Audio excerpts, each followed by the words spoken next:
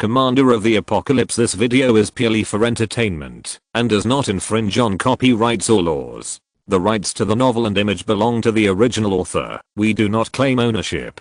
Don't like waiting and want to listen to this fanfic in full now? Subscribe to our Patreon, where you'll find the best fanfics. Chapter 176 TV premiere, 3 updates, 650 monthly tickets plus. Ziguang City. After the first snow, the temperature dropped sharply. The temperature at night has reached below zero, but this has no effect on the residents of Ziguang City. Ziguang City has perfect heating facilities. The heat brought by the operation of the thermal power plant is transmitted to thousands of households through heating pipes. There are jobs, food, and heating. Even the TV stations will start broadcasting TV programs in the next few days. In this end of the world, Ziguang City is like heaven. On the streets and alleys of the city, happy and laughing residents can be seen everywhere. After defeating the Alliance, the situation in the North Territory has changed dramatically. The people who used to collect taxes disappeared, and instead, a huge economic circle with Ziguang City as the core was replaced. The roads between the survival bases began to be built, and the 12 Alliance bases were almost merged into Tang Zheng's command at the same time. After defeating the zombies and the Alliance, Tang Zheng's prestige in the North Territory was at its peak. Maybe there are still people who are dissatisfied with Tang Zheng, but those people are now like rats crossing the street. They can only hide in dark corners and grind their teeth, not daring to show any clues. The hottest topic right now is the household registration of Ziguang City. Almost everyone in the northern region wants to come to Ziguang City and settle down here. But it has become very difficult to settle down in Ziguang City now. The large number of urban population makes Ziguang City very crowded. Tang Zheng has issued an order to the Ministry of the Interior. If you want to settle down in Ziguang City, you must meet many conditions. Urban contribution, working time, past review, etc. are all indispensable procedures. With this system, the number of registered residents in Ziguang City has basically stabilized at 400,000. However, the city has not become spacious because of the household registration system. The inability to handle household registration does not affect the large number of floating population entering Ziguang City. With a registered population of 400,000, the number of people in the city will exceed the 700,000 mark every day. The main streets are crowded every day, which makes Tang Zheng very distressed. Moreover, Tang Zheng also thought that when the TV officially starts broadcasting in a few days, the population may increase. If it weren't for the fact that there are too many people now, and it is difficult to use the system for construction, Tang Zheng really wants to expand the city. But no matter what, the launch of the TV station is a big deal. Now many survivor bases have been connected to the power system of the Ziguang army, and the 2 power plants have driven the power supply of many surrounding areas. The TV sets in the city have been sold out. Now in the trading market, the popularity of TV sets has even exceeded many daily necessities. Everyone is eagerly looking forward to the day when the TV can be turned on again and return to civilized society. Mobei Province. In an abandoned gas station, Zi Jinshan, wearing a black security guard uniform, was sitting in a helicopter, listening to the broadcast inside. Hello everyone, I'm Xiaodali, your old friend. I'm very happy to be able to communicate with you like this on this snowy day. I have good news to tell you all. I have passed the application, and I'm a news reporter for Ziguang TV. In another day, my radio program will say goodbye to you all, but don't worry, you can see me on TV then. Next, let's listen to today's news. According to the latest news, the riots in the university town base have been completely quelled. After people heard the news that Zi Jinshan and his gang had trafficked people to the dormitory, they were outraged. Many people took to the streets spontaneously, demanding severe punishment for Alliance officials and the capture of escaped Alliance members. Everyone came to the Ministry of the Interior and the Public Security Bureau of each base with banners and slogans. However, after the persuasion of the staff, the parade has now dispersed. But people's hearts won't be scattered like this. What Zi Jinshan and others did has exceeded people's psychological bottom line. Now in the market of Ziguang City, Zi Jinshan brand toilet paper and trash cans are sold out. Hearing this, Zi Jinshan angrily punched the radio. He was a mutant, and the power of this punch was not small, directly smashing the radio. Fuck. It's too much. You are all a bunch of people who are loyal to you. If it weren't for me, Zijinshin, could you live comfortably in the University City base for so long? You praised me at the beginning, but now you are all kicking me when I'm down. If I can return to this land one day, I will make you regret being human. After a period of impotent rage, Zijinshin looked back outside the plane. The only soldier he brought with him was refueling the plane there.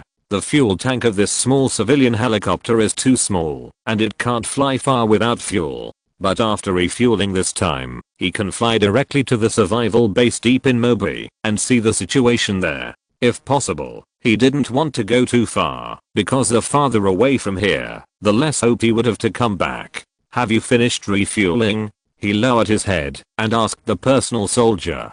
The personal soldier's voice was still a little hoarse, nodded, then got on the plane and came to the driver's seat.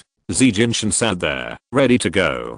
Speaker, fasten your seatbelt. The wind is strong in Mobi and the plane may shake. After listening, Zijinshin fastened his seatbelt. Leaning back in the seat, he closed his eyes. Suddenly, he felt his body tighten. He opened his eyes suddenly and saw that his personal soldier had put a thick rope around him and was tightening it quickly. Zijinshin was shocked and wanted to struggle while cursing, but the seatbelt restrained his movements and he couldn't untie it in a panic. He was tied up tightly by the personal soldier in a few seconds. You ungrateful thing, are you also blinded by the glory and wealth of Ziguang City? Tell me, how much money did Tang Zheng give you? I will give you double it. Here are 5 million light yuan, take it all, and let me go. The personal soldier snorted disdainfully from his nose. Don't dream, your personal soldier has been killed by me a long time ago. I'm the deputy director of the Ziguang Military Intelligence Bureau, Han Yang. The personal soldier rubbed his face, and a thin mask was taken off. A strange face appeared in front of Zijinshin.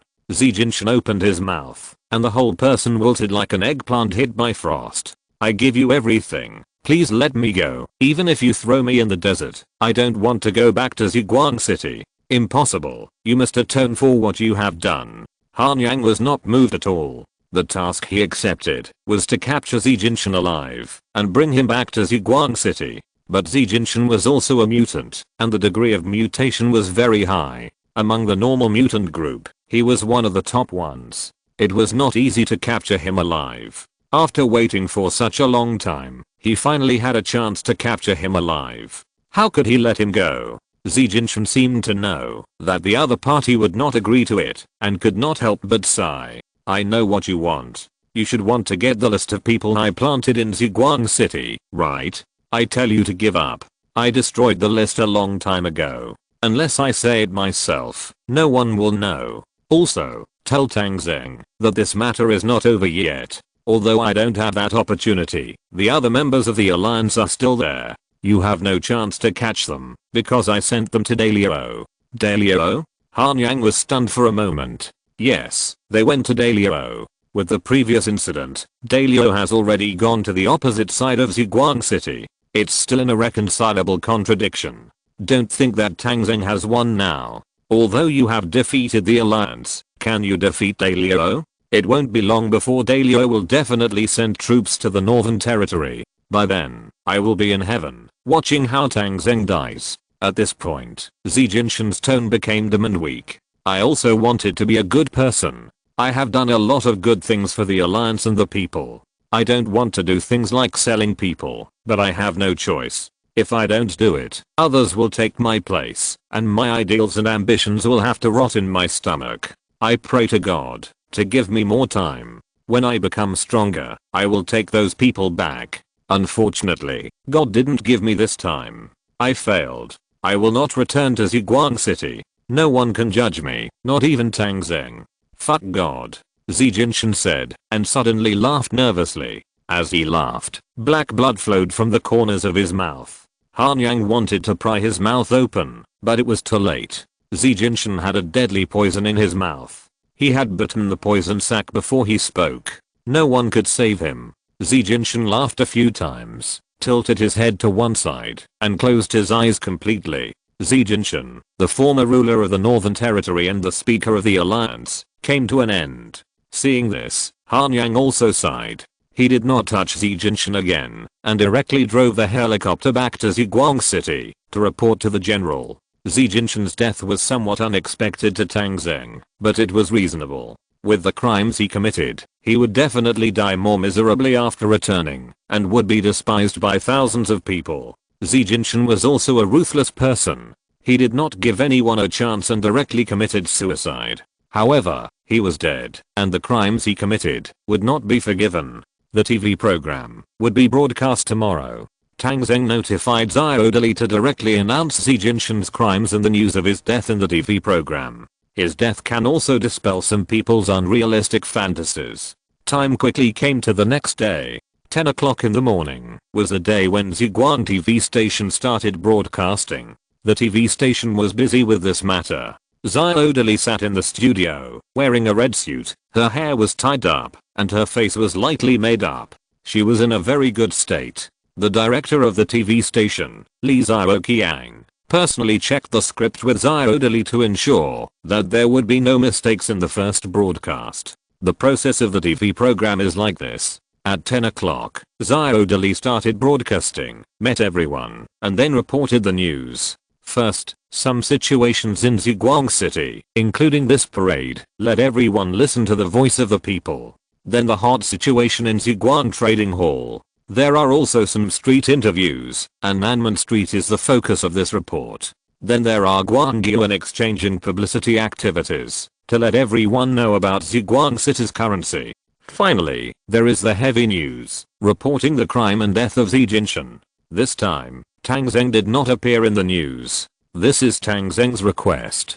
He doesn't want his daily activities to be on the news, so he should keep a low profile. After the news, a TV series from the past will be broadcast, the story of 105 men and 3 women. The first day of broadcasting will end at 3 o'clock in the afternoon, and then there will be night news at 8 o'clock in the evening, reporting the prosperous night scene of Ziguang City. Everything is ready, and the TV station is on the air. The TV signal begins to be transmitted along with the TV tower and spreads to thousands of households. Fortunately, the TV tower in Ziguang City is very strong, so strong that the signal can be received 2,000 or 3,000 kilometers away. Of course, that must be done in areas with power supply. Currently, in the Northern Territory, only Ziguang City can provide large-scale power supply. However, no one had expected that the radio waves would spread all the way to the north, to Daliao in a foreign country. To the east, it actually spread directly to Jing County, located in Liang Province, 1,300 kilometers away. The power supply has been restored here, because this is the base of the 5th Army of the Empire and the first county in the country to be recovered. Chapter 177 The Princess Arrives. Jing County is located in the middle of Liang Province, 1,300 kilometers away from Ziguang City. The current population of the county is close to 3 million, and it has almost recovered to its size before the end of the world. The 5th Army of the Empire is stationed here, and the current number of troops is 220,000. Of course, this is a later formed unit, and the number of veterans at the beginning was less than 50,000. The power supply here was restored a month and a half ago, but it is currently in a state of power restriction. The power will automatically be cut off after 10 o'clock every night until the next morning. Although the power is cut off every day now, in the end of the world, this is already a very good place to ensure. Jing is the first county to be recovered, and Liu Yiban was appointed as the head of the army by the Imperial Princess Li Wuoyao, and even conferred the title of the Imperial Duke. At present, the male members of the Imperial royal family are dying in the catastrophe of the end of the world, and only Li Wuoyao, a girl, is in charge of the overall situation. In this case, many people can't help but imagine. It has become a fact that the royal bloodline has been cut off. If Li Wuoyao does not want to be emperor, then he can only recruit a son-in-law and give birth to a child to inherit the imperial bloodline. I believe that countless men in the world would be happy about this matter. After all, it is refreshing to think about their sons becoming emperors. It is nothing more than that the child born may take the mother's surname Li.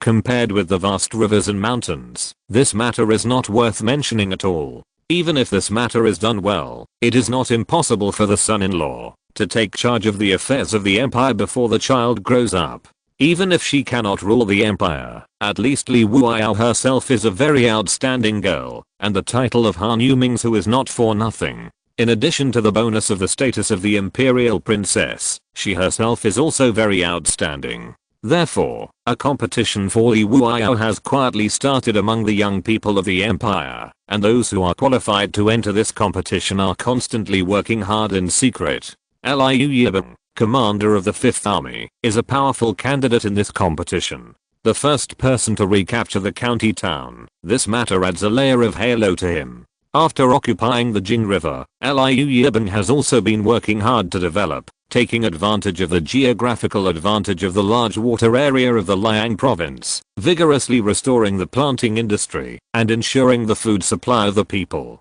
Jing County City collected a lot of food this season during the autumn harvest, which at least allowed the people of the whole city to get through the winter smoothly. This was also a great feat. Liu Yibing also recruited a large number of new soldiers. With the identity of the Imperial Royal Army, the recruitment became very smooth.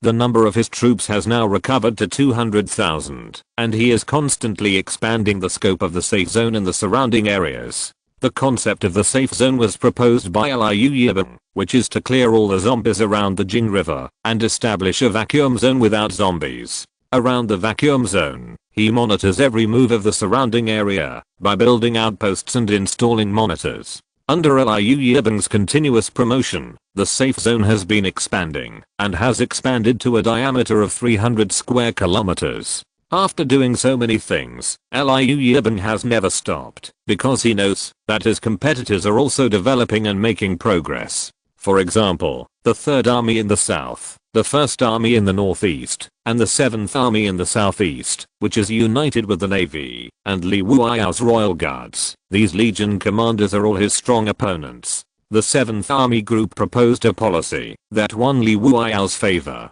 It was about how to deal with the widely existing survival bases. This policy proposed that the survival bases should not be conquered and suppressed blindly, but should be assimilated. The most direct and effective way is to give the leaders of the survival bases the status of nobility. Generally speaking, according to the size of the base, the titles of Lord, Baron, or even Viscount can be granted. It is well known that the main force supporting the empire is the nobility. The leaders of these survival bases have obtained the status of nobility, which means that their future lives are guaranteed. Now the inherent power of the empire has been reshuffled, and there are not many old nobles left. Some fresh blood is needed to replace them, which can not only win people's hearts, but also consolidate the new ruling class. This made Li Wuao, who took over the empire not long ago, feel very good, and he almost immediately agreed to this method. The commander of the 7th Army Group was also appointed as a Duke of the Empire. Therefore, Liu Yibing, as the first corps commander to recover the county, does not have any advantage now. No one can fall behind in this competition. Whoever falls behind will be farther and farther away from the goal. But it is not easy to come up with something new. First of all, the military industry is very difficult to deal with. Liu Yibing's troops are now well equipped. Armored vehicles, light tanks, and helicopters have been equipped in the army, but more advanced weapons are now difficult to get. The main battle tank has also resumed production, but the speed is a bit slow. The lack of technicians for raw materials is a main reason. But at least the main battle tank can still be produced, but the research progress of the more critical fighter jets is stuck. The reason is also very simple. The acid rain and air of the end of the world have formed a devastating blow to fighter jets. Compared with tanks, the parts of aircraft are more delicate and complex. After being eroded by acid rain and air, they are almost all scrapped. There is no one that can go up to the sky. Even the ones parked in the hangar are the same. Liu Yibing once pieced together a plane, and the first test flight was successful, but when it took off for the second time, it plunged down and crashed directly. The lack of technicians is also a big problem. The past industrial system suffered a devastating blow, and the progress of various research and development was very slow. Liu Yibing knew that it was not only him who could not make fighter planes, but also other armies. Now, in the whole country of Hanyu, there were definitely no more than 10 fighter planes that could take off, or even less. He was not idle, even though he could not make planes. The progress of laying the power grid was still good. In addition to restoring electricity, he had 2 actions that were about to be implemented. One was the restoration of TV programs, and the other was the issuance of currency. He had been working on the TV program for a long time, and was planning to invite Princess Li Wuiyao to come and watch this grand event on the day of the broadcast. Li Wuiyao also agreed to her request. As a young girl, she now had to rely on these corps commanders who controlled heavy troops to maintain the system, so she would not refuse general requests. A battalion of the Royal Guards protected Li Wuiyao from the palace in Yuanjing, and came to Jing County. They arrived last night. In the county government banquet hall in Jing County, Liu Yibing hosted a banquet for the princess who came from afar. During the meal, Liu Yibing also said that he would give the princess a surprise when the TV show was broadcast tomorrow. This surprise is the currency promotion. Liu Yibing has been preparing for it for a long time. He will be able to officially debut on stage tomorrow. Li Wuiyao is also looking forward to the surprise Liu Yibing prepared for her. During the meal, she praised Liu Yibing as a pillar of the empire. This made Liu Yibing very excited. He felt that he was one step closer to his dream. The next day, November 1st, the hall of Jing County government was decorated with lights and a 125-inch TV was hung on the marble background wall. The seats for viewing have been arranged in front. Those who are qualified to attend today's event are all celebrities and senior officials in Jing. They can watch TV and see the princess of the empire. Everyone is very excited. Before the time is up, the participants have arrived and sat there in unison. After a while, Liu Yibing and Li Wuiyao arrived. Liu Yibing was wearing a straight military uniform and the medal of the Duke of the Empire on his chest. He looked young, handsome, and heroic. Li Wuiyao also dressed up for today's event. The beautiful princess dress has more golden colors than in the past. In the Hanyu Empire, only the royal rulers can wear golden dresses. Li Wuiyao is now the actual ruler, but she has not yet succeeded to the throne, so she only added golden lace. However, this embellished style is more suitable for young girls like Li Wuiyao, and looks very noble and beautiful. What's more, Li Wuiyao also has a beautiful face, with skin as soft as snow, dark eyebrows, cherry mouth, a standard oval face, and a few naughty hairs floating on the side of her face. Combined with her beautiful figure, it is pleasing to the eye. This beautiful girl with a delicate body was the goddess of Hanyu's Otakus before the end of the world, and the object of countless people's sexual fantasies.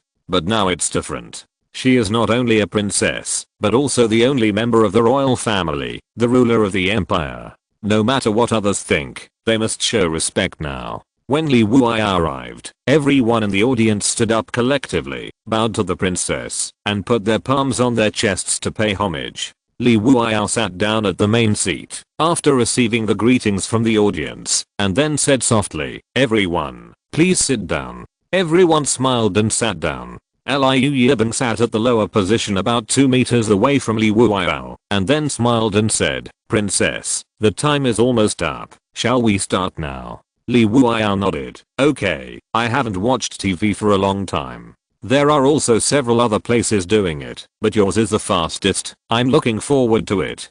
Her hair swayed slightly while she spoke. Although she was in a high position, the girl's tenderness was still revealed inadvertently, which made Liu Yibing a little distracted. "Oh, okay, let's start." The distraction was only for a moment, and Liu Yibing signaled his men to turn on the TV. The current time is 9:59 in the morning. The TV will start broadcasting on time at 10 o'clock. This has been set long ago. It was also debugged yesterday, and the signal is fine. They are the only signal source here. The program has been rehearsed long ago, and Liu Yibing personally supervised it, so there is no problem. Even the TV station staff came over. They would film the venue later. When the program was about to end, they would broadcast a segment live, so that people in Jing and the surrounding areas could have a good look at the elegance of Duke Liu Yibing and Princess Li Wuiyao. This was Liu Yibing's special request. It was 10 o'clock, and the TV was turned on.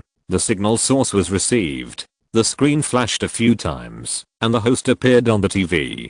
A very beautiful young girl, wearing a red dress and light makeup, appeared on the TV screen. Chapter 178 Shocking News. Looking at this beautiful female host, Li Wuya actually felt that she looked familiar, but she just couldn't remember who she was for a moment. But she was sure that this person was also a celebrity in the past and seemed to be a host. She immediately became interested. Her beautiful eyes flickered, and she felt that Liu Yiben was really amazing, and he could find a celebrity in the past to be a host. She glanced at Liu Yiben, but found that Liu Yiben's face was a little wrong. Unsure, Li Wuya didn't ask, but watched with interest. The beautiful voice of the female host came from the TV. Dear viewers in front of the TV, good morning. Applause rang out in the room, and Li Wuya also applauded, because their footage would be broadcast live soon, and everyone behaved very politely. I'm very happy to meet you all on TV.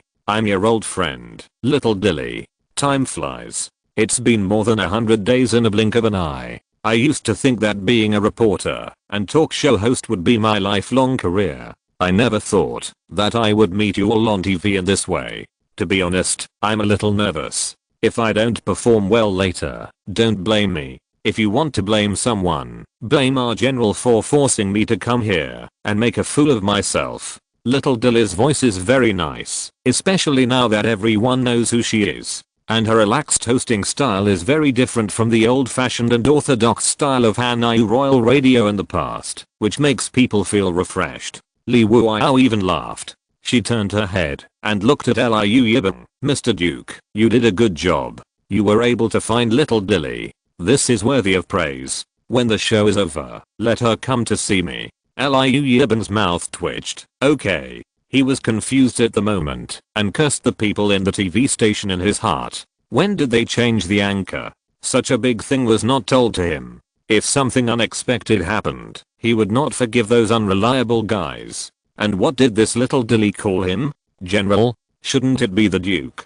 But it looks pretty good now. Her Royal Highness is very happy. As long as the content of the live broadcast is not wrong, it is not a big problem. After all, the commander is also a general. He continued to watch the live broadcast with trepidation. Okay, now please watch today's news. First of all, the first news. Just yesterday, a parade broke out in Zhuguang City. More than 20,000 people participated in this parade. Next, please watch the situation on the scene. The picture turned, and a strange city appeared in front of everyone. It was indeed strange, because the first thing that came into view was a tall city gate. The height of the city gate was nearly 20 meters, and there were 3 big characters on it. Zhuguang City. The camera pulled down, and a group of people began to march at the city gate. These people held banners with words such as "Severely punish the traitor Xi Jinping.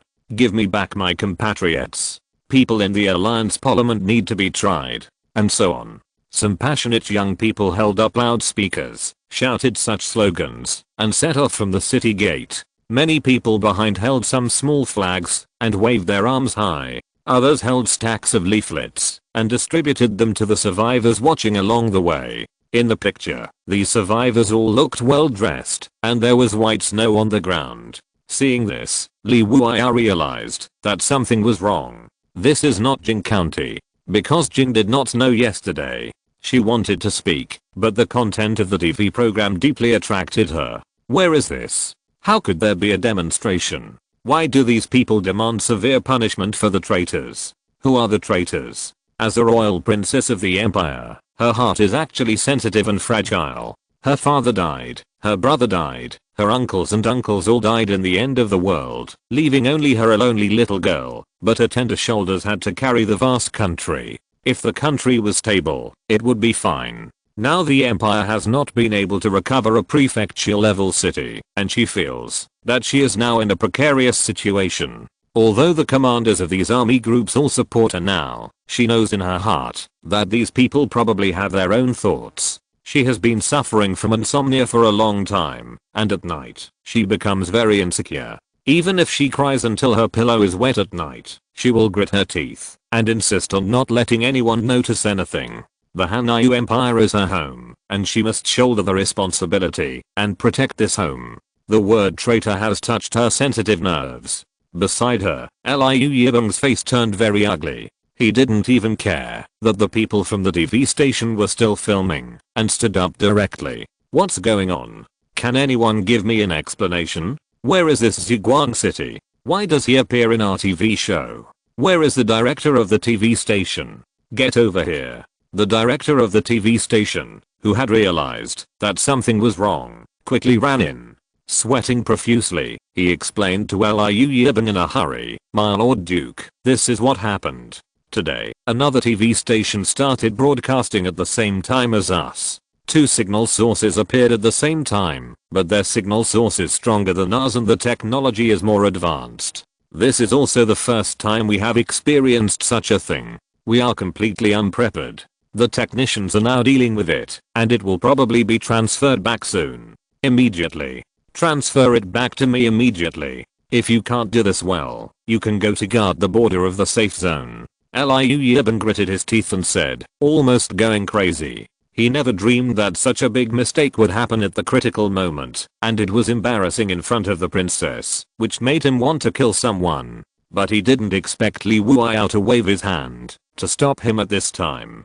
"Don't tune it yet. We can watch the program here later. But this is obviously another survival base in the empire. This is something we don't know. I want to see this first." "Well, since Her Royal Highness has said so, let's do as you say." Liu Yibeng didn't say much and glared at the TV station director fiercely. "Get out of here and make the connection work in a while." "Hey, thank you, Her Royal Highness. Thank you, Your Majesty." The TV station director ran away. The people in the room were also agitated for a while, and they all felt that what happened today was too dramatic. But they also wanted to see what kind of place it was that actually made a TV program today and stole Liu Yibeng's limelight. The room became quiet, and the TV continued to play. More and more survivors joined the parade, and the team became stronger and stronger, moving along the street. The situation on the street was also very attractive. The road was very wide, and the road surface was smooth and flat. There were 8 lanes in both directions from north to south, and even guardrails and green belts were added. More importantly, the cars on the road were simply eye-opening. You know, after the end of the world, the industry suffered a devastating blow. Even if some manufacturing capabilities were restored, they were limited to guaranteeing the military's demand for war vehicles. After the introduction of acid-resistant technology, the restored production lines first processed military vehicle parts. Only those cars that were lightly corroded, worth repairing, and had good off-road and transportation capabilities would be taken back by the factory for repair. As for some luxury cars and sedans in the past, no one cared about them. Now that military vehicles can't be built, who would pay attention to those things? But in this video, there are quite a few sedans. Although it's not as busy as before the end of the world, it's almost the same. There are even traffic lights at the intersection in the picture, which is shocking. Jing County, as the first county to be recovered in the country, has not installed traffic lights until now. Luxury cars parked on the side of the road to avoid the crowds of marchers. People in security uniforms were directing traffic to avoid congestion as much as possible. The buildings on the roadside are scattered and well planned, and the overall planning is very good and reasonable. Some shops on the street have hung up plaques, and it can be seen that the business is very good. The residents upstairs opened the windows and watched the parade below. The sidewalk is very wide, and the stalls are placed on one side of the sidewalk. With reasonable planning, it does not seem very crowded. The crowd is very dense, and it seems that there are more people than in Jing County. The camera lens follows all the way, showing the scenery all the way. The crowd passed by a trading registration hall over there. On the side of the road, many adventurers and mercenary teams appeared in the camera. This is a feature after the end of the world, and these people can be recognized almost at a glance. These people are also the most puzzling group for every city manager, because the city needs these people to provide supplies continuously, but they are also a potential security risk. These people are sitting in jeeps, wearing blood-stained camouflage uniforms, smoking, cleaning guns, messy hairstyles, and tough temperaments, all of which clearly reflect their identities. But this video is a bit strange. These people also look very orderly, and they are completely different from other survival bases, with a look of being the best in the world and disobeying management. The city is in great order. The city looks good, and the management is really good. Did you notice the manhole covers? They are arranged very reasonably. The infrastructure of this city is very complete. I noticed the city wall. It is very high and thick, much stronger than the city wall of Arjing River. This kind of city must be very safe to live in. The people marching are also very orderly. They have no intention of making trouble. They are just expressing their demands. It can be seen that the people who manage this city are very capable. Hey, pay attention to the camera. What is that thing in the distance? A cannon? Oh my god. Although it flashed by, I also saw it. Why does that thing feel like it came from the Navy? How did it get there? Where on earth is this plane? A plane appeared. The image of the Ziguang City cannon just flashed in the screen, and then a helicopter appeared. Several small bird helicopters came over the crowd, like surveillance, but also like protection, following the crowd all the way. On the fuselage of the aircraft, the words Ziguang Special Service were printed, indicating the identity of the owner of the aircraft. The special forces are equipped with planes? Oh my god. I feel a little confused. I can't wait to know where in Hanau this is. If it weren't for the race of the people and the writing, I would have suspected that this is a foreign country. Shh, keep your voice down. The Duke's face looks very ugly. The people who had been discussing heatedly for a while now noticed that Liu Yiben had a stern face and exuded an aura that kept strangers away. Chapter 179 The Princess's Dream of Restoring the Country. 3 updates. Silver Alliance plus 13. No matter how angry Liu Yiben was, Li Wuya was in no mood to pay attention to his condition. She was completely attracted by the content of the TV program. Compared with other people's focus, she stood at a different height and cared about different things. Especially when she learned that the marchers were because the parliament headed by Xi Jinping sent 50,000 Hanau people to Daliao in exchange for weapons to go to war with Ziguang City. She was suddenly a little angry. This Xi Jinping is really a traitor, Mr. Duke. This Ziguang City should be not far from you. If they fail to bring Xi Jinping to justice, then you can't sit back and watch. You must bring this person back for trial. Liu Yiben's mouth was a little bitter, but at this moment he could only nod. At this moment, he also roughly knew the location of Ziguang City, which should be in the Northern Territory. He had heard of the Survivor Alliance in the Northern Territory and knew the name Xi Jinping, but he didn't take it to heart because after the end of the world, there were countless survivor bases and he really couldn't care about them. I didn't expect that Xi Jinping's alliance would be defeated.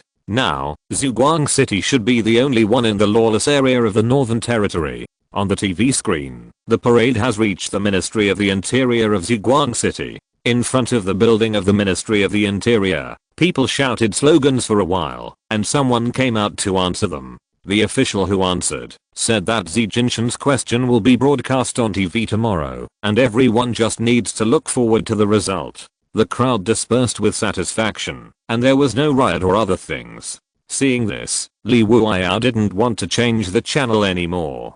She wanted to see how this matter ended. Next, the camera switched back to Xiao Dili. After watching the demonstration, let's watch a video. As we all know, Ziguang City South Street is already the most prosperous area in the Northern Territory. Next, let's follow the camera and come to this street to see people's lives up close. It was still the same street just now, but it was shot from a different angle. This section is about people's livelihood. The streets and alleys are full of shops and stalls, and the economy is extremely prosperous. There are many dazzling commodities on display here. Almost everything that existed before the end of the world is available here. Moreover, firearms and other things can often be seen here. This is the characteristic of the end of the world and the biggest difference from the past. In the camera, people hold coins and buy various items, from food to medicine, from condiments to furniture, from clothing to electrical appliances. High, medium, and low-end commodities can be seen everywhere.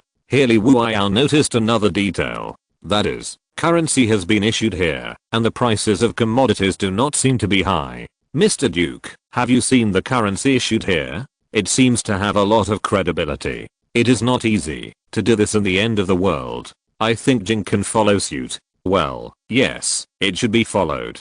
Liu Yiban didn't know what to say. You know, the surprise he planned to give to Her Royal Highness the Princess was the issuance of currency. Now that this kind of thing is said again, is there any surprise? He was even thinking in his mind how he would end it later. In the camera, a huge bank appeared. Zhuguang Bank. A man in his 30s stood in front of the camera for an interview. There is also a subtitle prompt below. The president of Zhuguang City Bank, Qizeng Gaiyang. The issuance of light yuan is in very good condition, especially after our light-chasing army defeated the alliance forces through combat. Light yuan has made a leap from city currency to regional currency. The first batch of 3 billion light yuan has been issued long ago, and even the second batch of 3 billion light yuan has been exchanged. Now it is the third batch of 4 billion light yuan, and the citizens are still enthusiastic about exchanging. We expect to issue the fourth batch of light yuan before January, and this time the amount will be 5 billion. Before the Spring Festival, the cumulative issuance is expected to reach 30 billion. This number is calculated and in line with the current market prospects. Prices will not rise easily. We have strict monetary policy and market supervision. This is the basic requirement put forward by the general. Any behavior of raising prices will be severely punished. In the camera, people exchanged stacks of light yuan from the bank. There was even an enthusiastic citizen lady who showed a 1000 light yuan currency to the camera. 1000 yuan can last for half a year. Even though I'm over 50 years old, I can earn 600 light yuan a month as a cleaner. When I save enough money, I will go to the east bank of Fengming River with my husband to buy a house. The aunt in the camera has a husband. The two got together after the end of the world. This kind of thing is a common phenomenon in the end of the world. After all, people need companionship. The old man is also very talkative. He said in the camera, "It's good here. There is money to be made, and food to eat. It won't be cold and it's safe." Our General Tang Zheng led the light-chasing army, and defeated even 1,000,000 zombies. The alliance was also defeated. Good days are behind. Everyone was smiling brightly, showing their happy life now. In the hall of Jing County government, people looked at each other, and gradually fell silent. Everything shown in the camera and the mental outlook of the people made the current development of Jing not worth mentioning.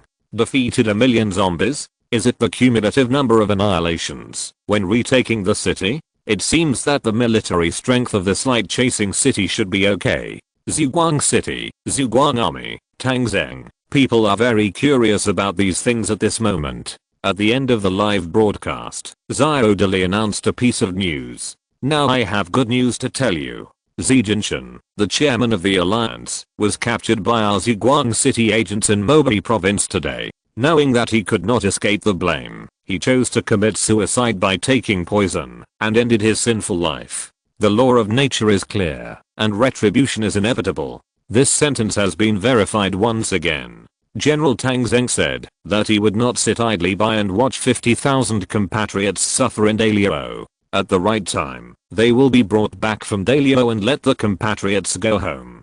Today's program ends here. Thank you for watching. The news ended, and there was a preview later. The next thing will be the broadcast of the TV series. There was even an advertisement in the middle, which was sponsored by a newly established supercar club in Zhuguang City. However, this advertisement was cut off as soon as it was broadcast, and the next thing was the program of Jing TV station. The TV program cannot be said to be not exciting. It especially introduced the development of Jing, as well as urban construction, people's livelihood and other issues. Even in the middle of the program, the currency launched by Jing was broadcast. The currency launched by Jing is called the new currency, which continues the monetary policy of the previous Han-Yu Empire. The largest denomination is 100 yuan. People also exchange new currency at the Jing Bank, and some pictures of using new currency to buy materials were also broadcast. But no matter how you look at it, the prices here are high, basically the same as the purchasing power of the currency in Han-Yu before. If compared with Guangyuan, the difference is about 8 to 1. From this point alone, Jing has lost. The low purchasing power of currency proves that their gross domestic product is not high enough, which is obvious. Moreover, Jing is several levels behind Ziguang City in terms of the height and thickness of the city wall, urban infrastructure, and people's happiness index. Liu Yiban used to think his city was so good, but now he feels more and more uncomfortable. The time when Ziguang City appeared is really inappropriate. The people around him are looking at each other at this moment, feeling very embarrassed. However, Li Wuya was not unhappy about these things. Perhaps because Zi Jinshan got the punishment she deserved, she was in a good mood and even praised Liu Yibing. Well done, Mr. Duke. Although it seems a little inferior to Ziguang City, compared with other bases I have been to, you are already ahead. I believe that occupying the position of royal orthodoxy, your base will become bigger and bigger, and develop better and better. Hearing the princess's words of encouragement, Liu Yiban felt better and nodded modestly. I'm a little tired today, so I won't appear on camera. This segment is cancelled. Let the TV station people go. Liu Yibing's heart tightened. It seems that the matter of Ziguang City still has an impact. The princess does not want to appear in the camera under such circumstances. After the TV station people left, Li Wuya continued the topic just now. I think you should get in touch with this Ziguang City next. I remember that the news just now said that the leader there is called Tang Zheng.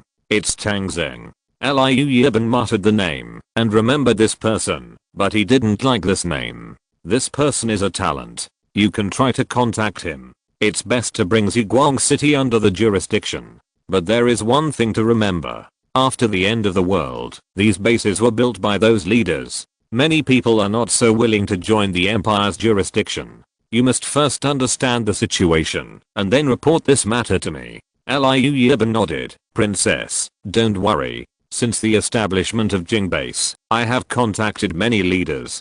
Although some people are stubborn, most bases will still join under the combination of kindness and force. Just leave this matter to me. Well, pay attention to the methods, and try not to have conflicts. In addition, if there is a chance, it is best to let Tang Zheng come once. I want to meet this person. Liu Yiban also nodded in agreement. He didn't know Tang Zheng, but the people of Ziguang City called him General. He should be an elderly man. After explaining the matter, the TV was also finished. Li Wuya suddenly thought of a question and looked at Liu Yiban with a smile. Mr. Duke, I remember you said you would give me a surprise. What is it?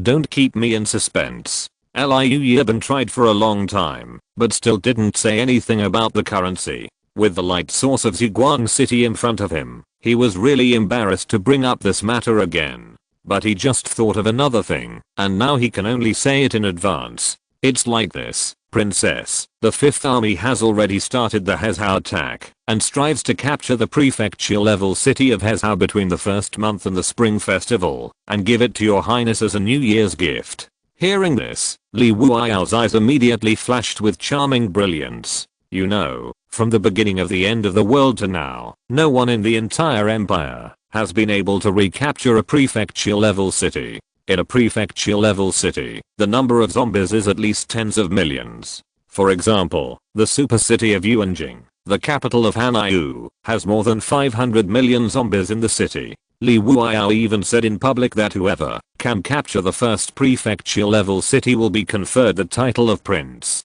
and she will also consider building a capital in the first prefecture-level city. If the capital can be rebuilt, then Hanyu will take a solid step towards restoring the country. Hezhou is not a small city. There are about 30 million zombies in the city. Although it cannot be compared with the metropolis before the end of the world, it is definitely a giant city now. Build a capital and restore the country. This has always been Li Wuyao's dream. Is it really possible to realize it? If she can really do this, it will be enough to comfort her father's spirit in heaven. Thanks to the book friend who copied the original version for the 1500 coin reward. Thank you old friend.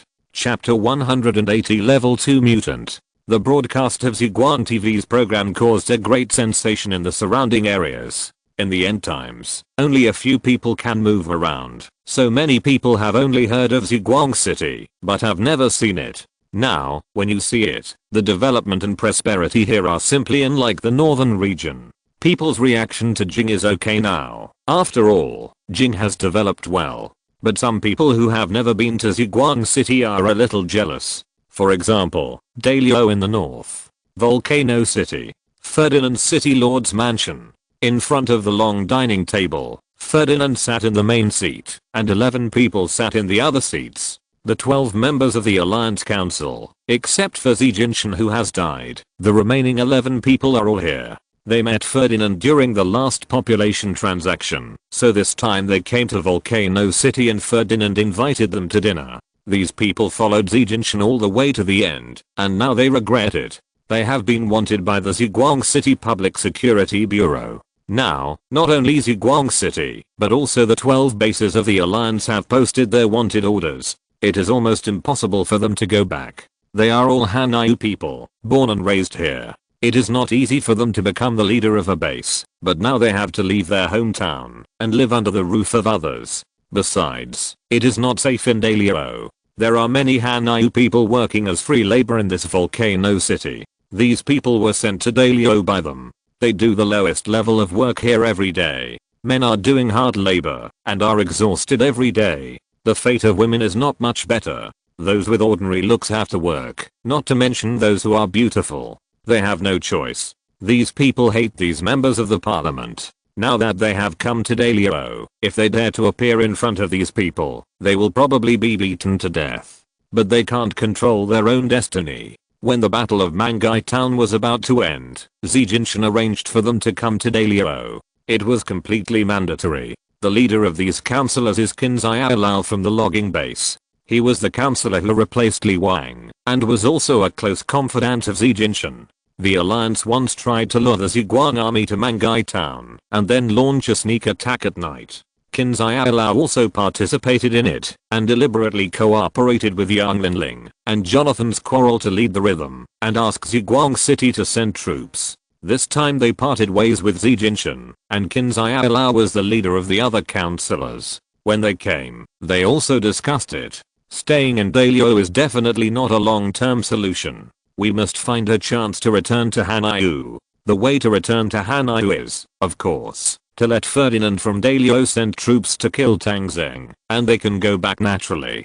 Today, Ferdinand invited them to lunch together, which is a good opportunity to speak up. They arrived at Ferdinand City Lord's Mansion at around 9 o'clock, and then saw the TV program of Ziguang City here. Ferdinand almost watched the whole program with his lips pursed, and then slowly put down the knife and fork in his hand. Is this the Ziguang City? It looks really good. No wonder it defeated you so badly. Qin Xiaolao said, Mr. Earl, this Ziguang City is indeed developing very well, but the problem is that it is developing too well. Not only did it defeat us, but it also posed a serious threat to other surrounding forces, including you. Ferdinand glanced at Qin Xiaolao. Do you think he will be a threat to me? Qin Xiaolao nodded without hesitation. Yes. Dalio exchanged weapons for 50,000 people from Hanyu. This matter has become a painful experience for the people of Hanyu. Tang Zheng has now taken over the alliance, and will of course stand up for this matter. So, Mr. Earl, you and Tang Zheng are already enemies of life and death, so I think you should take the initiative. The Ziguang army has just been through a war, and is now weak. You can consider sending troops. Ferdinand lowered his head, cut a piece of steak with a knife, and put it in his mouth to chew. He thought about Qin Xiaolao's words for a while, and slowly put the knife down. You have a point, but it is impossible for me to send troops. There is Tang Zheng River between Dalio and Hanyu. We cannot come here without a big ship. As far as I know, the entire northern region, including Tang Zheng's Ziguang City, has not built any ships, so I'm not worried that Tang Zheng will pose any threat to me. And you probably don't know the strength of our Dalio. Since I can sell so many weapons to your alliance, don't I have more and better ones? Not to mention the natural barrier of Tang Zheng River. Even if there is no natural barrier, with the current strength of Ziguang army, it can't threaten me at all. Qin Xiaolao suddenly became anxious. Mr. Earl, there is no threat now, but it does not mean there will be no threat in the future. People who do not think about the future will have immediate worries. You can't be short-sighted. Several other councillors also spoke up to persuade Ferdinand to send troops. After hearing these people talking, Ferdinand wiped his hands with a handkerchief. Are you all finished? The councillors of the alliance had a bad premonition and stopped talking. Ferdinand then said slowly, "Do you think I'm a philanthropist?" Seeing that everyone's faces were a little pale, Ferdinand continued, "The reason why I took the time to have this meal with you is to see if you have any value that can be used, but now it seems that all the value is on Zijinshin, and he is dead, so you lack is a useless." As he said, Ferdinand called out to the outside, "Guards, take these people down and lock them up with the Hanyu laborers, so that they can experience the enthusiasm of the people of the motherland." Hearing Ferdinand's words, all the congressmen were shocked. If they were locked up with the Hanyu people, they would be torn to pieces alive. Some people tried to resist on the spot. Those who can become the leaders of the base are all mutants, and their strength is very good. But Ferdinand was well prepared. A group of guards rushed in and suppressed them directly. One of them was as strong as a bear. He easily knocked several congressmen away on the spot with one punch. Someone pulled out a pistol and shot at him, but it didn't cause any harm to him. Instead, he smashed his head with a punch. This inhuman strength directly frightened the congressman. This is a level 2 mutant. It is not difficult for ordinary people to become mutants. The crystals in the brains of mutant zombies can make them mutants. Of course, there is a success rate. Only those who have good physical fitness can succeed. But that is only a level 1 mutant. The strength is much stronger than ordinary people, but there is a limit. Facing firearms and other hot weapons, there is still no resistance. People have been pursuing and want to become level 2 mutants. Level 2 crystals are only produced in the brains of gorilla zombies and lickers. But it is not so easy to become a level 2 mutant. It is useless for a level 1 mutant to swallow a level 2 crystal directly. Instead, it will cause excessive energy and burst blood vessels in the brain. Only by swallowing level 1 crystals many times and letting your physical strength reach a peak state can you become a level 2 mutant. Alliance Speaker Zijinshin is at the peak of level 1 and has level 2 crystals, but he has never been able to become a level 2 mutant. However, this is also related to Zijinshin's caution. After all, becoming a level 2 mutant is risky. If you are not careful, you may even lose your life. He has the crystal, but dare not use it. Some people dare to use it, but level 2 crystals are too rare. Zijinshin has been in power in the Northern Territory for so long, but he only has 5 crystals. The other base leaders don't have level 2 crystals at all, and they haven't even reached the peak of level 1. So level 2 mutants have always been just a legend. But today they saw that mutants who are like supermen in front of ordinary people are as fragile and vulnerable as toys in front of level 2 mutants. 5 consecutive congressmen were knocked away by this level 2 mutant with one punch, and it seemed that they would not survive. Kinzaiala originally thought that Ferdinand was bluffing, but seeing the current situation, he was also scared. No longer caring about hiding some secrets, Kinzaiala shouted, "Mr. Count, I have important news to tell you." Ferdinand waved his hand, signaling the second level mutant to stop, and then looked at Kinzaiala. "You only have one chance. If it is not valuable, then you can die." Kinzaiala hurriedly said, I know that Zijinshin has an intelligence system in Ziguang City, and many people are still serving him." Ferdinand snorted, "But he is dead." Kinzaiala continued, "Although he is dead, the personnel of this intelligence system are still there, and Zijinshin usually talks directly with the head of the intelligence system. This person once stayed in the university town base. At that time, Zijinshin was doing some genetic research and controlled this person with a psychotropic drug, so he had to obey Zijinshin. Now Zijinshin is gone, and I have all those psychotropic drugs and the way to contact that person." "Oh. Is there such a thing? Then tell me the name of that person now." Kinzaiala thought for a moment. "I haven't contacted him, so I don't know his name, but he has a code name, White Fox, and he's lurking in Ziguang City. I heard he's doing pretty well, and he's also used Zijinshin's drugs to indirectly control a lot of people." White Fox, a psychotropic drug that can control people. That's quite interesting. After saying that, he looked at the few surviving members of the Alliance. "Do you all remember this name?" The other members nodded in unison. "Haha, how can you remember such a secret?" "Huashan, send them off." Huashan was the second level mutant who was as strong as a bear. Hearing Ferdinand's words, he immediately took action. The other members cursed and resisted, but to no avail. About a minute later, the room was quiet. Of the 11 members of the alliance, only Kinzayala was still alive. The other 10 people all died in this living room, at the hands of a terrifying second-level mutant. Kinzayala tremblingly handed over his secrets, the psychotropic drug developed by Zijinshin, and the contact information of the mysterious intelligence leader White Fox.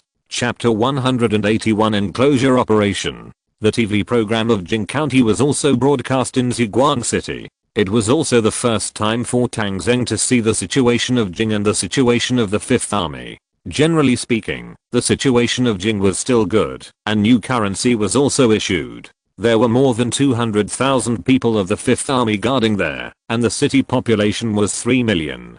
Jing County was definitely the leading city in the central and northern part of Hanyu. When the TV station received the signal source, it did not broadcast it immediately, but watched it first, and then asked Tang Zheng if he wanted to broadcast it. The people of the TV station were worried that such a program would cause chaos in Ziguang City after it was broadcast, and they were worried that someone would leave and go to the place where the Imperial Royal troops were.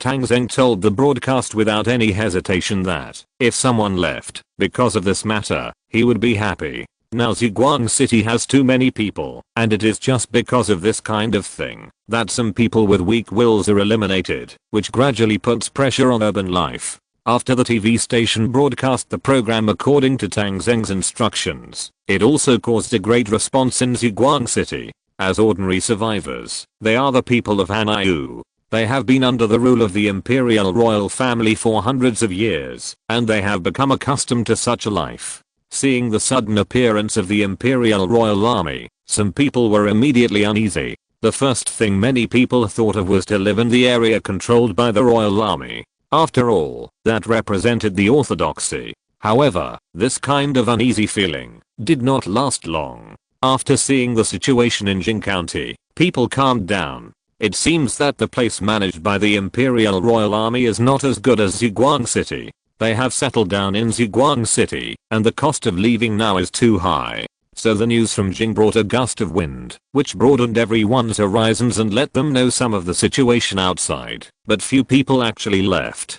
Tang Zheng did not take this matter too seriously. He still had a lot of things to do. If he wanted to gain a stable foothold in the end times, strength was the most important, and funds were his foundation. Now that the alliance was defeated, Tang Zheng could not stop. He had to seize the time to collect funds, while the weather was not too cold. He had already laid a certain foundation in Shuanglin and Qingquan counties. Now that Chen Filong was there, he could strike, while the iron was hot, and eliminate the zombies. After staying in Ziguang City for 2 days, Tang Zheng sent troops out again to Qingquan County. Chen Filong could control 150,000 zombies every day, so he was guaranteed to kill 150,000. Now that the size of the army has also expanded, there is no pressure to kill 150,000 more every day. With 300,000 zombies a day, it is estimated that it will take at most half a month to completely recover Qingquan County. Shuanglin is expected to be taken down within a month. By then, the funds of these 2 counties will bring Tang Zheng a huge source of income, laying a solid foundation for continuing to expand and upgrade the army. When the troops went out, Tang Zheng did not follow them. He chose to stay in Ziguang City. Now the troops are already familiar with going out to fight zombies, and it doesn't matter whether he follows or not. A rocking chair was placed, and Tang Zheng sat next to the pond in the official residence. Tang felt a little cold these days. It is a marine creature that came to fresh water because of mutation, but Tang couldn't stand this kind of cold weather. After all, the pond is so deep, and Tang is now nearly 30 meters long, so it feels like a dragon swimming in shallow water here. The temperature has dropped sharply in the past 2 days, and the pond is about to freeze. Tang can't stay here anymore. Last night, Tang couldn't stand the cold, and ran to Tang Zheng's dormitory. Tang Zheng almost suffocated, because of the 30-meter long huge body squeezing in. So this morning, at Tang Zheng's request, Jiuo Yun led the engineering troops to add a circle of heating pipes around the pond. The heating pipes are also connected to the heat of the thermal power plant. When the heating is turned on, the pond is like a hot spring and becomes a health resort. but Tang disliked the heat again and ran to the shore. After several adjustments, the water temperature was finally suitable for the survival of the octopus, and Tang returned to its nest. On the shore of the pond, the deciduous plants are already bare, and only some are still standing tall. Majestic war eagles stand on the treetops, with sharp eagle eyes looking into the distance. Military dogs are playing and frolicking on the shore, looking heartless. Tang Zheng lay in the rocking chair, breathing in the cold air, feeling inexplicably relaxed. It was already early November, and the apocalypse had begun for 4 months. Thinking about how he had walked all the way from the rental house to now, it felt like a lifetime ago. Thinking about the difficulties back then, the leisure time now was even more rare. Although the Imperial Army had appeared now, Tang Zheng did not feel too much pressure. He had passed that difficult time, and now his heart was extremely strong. If there was any trouble, it was the conditions for upgrading to brigade commander. There were 6 conditions for upgrading to brigade commander, and Tang Zheng was not worried about the first 4. The troops were full, the number of zombies killed, the funds for upgrading, and 10 buildings, which would be completed slowly. But the last 2 made Tang Zheng feel a little troublesome. A population of 5,500,000 square kilometers of land, and they had to be recognized by the surrounding forces. This requirement was very demanding. After Tang Zheng defeated the Alliance and took over the 12 bases, the total population had reached 1.03 million. But the land had not increased much.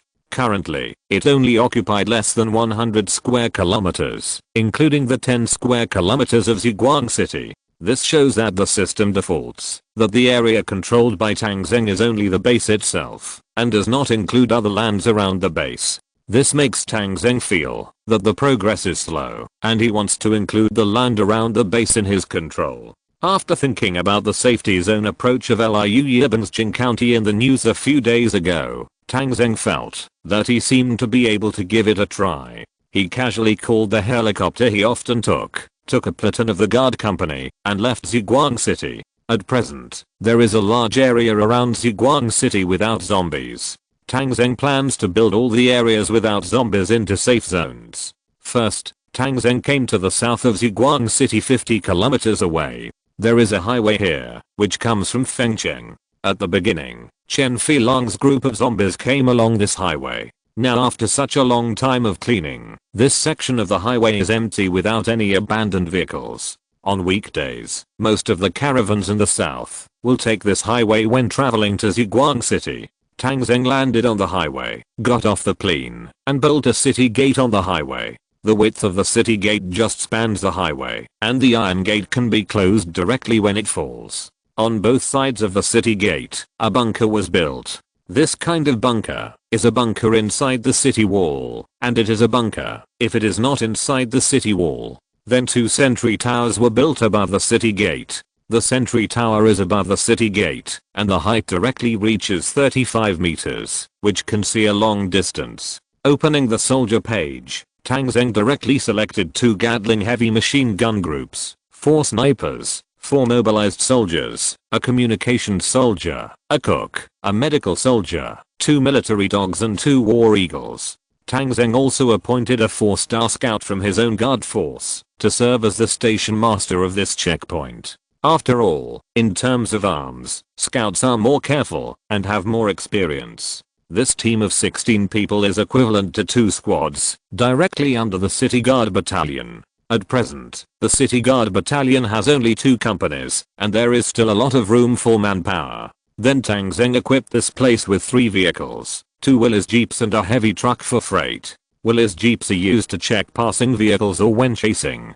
The heavy truck is a troop transporter. The cooks can also drive this car to and from Ziguang City to transport some food and daily necessities. There is another thing, that is, the vehicles purchased by Tang Zheng now all have their own license plates. All the military vehicles of Ziguang Army have golden license plates. The number of this truck is ZHU, City 00017. ZHU means Ziguang Army, and City represents the City Guard Battalion. 00017 means that this is the 17th heavy truck of the City Guard. The two willers are ZHU, City 00058 and 00059, representing the 58th and 59th willers of the City Guard. Willers is a patrol car commonly used by the City Guard, so there are more of them. As for Tang Zheng's own vehicles, all of them are Zhuguang's number 00001. After finishing some of them, this checkpoint was finally formed. Above the north and south sides of the city gate, the words Zhuguang City South Checkpoint appeared. Snipers were on the sentry towers, Gatling heavy machine gun groups were in the bunkers, mobilized soldiers were responsible for inspections, communicators were responsible for contacting the headquarters, and scouts were station chiefs, with the same treatment as deputy platoon leaders. After the construction of this South City checkpoint, Tang Zheng had an additional security barrier outside Zhuguang City, which was the prototype of the safe zone. After the construction was completed, the checkpoint began to be put into use. Tang Zheng looked at his system tasks. There was no obvious change in the occupied land, except for a few hundred square meters, which were all the area occupied by the checkpoint itself. There is only a line between the checkpoint and Zhuguang City. I want to make the surrounding area as wide as possible, not only Zhuguang City, but also other bases under my control. Maybe I can occupy a larger area of territory. Tang Zheng immediately took off and headed for an intersection about 70 kilometers west of Zhuguang City. When he arrived at the place, he built another checkpoint in the same way as before. Not long after the checkpoint was built, a caravan passed by here. The caravan came from Zhuguang City and was going back to Mobei province from here. They were a little surprised by the sudden appearance of the checkpoint here, but not too surprised. After all, they had been in Zhuguang City for several days, and it was normal to build a checkpoint here. After the inspection, the checkpoint let them pass after there were no problems. After the two checkpoints were completed, the area still did not increase.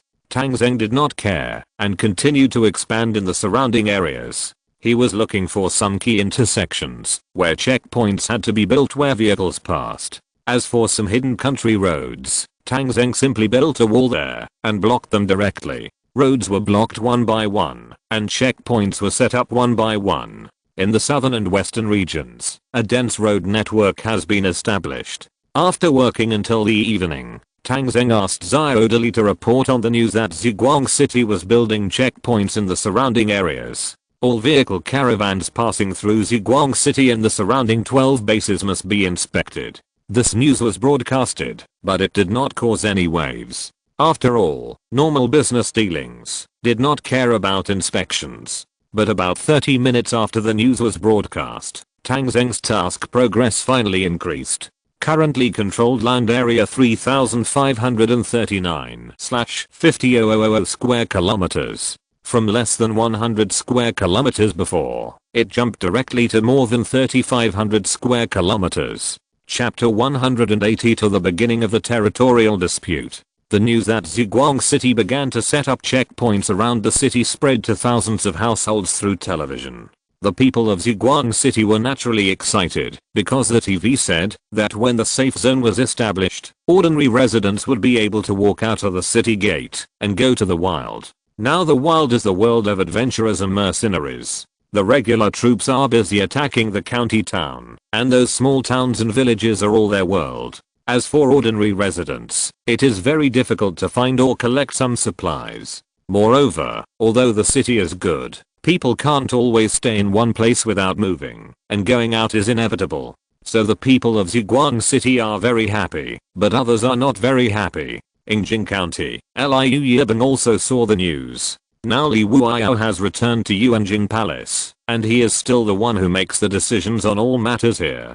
Before Li Wuiyao left, he also instructed Liu Yibing to let him build a good relationship with Tang Zheng and try to pull him into the camp of the empire as soon as possible. Liu Yibing originally wanted to find someone to inform Tang Zheng, saying that if he was willing to join the empire, he could consider giving him the title of Viscount.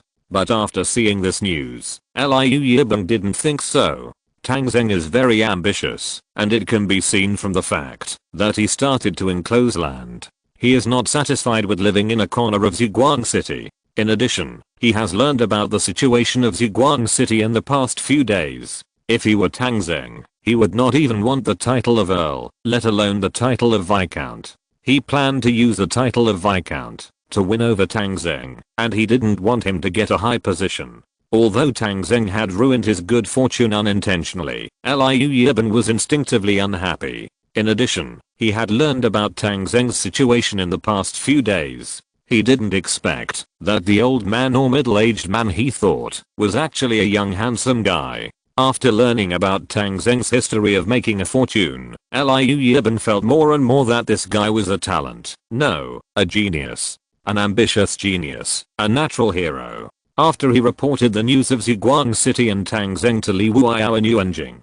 the other party actually asked him to contact Tang Zheng as soon as possible. If possible, she planned to go to Ziguang City before the Spring Festival. Liu Yiben still clearly remembered that Li Wuiyao didn't say that before. She said that if possible, let Tang Zheng come to see her. How did she become going to Ziguang City now? By then, if Tang Zheng really surrendered to the princess and became a member of the empire, he would probably at least start as a marquis, and it is not impossible for him to be a duke. Thinking about the appearance and age of Tang Zheng and Li Wuiyao, Liu Yiben did not send anyone to Ziguang City. But he also learned that Tang Zheng is still single, and there are countless beauties around him, but he still doesn't have any real female companions. It's too difficult to do this in the end of the world. Liu Yiben is still single because he has higher pursuits. Li Wuiyao, the princess of the empire, he must marry her.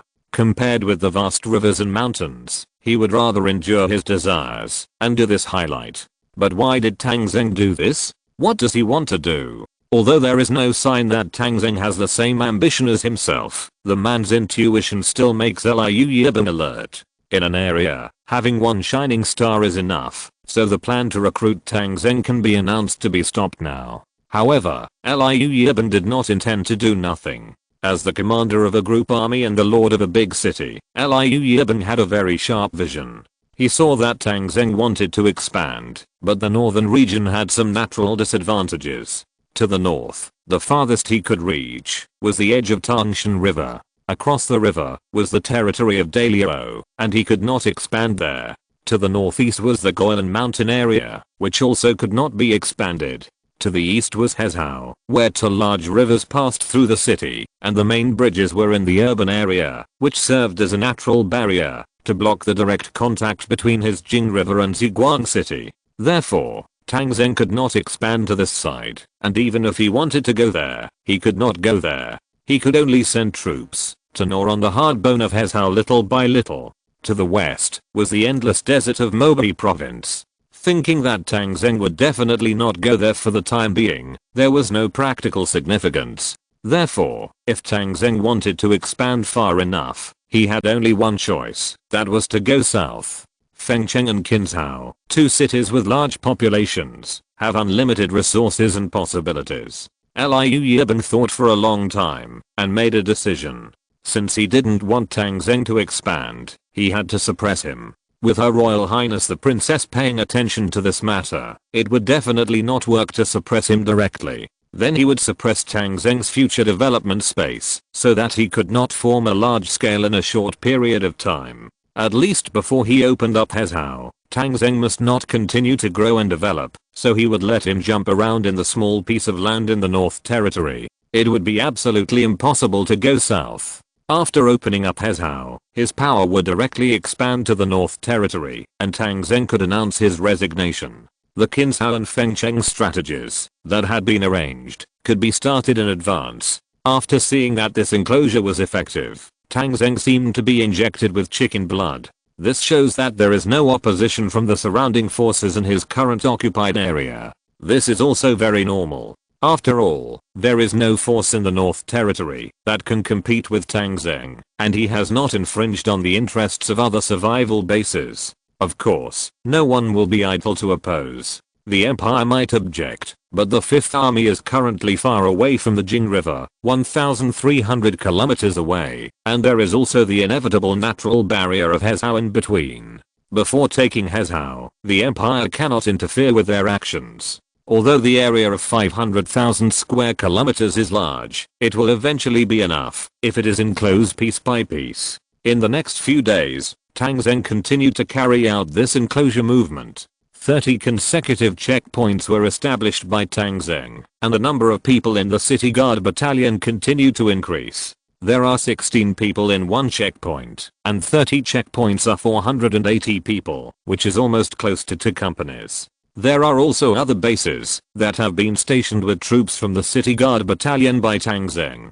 Among the 12 bases, the University City base currently has a population of nearly 70,000, and the rest of the bases are between 20,000 and 50,000. In the University City base, Tang Zheng stationed a full company, and the rest of the bases are a platoon. As for some of the original troops in these bases, they were all dismissed on the spot by Tang Zheng.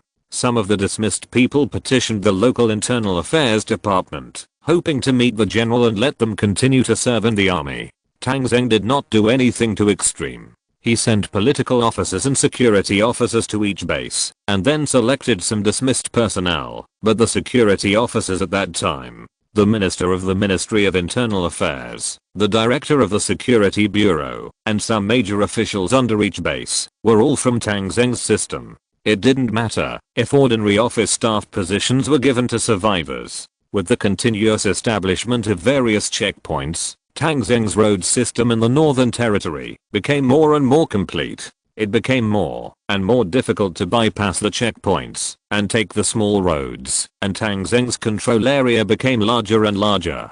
Nearly a week later, Tang Zheng finally completed the construction of checkpoints around Ziguang City and around the 12 bases. At this time, in the system, the territory controlled by Tang Zheng had reached 120,000 square kilometers. Nearly half of the area in the no man's land of the Northern Territory was controlled by Tang Zheng, and the rest of the places were places where other survival bases existed. However, Tang Zheng also calculated that, even if the entire area was included in the control range, it would not be enough for 500,000 square kilometers. So if he wanted to complete the task, he still had to go out.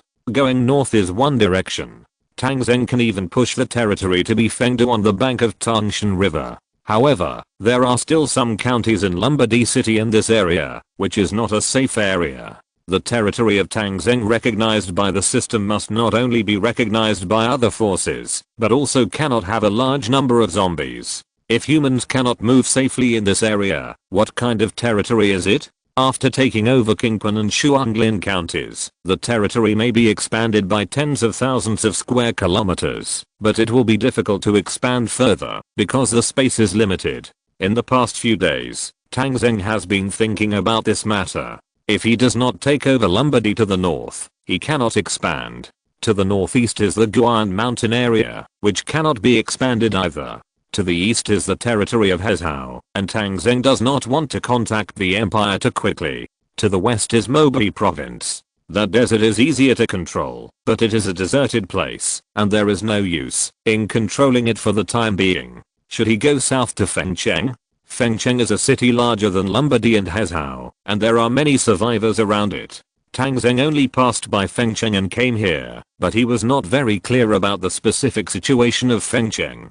After all, there is still a distance of about 700 kilometers between the two. Moreover, it has been so long since the end of the world, and everyone's sphere of influence has been fixed. It is easy to cause war if you rashly enter the sphere of influence of other survival bases. If it was the first 2 months, Tang Zheng would not care about such things, but now the situation is different. The empire has even resumed the operation of the TV station, and everyone has some restraint in their actions. Although the empire no longer has the same restraint as before the end of the world, it is still necessary to be careful and try not to be criticized. The empire has been established for hundreds of years and has been deeply rooted in the land of Hanyu and deeply rooted in the hearts of the people. Even now in Ziguang City, many people are loyal to the empire. It is too risky to go against the empire directly.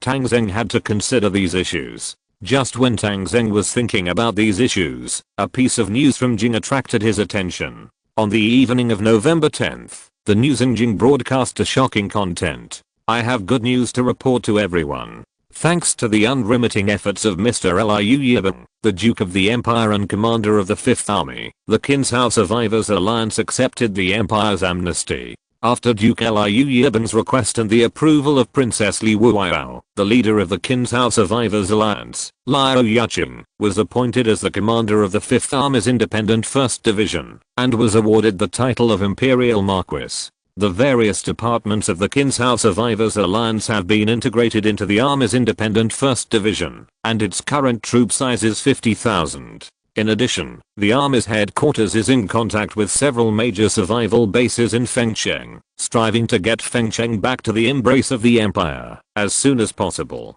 It is hoped that, after seeing the news, the survival bases in various places will take the initiative to move closer to the army and strive to establish an organized and orderly sphere of influence in the north-central and central-western regions of the empire as soon as possible to jointly fight against the zombies, our greatest enemy, and restore the glory of the empire. If you're listening to this novel on a channel other than Fanfic World, it means they downloaded and uploaded it without effort. We cordially invite you to visit our channel, Mundo Fanfic Novelos. There you'll find the original version of this story and you can explore many other novels of various genres. We're waiting for you to immerse yourself in a world of incredible novels. Chapter 183 Armored Train. Third update. To make up for yesterday's. Tang Zheng was stunned when he heard the news. Qinzhao Survivors Alliance? When was it established? Liu Yucheng actually became the speaker, and now he has accepted Liu Yiban's offer to become a division commander of the 5th Army.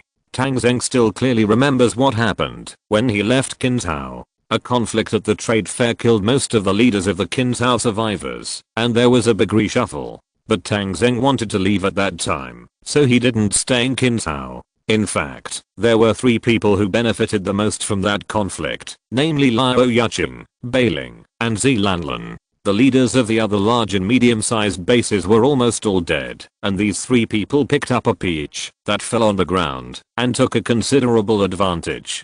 They were able to have what they have today because they followed Tang Zheng's pace at that time. After Tang Zheng left Qinzhao, he went all the way north for nearly 2,000 kilometers, past Fengcheng, and came to Ziguang City to establish a base, and basically lost contact with Qinzhao. In fact, when Tang Zheng left, he left his radio contact information with the 3 of them, but only Bailing from the Qinzhao airport base contacted Tang Zheng and reported the movements of Chen Filang's corps group to Tang Zheng. Except for Bailing, Zilanlan and Liu Yucheng had no contact with Tang Zheng. Tang Zheng still remembered the scene of several people following him. The scene of Liu Yucheng rolling out the red carpet for him until the door of the trading hall was still vivid in his mind. He didn't expect that the man who was like a younger brother in the past would now become a Marquis of the Empire and a division commander. Of course, from the news, he, as a division commander, just put the survivors of Qinzhao together. In terms of combat effectiveness and weapons, it should be inferior to the real Royal Army. This matter sounded like a good thing at first, but Tang Zheng felt something different. The 5th Army had said before that it would enter Qinzhao, Fengcheng and other places, but it happened to be launched at this time. Not only did it take Qinzhao through a recruitment, but it also wanted to enter Fengcheng. This juncture was so coincidental that it happened when he was building a checkpoint and constantly encircling the land. If Liu Yiban takes Fengcheng, then his way to the south will be completely blocked. Liu Yiban has taken both the east and the south, and there is no room for him to expand outward, so there is no hope for him to upgrade to brigade commander. Even if he goes west and occupies a large area of desert area and gathers a territory of 500,000 square kilometers, the population is far from enough. Cut off the firewood from under the cauldron. Tang Zheng savored this sentence for a while and felt that it was perfect. At this point, whether the empire did it intentionally or not, it has stood on the opposite side of Tang Zheng. Other things can be tolerated temporarily, but hindering his promotion to brigade commander is absolutely intolerable. Qinzhao has become Liu Yiban's sphere of influence, so Fengcheng must not be given up. On November 12, Tang Zheng came to the frontline battlefield of Qingquan County. After 10 consecutive days of fighting, the recovery of Qingquan County has reached the most critical stage. There are more than 4 million zombies in the entire county, and nearly 1 million have been killed in the early stage. In the past 10 days, another 3 million zombies have been eliminated by the Ziguang army. At present, the number of zombies in the entire county is only 700,000 or 800,000 in the central and southern urban areas. This area is a commercial area in Kingquin, where nearly 10 jewelry stores in the county are concentrated. During this period, the continuous construction of checkpoints and the increase of city guard camps have exhausted Tang Zheng's funds. But he still did not come to Kingquin to get the funds, just to get a big one-time. Today, the battle has reached the final stage, and Tang Zheng came to Kingquin. Luo Fenny of the 1st Field Battalion handed a large sum of funds to Tang Zheng. Continuously killing zombies and collecting jewelry stores, this amount of funds is very large. Tang Zheng exchanged it all at once and actually directly gained a huge amount of 9 million. And there is still a batch of funds in this county. After eliminating the last zombies, it is estimated that he can get millions. Tang Zheng got such a large amount of funds, but he did not immediately burst the troops, but chose to continue to command the troops to fight. It will take 2 or 3 days to take over the scene, and we will talk about it after it is done. Arriving in Kingquin, after 2 days of continuous fighting, the number of zombies is getting smaller and smaller. At noon on the 3rd day, Chen Filan controlled another group of zombies and let the Ziguang army destroy them. There were still tens of thousands of zombies gathered in a square in the south of the city. After all the soldiers' bullets were refreshed, Tang Zheng commanded the troops to launch the final offensive. After more than 3 hours of artillery volleys, armored forces' fierce attacks, and soldiers' precise point shooting, the battle finally came to an end. So far, the entire Kingquin County has been completely liberated. There are only a few scattered zombies in the city, staying in the room, or stuck in the car. Tang Zheng also ignored those scattered zombies for the time being, but commanded the troops to collect funds immediately. Before dark, all the jewelry stores in the county, as well as the jewelry on the zombies, came to Tang Zheng's hands. Another 6 million in revenue. Tang Zheng's current funds are as high as 15 million, more than before he was promoted to the head of the group. Looking at this huge number, Tang Zheng was very excited. With this money, the strength of his troops can take a big step forward. At this time, Jiuo Yun also came to Tang Zheng and handed over the second map after Tang Zheng was promoted to the leader. Railway station, price 500,000 gold. Although Tang Zheng has not yet laid the railroad tracks outside the city, it is also due to the constraints of funds. Now that he has money in hand, Jiuo Yun's map can be said to be very timely. After getting the map, Tang Zheng asked the field troops to continue to collect supplies in Kingquin, while he himself took a helicopter back to Ziguang City. Since the Empire was able to contact Tang Zheng through radio waves, Tang Zheng has been under some pressure. If the Empire came to discuss with him properly, Tang Zheng would not necessarily have to go against the Empire. After all, it is the end of the world now, the land is vast and the population is sparse, and he can live well anyway. But the Empire did not do this, but instead compressed its living space through other means, which made Tang Zheng a little unbearable.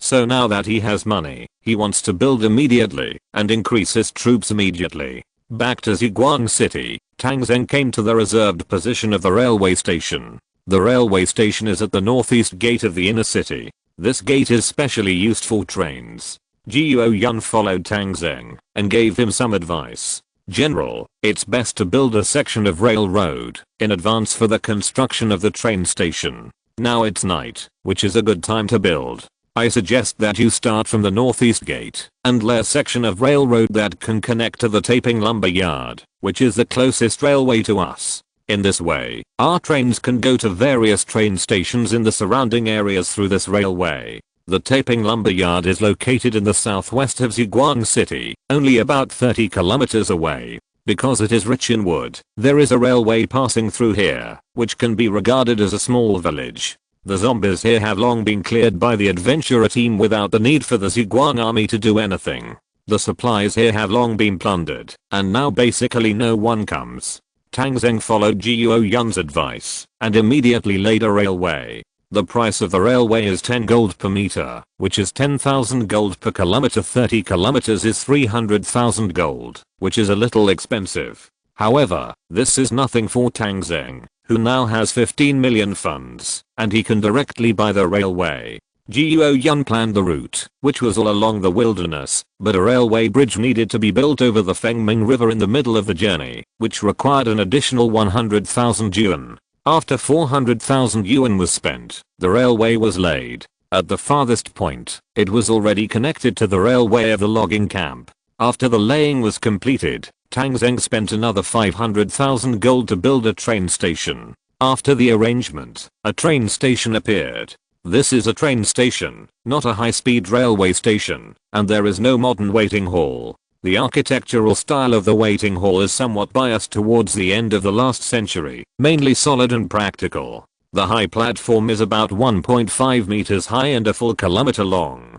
There are 3-meter high barbed wire fences on both sides, prohibiting outsiders from entering the platform. The platform has 4 built-in rails, brand new and bright white. One of the rails extends all the way outside the northeast city gate and automatically connects to the rails laid by Tang Zheng before. There is a high dome on the platform to block wind and rain. The railway has an internal control room that can control the rails to switch tracks at the intersection and command the train to run. At the end of the city, there is even a train garage where trains can be stored when not in use. The railway also has 50 staff members who are responsible for daily work such as railway maintenance. Now everything is ready, only the train is missing. At this time, the system prompt sounded. Congratulations to the general on completing the construction of the railway station. The train has been installed now. Please check it out. Tang Zheng heard this and opened the system page. There are 3 more vehicles here. Passenger train. 15 carriages, 120 km per hour, priced at 300,000 gold. Freight train. 30 carriages, 90 km per hour, priced at 300,000 gold. Armored train. 10 carriages, 100 km per hour, priced at 1 million gold. After reading it, Tang Zheng felt that the prices of passenger cars and trains were okay, and 300,000 gold was acceptable. But this armored train only has 10 carriages, and the price is as high as 1 million gold, which is really too expensive. But experience tells him that there is a reason for the high price. So Tang Zheng still clicked and bought an armored train. 1 million funds were spent in an instant, and after a while, the armored train appeared on the rails. When the giant train appeared, Tang Zheng finally understood why this thing was expensive. Armored train. There are 10 carriages and a locomotive, powered by an internal combustion engine, and the entire vehicle is covered with composite armor, which can resist attacks from any weapon below 110mm caliber. The vehicle comes with 20 train crew members, responsible for the maintenance and driving of the train. The locomotive is equipped with a radar that can scan the situation within a radius of 50 kilometers, with a maximum range of 3,000 kilometers. The first and second carriages of the vehicle are artillery carriages, each equipped with 4 203mm caliber howitzers, and receive 160 training shells per day. Equipped with 8 25mm caliber chain machine guns, it receives 3,360 training shells per day. The third and fourth carriages are missile carriages, each equipped with 8 Iskander short-range tactical missiles with a maximum range of 500 kilometers. Equipped with 4 Warrior surface-to-air missiles, with a maximum range of 60 kilometers and a maximum firing height of 30 kilometers. Equipped with 2 rocket launch nests, with 120 rockets and a maximum range of 30 kilometers. The fifth carriage is a passenger carriage, which includes a regular cabin and a luxury cabin. The regular cabin can carry 50 people, and the luxury cabin can carry 10 people. There is a luxurious bed for 3 people to rest at the same time. The train has living facilities such as a refrigerator, bathroom, and kitchen. The 6th to 10th carriages are all transport carriages. The carriages are divided into 2 parts. The lower part can park 5 tanks or armored vehicles, and the upper part is converted into a sleeper, which can transport 50 soldiers. Each carriage is equipped with 10 14.5mm caliber Gatling machine guns, which are fixed on the vehicle and cannot be disassembled. Each machine gun provides 600 rounds of training ammunition per day. Note, the armored train is a special combat unit and cannot be upgraded. After reading all the data of this armored train, Tang Zheng took a deep breath. No wonder the price is as high as 1 million. This is a war beast. With this thing, Tang Zheng can break the limitations of the road network and travel through almost any city. The zombies will no longer be able to block his way. Chapter 184. Doubling the force. After the armored train was purchased, Tang Zheng boarded the train. The train conductor was already waiting at the front of the train, with 20 crew members behind him. Conductor Sunan, report to the general. A young man in his 20s, saluted Tang Zheng and reported. Tang Zheng saluted in return. Does our train have a name? Reporting to the general. There is no name yet. The general can name the train. This is the first combat train of the Ziguang army, and it really should have more appropriate name. Tang Zheng thought for a while. This train is as majestic as an armored dragon. Let's call it the Ziguang Dragon. Thank you for the name, General. As Tang Zheng finished naming, the words Ziguang Dragon appeared at the front of the train. Sunan led Tang Zheng to check the situation on the train. The first and second are artillery trains. The 203mm caliber howitzer is almost the peak caliber of howitzers, and its power is amazing. The 25mm chain machine gun is also enough to destroy all uninvited guests who want to approach the train. The missile carriages in the third and fourth sections are weapons for long-range combat, and the rocket nests are also better. The ground-to-ground missiles are enough to strike targets 500 kilometers away. However, it is not possible to strike so far at present, because the coverage of the vehicle-mounted radar is not enough. Unless it is within the radar range of the base, it can strike freely. Anti-aircraft missiles can deal with enemies attacking from the air and ensure the all-round safety of the train. The 5 carriages at the back can carry war vehicles and soldiers. The Gatling machine guns on those trains are anti-zombie and anti-personnel artifacts. Tang Zheng focused on inspecting the 5th carriage, which is a carriage that integrates a dining car, bathroom, and leisure space. It is divided into 2 parts, the ordinary area and the luxury area. Tang Zheng came to the luxury area and sat for a while. He felt very comfortable sitting here. The big bed specially prepared for him, which can accommodate 3 people to rest, is also very comfortable. But Tang Zheng doesn't think that this big bed can be used 100%. I don't know what's wrong with girls nowadays. Their vision is really poor. Such a handsome guy with heavy troops. No one actively pursues him. This armored train was born purely for fighting. Tang Zheng felt that he needed some other vehicles. So he spent another 600,000 gold to buy a passenger train and a freight train. Passenger trains can transport a large number of troops, and freight trains can carry a large number of chariots and also pull goods back. These 3 freight trains will be on standby at the Ziguang railway station, and they can set off at any time when needed. The railway station, the tracks, and the 3 freight trains cost Tang Zheng a total of 3.1 million. With about 12 million left, Tang Zheng decided to continue to increase his troops. First, he wanted to expand the size of the armored force. At present, he has 2 armored battalions, one with 30 tanks, including 20 light tanks and 10 main battle tanks. This scale is not enough, so Tang Zheng directly added 40 main battle tanks, 20 for each armored battalion. In this way, each armored battalion has 50 tanks, of which the number of main battle tanks has reached 30, and a powerful strike group has been formed. 70,000 gold per main battle, 40 is 2.8 million. Adding 1,500 tank soldiers in a group, a total of 60,000 gold, a total of 2.86 million. After the tanks were replenished, Tang Zheng continued to replenish self-propelled artillery. This kind of artillery was easy to move and performed well in the war against the Alliance. Tang Zheng originally had 10 guns, which was far from enough. 30 self-propelled artillery were replenished at one time, 30,000 gold each, a total of 900,000 gold. Adding 30 artillery combat groups, 2,000 gold a group, a total of 60,000 gold, a total of 960,000. After purchasing self-propelled artillery, continue to purchase Apache helicopters. There were originally 10, and 10 more were added, with crew members, another 1.03 million. After buying these 2 arms, there were still 8 million gold left. Tang Zheng originally planned to buy the N-124 large transport aircraft, but this aircraft could not take off without an airport, so he had to give up for the time being. He now has 20 transport aircraft, which is the foundation of the Army Aviation Group. Tang Zheng decided to start adding paratroopers. Paratroopers can carry out long-range airdrops and strike behind enemy lines, which is very convenient. A paratrooper costs 500 gold each, with a 10 gold parachute bag, plus some other gun equipment, and the price of a paratrooper is 650 gold.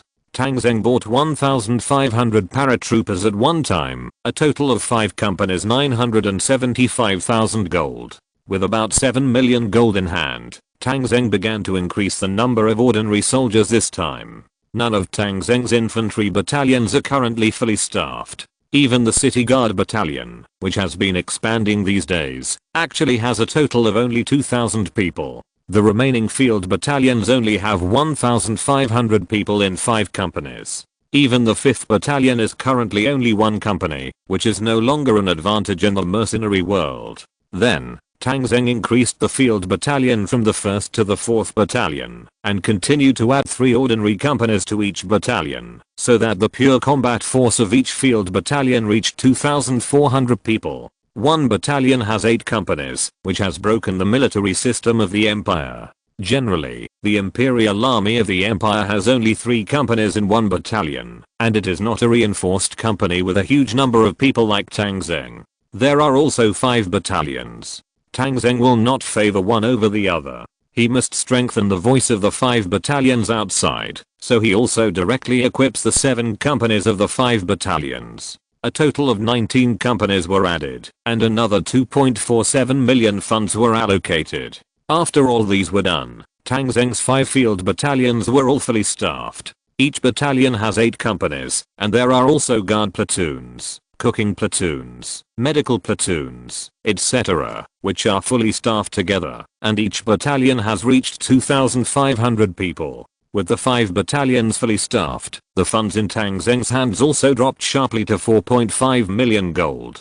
Tang Zheng did not stop there. He also expanded the direct troops to a direct battalion. The other field troops will have their tasks. This direct unit will follow Tang Zheng in the north and south, and he will directly command it on a daily basis. But before the expansion, he found that the barracks were not enough. Tang Zheng had to suspend construction and start to replenish the barracks. He originally had 8 barracks, which could accommodate 20,000 people. This time he added 3 more, and the capacity increased to 27,500 people. After he purchased the last barracks, he gave the authority to Michael of the 5th Battalion to let him choose a place to camp, so that the soldiers of the 5th Battalion would have a place to stay. After all the barracks were set up, the inner city was almost full. 11 barracks, 2 power plants, a railway station, a freshwater purification plant, an arsenal, a banknote printing plant, a combat command center, his own residence, and even a 1 square kilometer buffer zone, as well as giant cannons, were almost full, and there was not much space left to accommodate buildings. But overall it was still better, much more spacious than the outer city. Continuing to increase the number of troops, Tang Zheng expanded his direct troops to a full-staffed battalion. However, this battalion was not configured according to the field force, but a mixed battalion. This battalion had only 5 companies, but each company had 500 people. The entire battalion was composed of elite 4-star fighters, including almost all branches of the entire army, and the vehicles of this battalion were almost all armored vehicles. Tang Zheng had purchased a large number of armored vehicles before, but with the continuous expansion of tanks and self-propelled artillery, armored vehicles were no longer suitable for the armored battalion, so Tang Zheng simply assigned these vehicles to the direct battalion.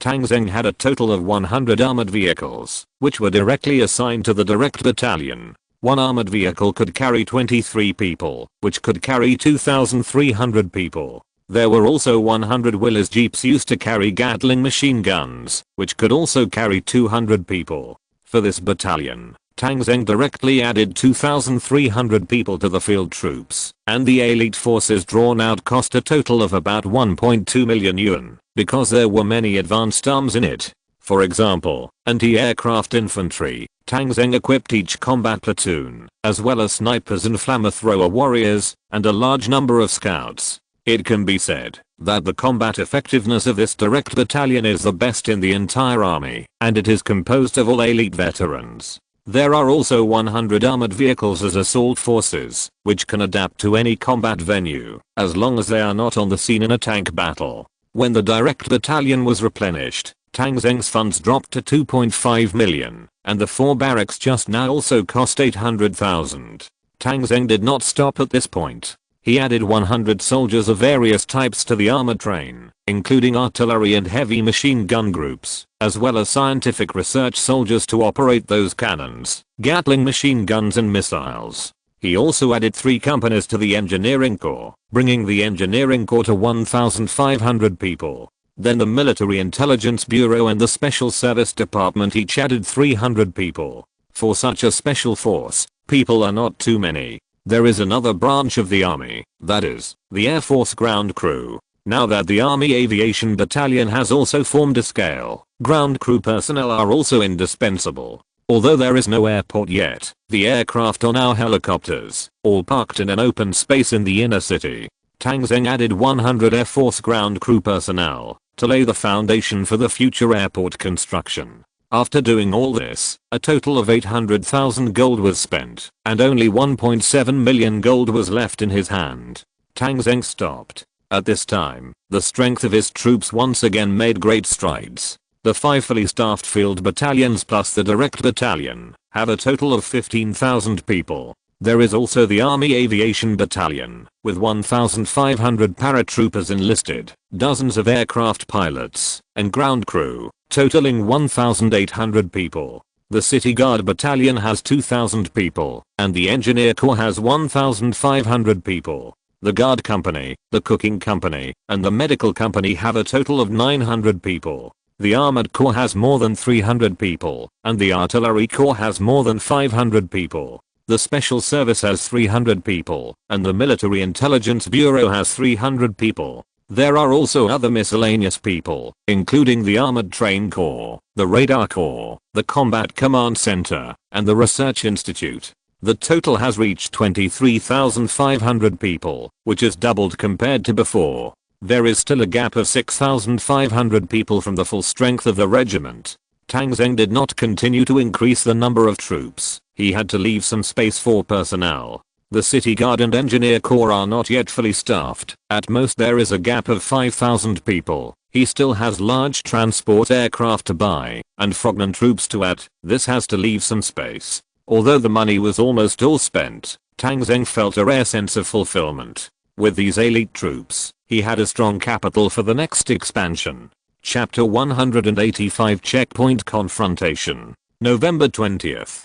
The highway from Fengcheng to Lombardy. A jeep was running wildly on the road. The car was a bit tattered, the front bumper had fallen off, and the body was pitch black, as if it had been driven out of a fire. There were many bullet holes on the body, and it was obvious that it had experienced a bloody battle. There were 4 people in the car, 2 men and 2 women. A man was the driver, and a man was in the co-pilot. There was also a woman crawling on the back seat, her legs bandaged, blood dyed the gauze red, and she was injured. There was another woman next to her taking care of her, and both of them were very embarrassed. The man in the co-pilot was holding a light machine gun, and loading bullets into the gun. The sunroof of the car was also open, which was the shooting point when the man and others fought. The driver stepped on the accelerator to the bottom, and the car was speeding at the maximum speed it could withstand. The woman lying on the back seat was pale, and looked like she was about to collapse.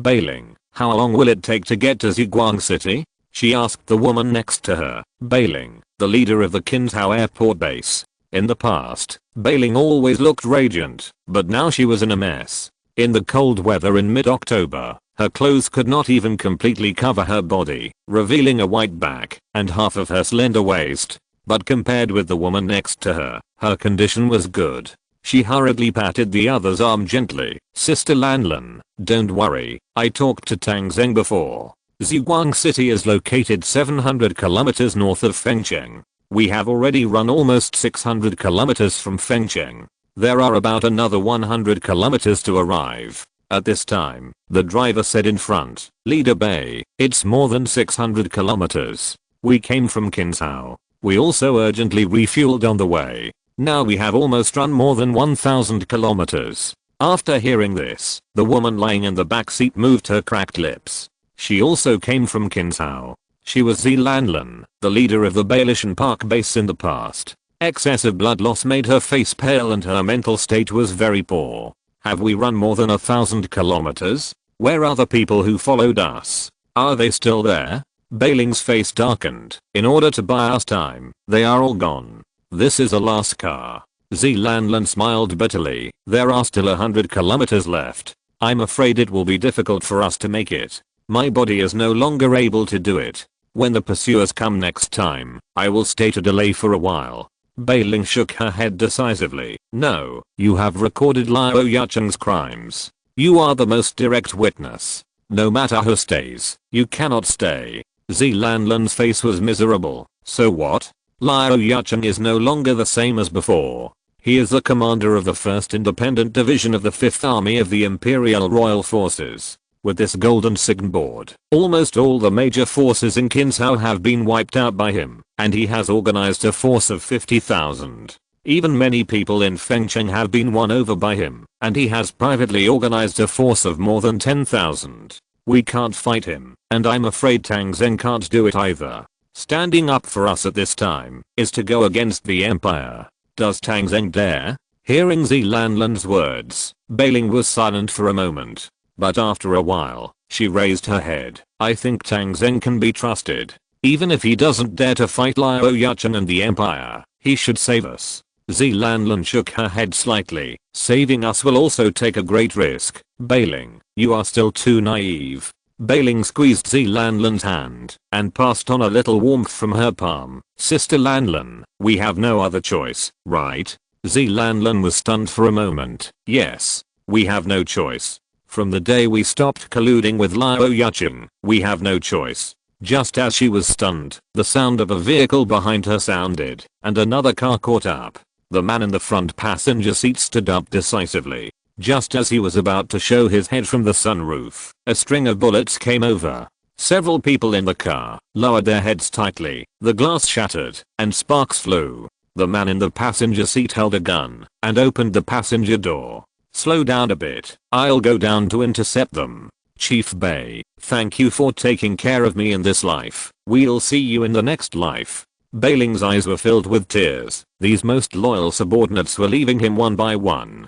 The driver slowed down the car, and the man jumped down decisively. He landed and rolled, and fierce gunfire rang out, directly killing the driver of the pursuing vehicle. The car behind could not be controlled, and suddenly overturned and rolled into a deep ditch. Before the man could be happy, the second car caught up. The machine gun mounted on the car opened fire, and the man had no time to find a cover to hide, and was shot dead on the side of the road. During this process, Bailing and his driver did not slow down, but continued to run wildly, and opened up a distance from the pursuers. The vehicles of both sides chased each other, and they were like racing cars on the highway. Zhi Lanlan's face became paler and paler in this bumpy ride. After running about 20 kilometers, the pursuers caught up again. This time, the driver called Bailing behind him. Leader Bei, you drive. I'll go down to intercept them. Bailing didn't have time to refuse, and went straight to the co-pilot seat. The driver stopped the car and got out, and she immediately took over the driver's seat. The driver held a gun, and faced the pursuers. Bailing gritted her teeth, and continued to step on the accelerator. The gunshots behind her only lasted for more than 10 seconds and then stopped. The enemy's vehicle appeared in the rearview mirror again not long after. Bailing, I'm almost dying. Let me go and keep running forward. Bailing gritted her teeth and said, no, there are still more than 50 kilometers to Ziguang City. I have seen the road signs. Let's hold on a little longer. 50 kilometers. It's not far at ordinary times, but now, it's too far. Zhi Lanlan gritted her teeth and dragged her injured leg to sit up from the backseat of the car. At this time, Bailing exclaimed, oh no, there's no gas. Zhi Lanlan, who was ready to die, stopped moving. If there is no gasoline, then Bailing's escape will be meaningless. But they couldn't stop now, unless the car stopped automatically. Bailing was still gritting her teeth and stepping on the accelerator, trying to run as much as possible. But the scene that suddenly appeared in front of them made them realize what it meant to have misfortunes never come alone. On the highway, a huge city gate spanning both sides blocked the road tightly. On both sides of the city gate, machine gun bunkers were located on the left and right, and on the city gate, sentry towers stood tall.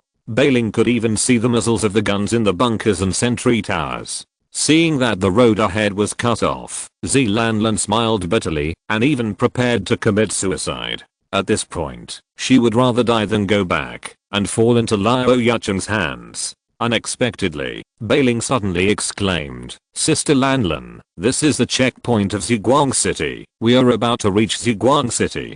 As she said that, Bailing drove forward recklessly and braked only a few dozen meters before the checkpoint. The car made an unpleasant noise and emitted black smoke. After stopping, it turned off the engine and was directly scrapped. Bailing jumped out of the car and helped Zealandland down.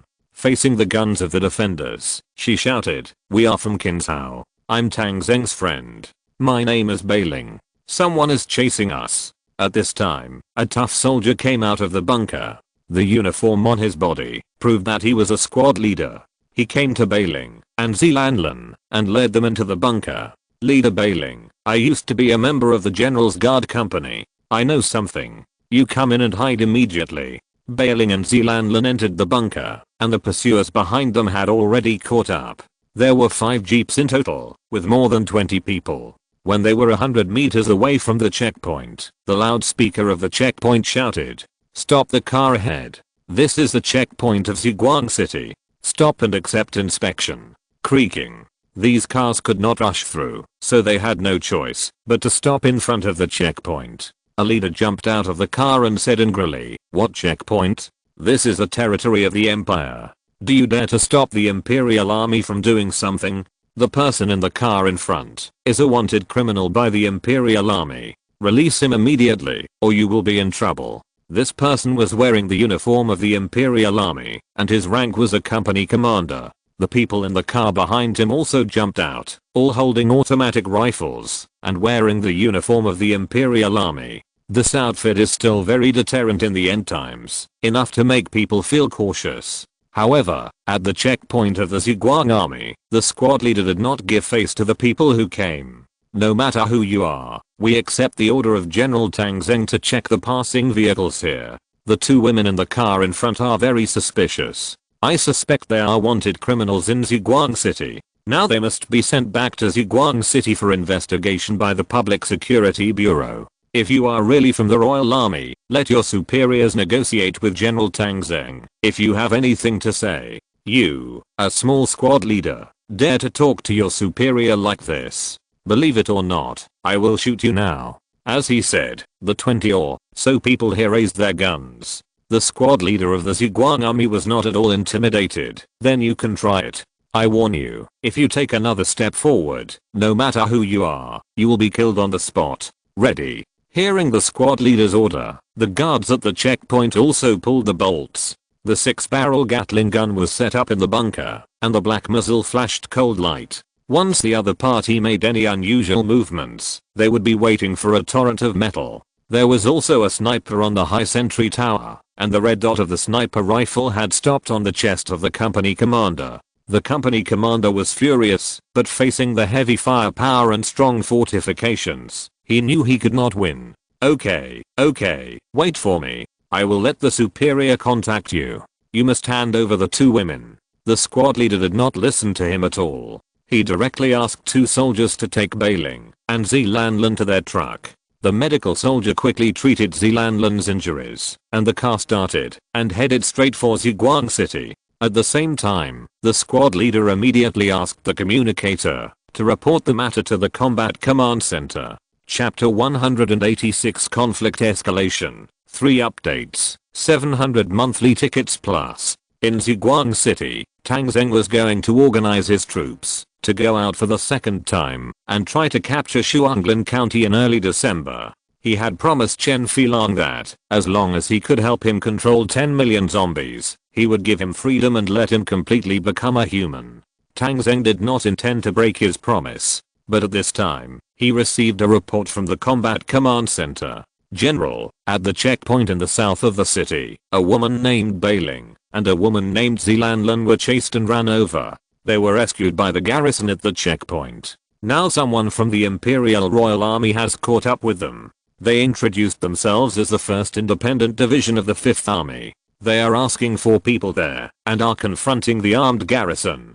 Tang Zheng immediately became alert when he heard it. It turned out to be Bailing and Zilanlan. You know, Bailing, Zilanlan, and Liao Yacheng were the biggest beneficiaries of the Kinzhao incident. Now Liao Yacheng is the division commander. Even if they can't be the division commander, they should have no problem being the brigade commander or the regiment commander. How could they be chased and run here? Tang Zheng was keenly aware that this matter was not simple and immediately asked, where are the people? The squad leader of the checkpoint sent someone back. The confrontation over there is still going on, and they are also reporting. It is estimated that there will be news coming back soon. Okay, send the people back as soon as possible. Forget it, I will send a plane to pick them up. As for the checkpoint, no one is allowed to come over without my order. If they dare to take action, kill them. This matter should have a result soon. Hearing that the people were brought back, Tang Zheng was not so anxious and directly let the helicopter he was riding go to pick up Bailing and the others. He still remembered that Liao Yacheng had left his contact information at the beginning. If nothing unexpected happened, he should contact him soon. Sure enough, less than 3 minutes later, the communicator Wu Di received a call from Kinzhao. Taking the walkie-talkie, Tang Zheng said, I'm Tang Zheng. Ha ha ha. It's really Brother Tang. Do you still remember me? I'm Liao Yacheng. Tang Zheng certainly remembered Liao Yacheng, but the current Liao Yacheng seemed to have changed a lot from the past. The pride and sense of superiority in the tone could not be concealed. However, Tang Zheng still smiled and said, of course I remember you. I still remember clearly that you rolled out the red carpet for me. Liao Yacheng's tone froze for a moment, and then he smiled again. These are all trivial matters in the past. I'm now the commander of the independent 1st Division of the Imperial Royal 5th Army. Do you know about this, Brother Tang? Tang Zheng snorted. I saw it in the news. I haven't had time to congratulate you yet. Ha ha ha, no problem, brother. We had a deep friendship when we were in Kinzhao. When you have time to come over, I'll make room for you. Okay, I'll bother you when I have time. The two of them exchanged a few polite words, and Liao Yacheng changed the subject. Brother, let me be frank. This time I came to you because I hope you can ask your men to hand over the 2 fugitives who are heading to Ziguang City. Bailing and Zilanlan stole the secrets of the Royal Army. They are guilty of heinous crimes and are suspected of treason. I hope you can do me this small favor. I will definitely not forget you.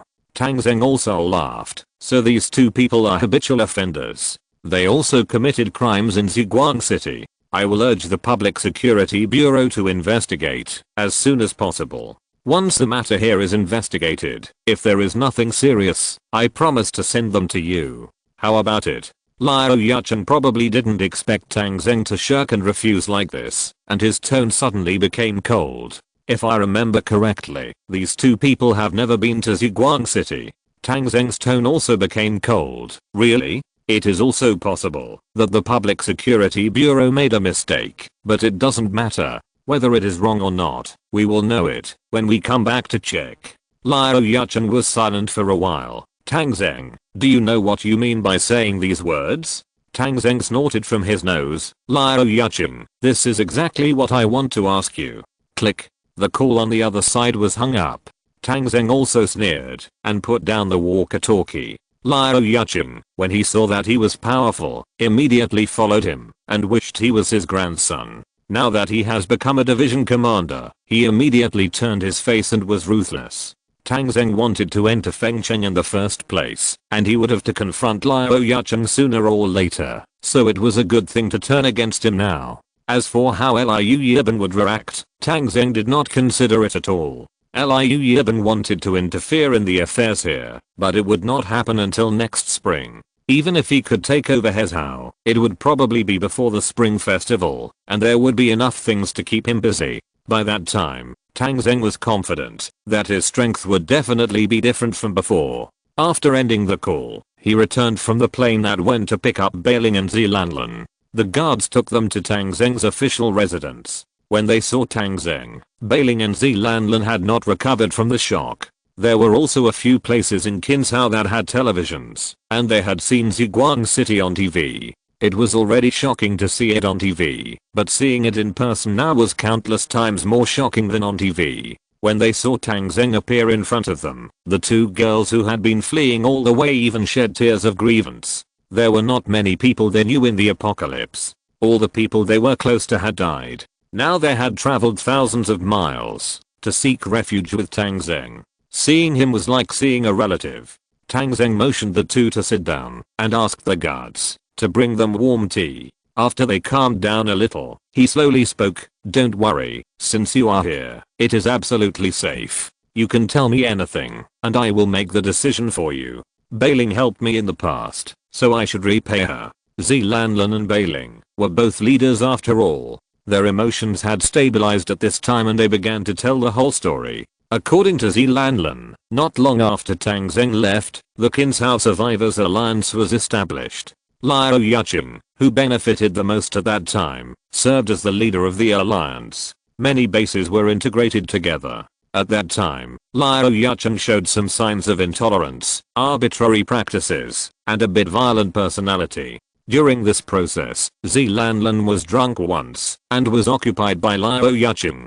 She was forced to give herself to Liao Yucheng, so Zilanlan knew more things. Liao Yucheng had been in contact with the people sent by Liu Yibin for some time, and even the people of the 5th Army had been secretly helping Liao Yucheng train troops in Kinzhao. But at that time, the 5th Army did not provide weapons to Liao Yucheng's people, and everything was done in secret. But a few days ago, Liu Yibin suddenly had a large number of weapons airlifted in, and directly announced the appointment of Liao Yucheng as the commander of the independent 1st Division. The people of the 5th Army helped to promote it, and Liao Yucheng has since become the only one in Kinzhao, covering the sky with one hand. And Liao Yucheng, who became the commander of the division, seemed to have changed from then on. The honest and amiable in the past has completely disappeared, just like an Alvorish, and his behavior has become more and more arrogant and unscrupulous. Most of Zilanlan's Bailishan Park base are female survivors.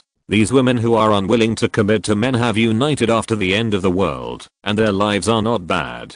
I thought that, now that the survivors of Kinzhao have returned to the embrace of the empire, good days are coming, but I didn't expect Liao Yucheng to show his cruel face. He began to wantonly abuse and play with women. In the past few days, more than a dozen people could not bear the humiliation, and chose to commit suicide or resist. Those who committed suicide were done for, and those who resisted were simply killed by him. Zilanlan knew that Liao Yucheng was powerful and did not dare to confront him head on, so she secretly filmed the evidence of Liao Yucheng's crime. These things were capital crimes before the end of the world, but it is hard to say whether they are capital crimes after the end of the world. After all, the law has almost lost its effect in the end of the world. In addition to this kind of thing, Liao Yucheng colluded with some people in Kinzhao and controlled many profitable transactions in the market. Anyone who disobeyed was given a brutal blow. Liao Yucheng even built a concentration camp in his military camp. The concentration camp became Liao Yucheng's private paradise, and many beautiful women were locked up there for him to play with. Those who resisted were locked up there for him to torture. Zilanlan even filmed that he imprisoned zombies here, and those who had been resisting him were finally fed to zombies by him. There were also good things that Liao Yucheng collected, which were also placed in the concentration camp inside the military camp. Resources were monopolized by him, and a lot of money went into his pocket, but the people suffered greatly. Now he is in Kinzhao, and he is like a local emperor. Some people tried to report these things to the 5th Army, but Liu Yibin turned a deaf ear to it. This also made Zilanlan and Bailing very disappointed. After Liao Yucheng once again killed a sister from Zilanlan's base, they finally couldn't help it, and decided to take people away. Things were originally well organized, but they were reported by someone, and less than 10 vehicles escaped from the military camp. After that, they were chased by Liao Yucheng's law enforcement team all the way to the checkpoint of the Ziguang army. As for what happened later, Tang Zheng already knew it. After listening to Zilanlan, Tang Zheng was silent for a while and said, "Where are the things you filmed?" Zilanlan then carefully took out a mobile phone. "It's all in here." Tang Zheng opened the phone and looked at it for a while. The situation inside was the same as what Zilanlan said, but this picture looked even more shocking. Putting away his cell phone, Tang Zheng said to Zilanlan and Bailing, "You can stay in Ziguang City without worry in the future. I will take care of this matter." "Really? Then you must be careful. Liu Yucheng has recently relied on his status to enter Fengcheng and recruit the survivors of Fengcheng. It seems that he has also organized a force of more than 10,000 people." Bailing reminded Tang Zheng with surprise and caution. Tang Zheng nodded and then signaled the guard to take them to rest. Just as the guard took them away, Tang Zheng received another message. The confrontation at the checkpoint escalated. After waiting for a while, Liu Yucheng's troops suddenly launched an attack on the checkpoint. The soldiers at the Ziguang army checkpoint retaliated without hesitation, and a brief gunfight broke out between the two sides. 3 of the dozen soldiers at the checkpoint were injured, but with the advantage of terrain and weapons, they killed more than a dozen people from Liu Yucheng's army and destroyed 4 vehicles. In the end, only 3 people drove a car to escape the scene, and the conflict ended. Hearing this, Tang Zheng realized that Liu Yucheng had completely torn his face. Sure enough, that evening, the news program Overrun reported the conflict. "Thanks to Mr. Jiaxing for the 1354 coins reward, which upgraded me to the new helmsman. I will update the new helmsman tomorrow." Chapter 187 Sudden Outburst. Inside the TV, Jing TV station was broadcasting the news. This station is reporting the latest news. At 3 o'clock this afternoon, a defection occurred in the independent 1st Division of the 5th Imperial Army in Kinsao. The main culprits Bailing and Zilanlan stole the secrets of the army and fled to the north with the remnants. The law enforcement team of the independent 1st Division was ordered to pursue them. The law enforcement team worked tirelessly and pursued for thousands of kilometers, killing many rebels along the way. Only Bailing and Zilanlan escaped all the way to the South City checkpoint of the Ziguang army. The personnel at the Ziguang army checkpoint ignored the identity of our independent 1st Division as a royal force and insisted on rescuing Bainzi and sending them to Ziguang City. After the law enforcement team asked for instructions, Division Commander Liu Yucheng personally called the leader of the Ziguang army, Tang Zheng, and asked the other party to hand over the traitorous fugitives to the law enforcement team, but was unreasonably rejected by Tang Zheng. And during the confrontation at the checkpoint, our law enforcement team was driven away by the Ziguang army. In order to maintain the dignity of the royal force, the two sides clashed. During the conflict, the Ziguang army took advantage of its fortifications and killed and injured more than a dozen of our law enforcement officers. Their attitude was so arrogant and their courage was so presumptuous that it was unprecedented. Here, the commander of the 5th Army, Duke Liu Yibeng, authorizes the commander of the independent 1st Division, Liu Yucheng, to deal with the situation urgently according to the actual situation, and hereby warns Tang Zheng that he must immediately explain and apologize for this, and unconditionally return the 2 traitorous fugitives within 48 hours. Otherwise, it will be regarded as a provocation to the 5th Army and the two sides will enter a state of war. All consequences and losses caused by the war will be borne by the Ziguang army. Please see the next news.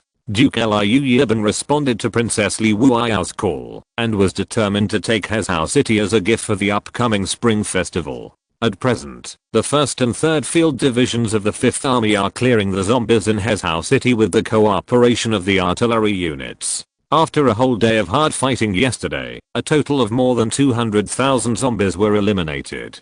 Please see the report sent back from the front line below. In the picture, more than 100,000 people of the 5th Army are setting up positions in Hezhou City to deal with zombies. Tang Zheng glanced at it and turned off the TV. Liu Yibeng had issued an ultimatum to himself, asking him to explain the matter within 48 hours. Otherwise it would be regarded as the beginning of the war. Tang Zheng didn't care about this kind of ultimatum. An ultimatum without actual binding force was not worth mentioning.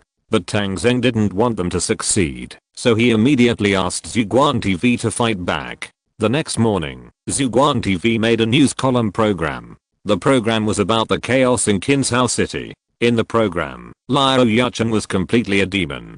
The video footage shot by Zhilanlan became direct evidence of Liu Yucheng's crime. And as the person who filmed it, Zhilanlan was interviewed by Xiaodali on TV and told her nightmare experience in Kinsao in person. The scenes on TV that tortured women, monopolized resources, and fed disobedient people to zombies, caused an uproar in the entire Northern Territory. Originally, after the TV program on Jing River was broadcast yesterday, some people in the Northern Territory consciously kept their distance from Ziguang City because Tang Zheng was so bold as to oppose the empire, and they did not dare to get involved in this matter. But they did not expect that Tang Zheng would give such a sharp counter-attack today. Kinsao Liu Yucheng's crimes are simply too numerous to list, and he has committed many evil deeds. There are many evil people in the end times, and the evil of human nature is fully magnified in this world, but the amount of evil that an evil person can do is directly equal to his status.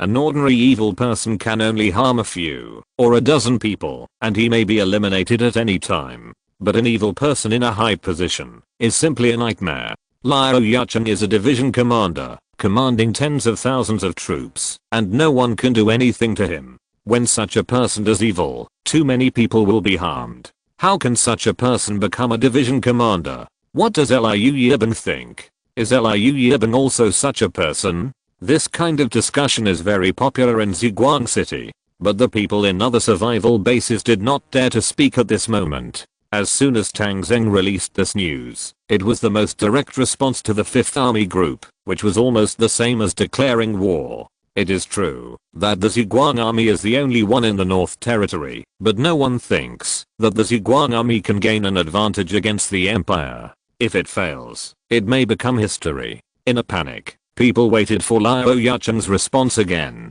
This time, Liu Yucheng personally accepted the interview. On TV, he accused Tang Zheng of fraud and synthesizing videos. The content of the video was not true. He colluded with the fugitives of the empire and deliberately discredited himself. His heart was worthy of death. In view of Tang Zheng's stubborn attitude, from now on, the Ziguang Army and the 5th Army Group entered a state of war. In the news, he warned the people of Ziguang City not to go along with Tang Zheng. If you have the ability, please leave Ziguang City as soon as possible to avoid being affected by the war. He asked the soldiers of the Ziguang Army not to be deceived by Tang Zheng, lay down their weapons as soon as possible, and turn to the empire. He required the survival bases around Ziguang City not to continue trade and business with Ziguang City, otherwise they would be regarded as Tang Zheng's accomplices. He even directly issued a wanted order for Tang Zheng, listing many of Tang Zheng's crimes. The crimes that Xi Jinping listed for Tang Zheng at the beginning were now copied by Liu Yucheng, such as bullying the surrounding areas, suppressing the alliance, issuing currency without authorization,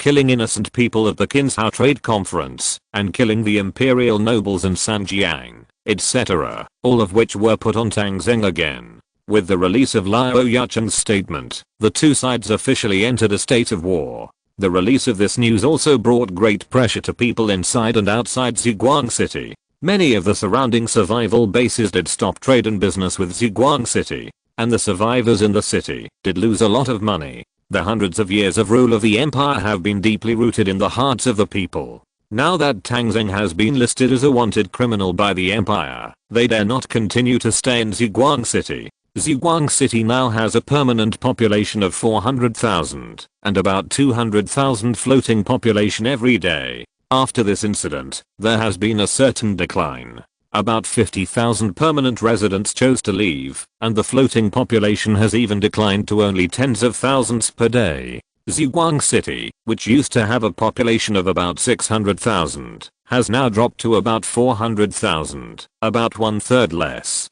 Although 400,000 people are still very many, it is much worse than the crowded scene in the past. A large number of people who left chose to sell their light yuan and buy supplies, which caused a certain degree of depreciation of light yuan for a while. Faced with this situation, Tang Zheng directly ordered that the supplies stored in Ziguang City be released to the outside, and whoever wants to buy can buy it. Ziguang Army has been established for such a long time, and Tang Zheng has accumulated ordinary supplies to an astronomical figure. Especially after the capture of Qingquan County, the city with a population of several million is completely a treasure house, and the current supplies are all useless. Moreover, all the supplies can be converted into a number in Tang Zheng's system, after being converted by the material recycling station, and can be exchanged when you want to use it, so there is no need to worry about how much there is. With Tang Zheng's support, the purchasing power of Guangyuan quickly recovered and remained the same as before. As for the tens of thousands of permanent residents who left, as well as the floating population, Tang Zheng didn't care, and was even happy. He always felt that Ziguang City was too crowded, almost to the point where he couldn't go out, and he had no way to drive people away for a while. This time, the Empire indirectly helped him, and really reduced the burden on Ziguang City. Tang Zheng ordered that all permanent residents who left would have their household registration cancelled and their properties confiscated. And these people were not allowed to go to the 12 survival bases controlled by Tang Zheng, nor were they allowed to stay in the sphere of influence of Ziguang City. Everyone must pass through the checkpoint and can leave here after being checked. It's easy to leave, but it won't be so easy to apply for household registration in Ziguang City in the future. The flow of people left lasted for about 3 days, and finally gradually stabilized, and the city's population stabilized at around 400,000.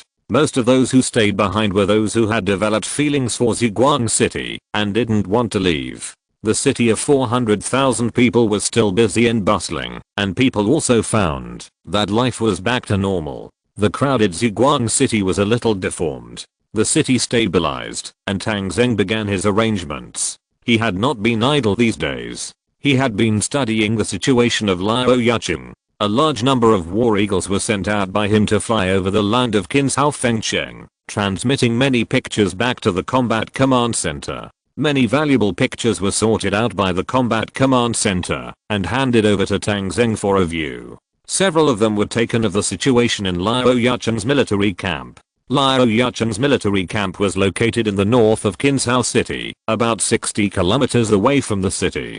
This military camp was actually his old nest. Not only did it have tens of thousands of his garrisons, but there were also hundreds of thousands of survivors. The scale seemed to be even larger than Ziguang City. One side was backed by a mountain, and the other side was backed by a river. There were city walls on both sides. The city wall was about 7 or 8 meters high, and looked a little thin. In the center was a concentration camp built by Liao Yucheng. This concentration camp is a polarized area. Many powerful people also live in the concentration camp, which is a rich area. The other half is the concentration camp created by Liao Yucheng. There is a place to raise zombies and an arena. He asked those who he thought were guilty to duel in the arena. If they killed their opponents, they could eat and survive temporarily. He sold tickets in this way to attract people from the rich area to watch, which was also a way to make money. Liao Yucheng himself lived in the center of the city, in a heavily guarded and heavily defended courtyard. He was afraid of death because he had done too many bad things. Liao Yucheng also knew that Tang Zheng was not easy to mess with. Now that he had a falling out with the Ziguang army, he was also worried about being assassinated by Tang Zheng. So in the past few days, he hardly left his courtyard, and he was giving orders inside and actively preparing for war. Tang Zheng knew that the place where the war broke out must be Fengcheng. The distance between Fengcheng and Ziguang City and Qinzhou was almost the same, both 700 kilometers. No one wanted the war to reach their doorstep, so it was inevitable to open up a third-party battlefield. So he monitored the situation in Qinzhou and could respond in time. But on this morning, before Qinzhou sent out its troops, the Fengcheng War suddenly broke out. Chapter 188. Hold on for 2 hours. Qinzhou military camp. Liao Yucheng was in his courtyard in the concentration camp, talking to someone. This courtyard covers an area of more than 10,000 square meters and is heavily guarded. Fearing death, Liao Yucheng had already built the most solid fortifications here. He lived in a large villa, but most people don't know that this villa is a cover-up.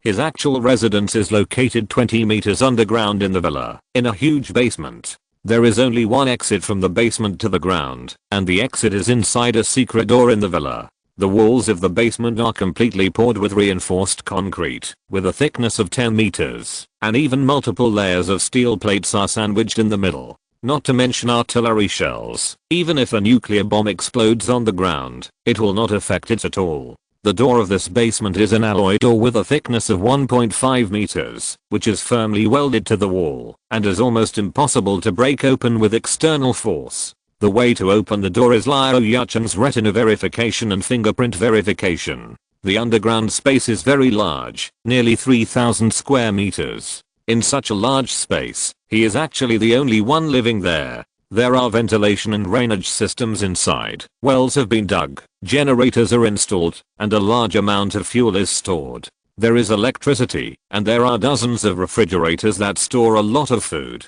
Since Tang Zheng left, he has amassed a lot of wealth.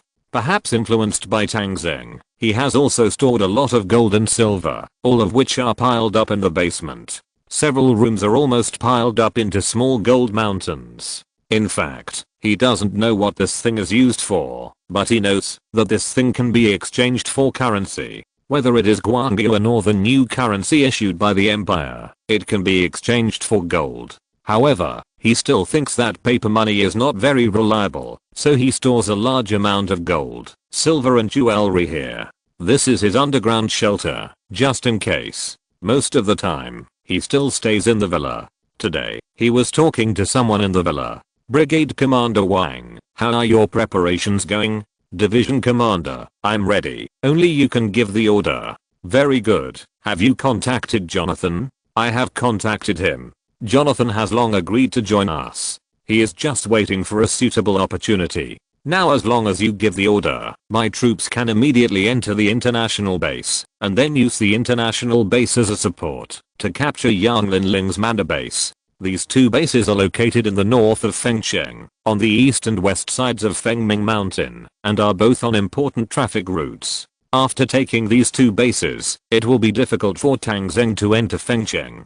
Liao Yuchen nodded with satisfaction. Well done. Tang Zheng has been constantly investigating our situation during this period of time. I guess he will soon discover my troops. But he won't expect that I will let your newly recruited troops in Fengcheng suddenly launch an attack. As long as the international base and the mana base are captured, the main road from Ziguang City to Fengcheng will be blocked. Hasn't Tang Zheng always wanted to go south? I'll see how he goes south this time. Hearing Liao Yuchen's somewhat proud voice, Brigade Commander Wang flattered him. Division Commander, you are really a genius.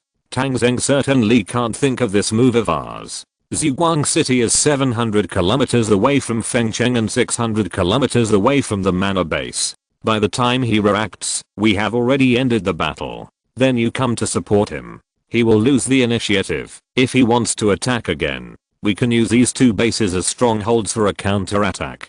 Liao Yuchen smiled and said, that's right, but the key to this battle is that you must take down Yang Linling's mana base as soon as possible, without giving Tang Zheng time to react. How long do you think it will take to end? Brigade Commander Wang thought for a while and said, we have 13,000 people here, and Jonathan's international base can also provide about 3,000 troops, while Yang Linling has about 4,000 troops. We have an overwhelming advantage in terms of manpower. But our troops are newly built and lack heavy weapons. Fortunately, Yang Linling's side is similar.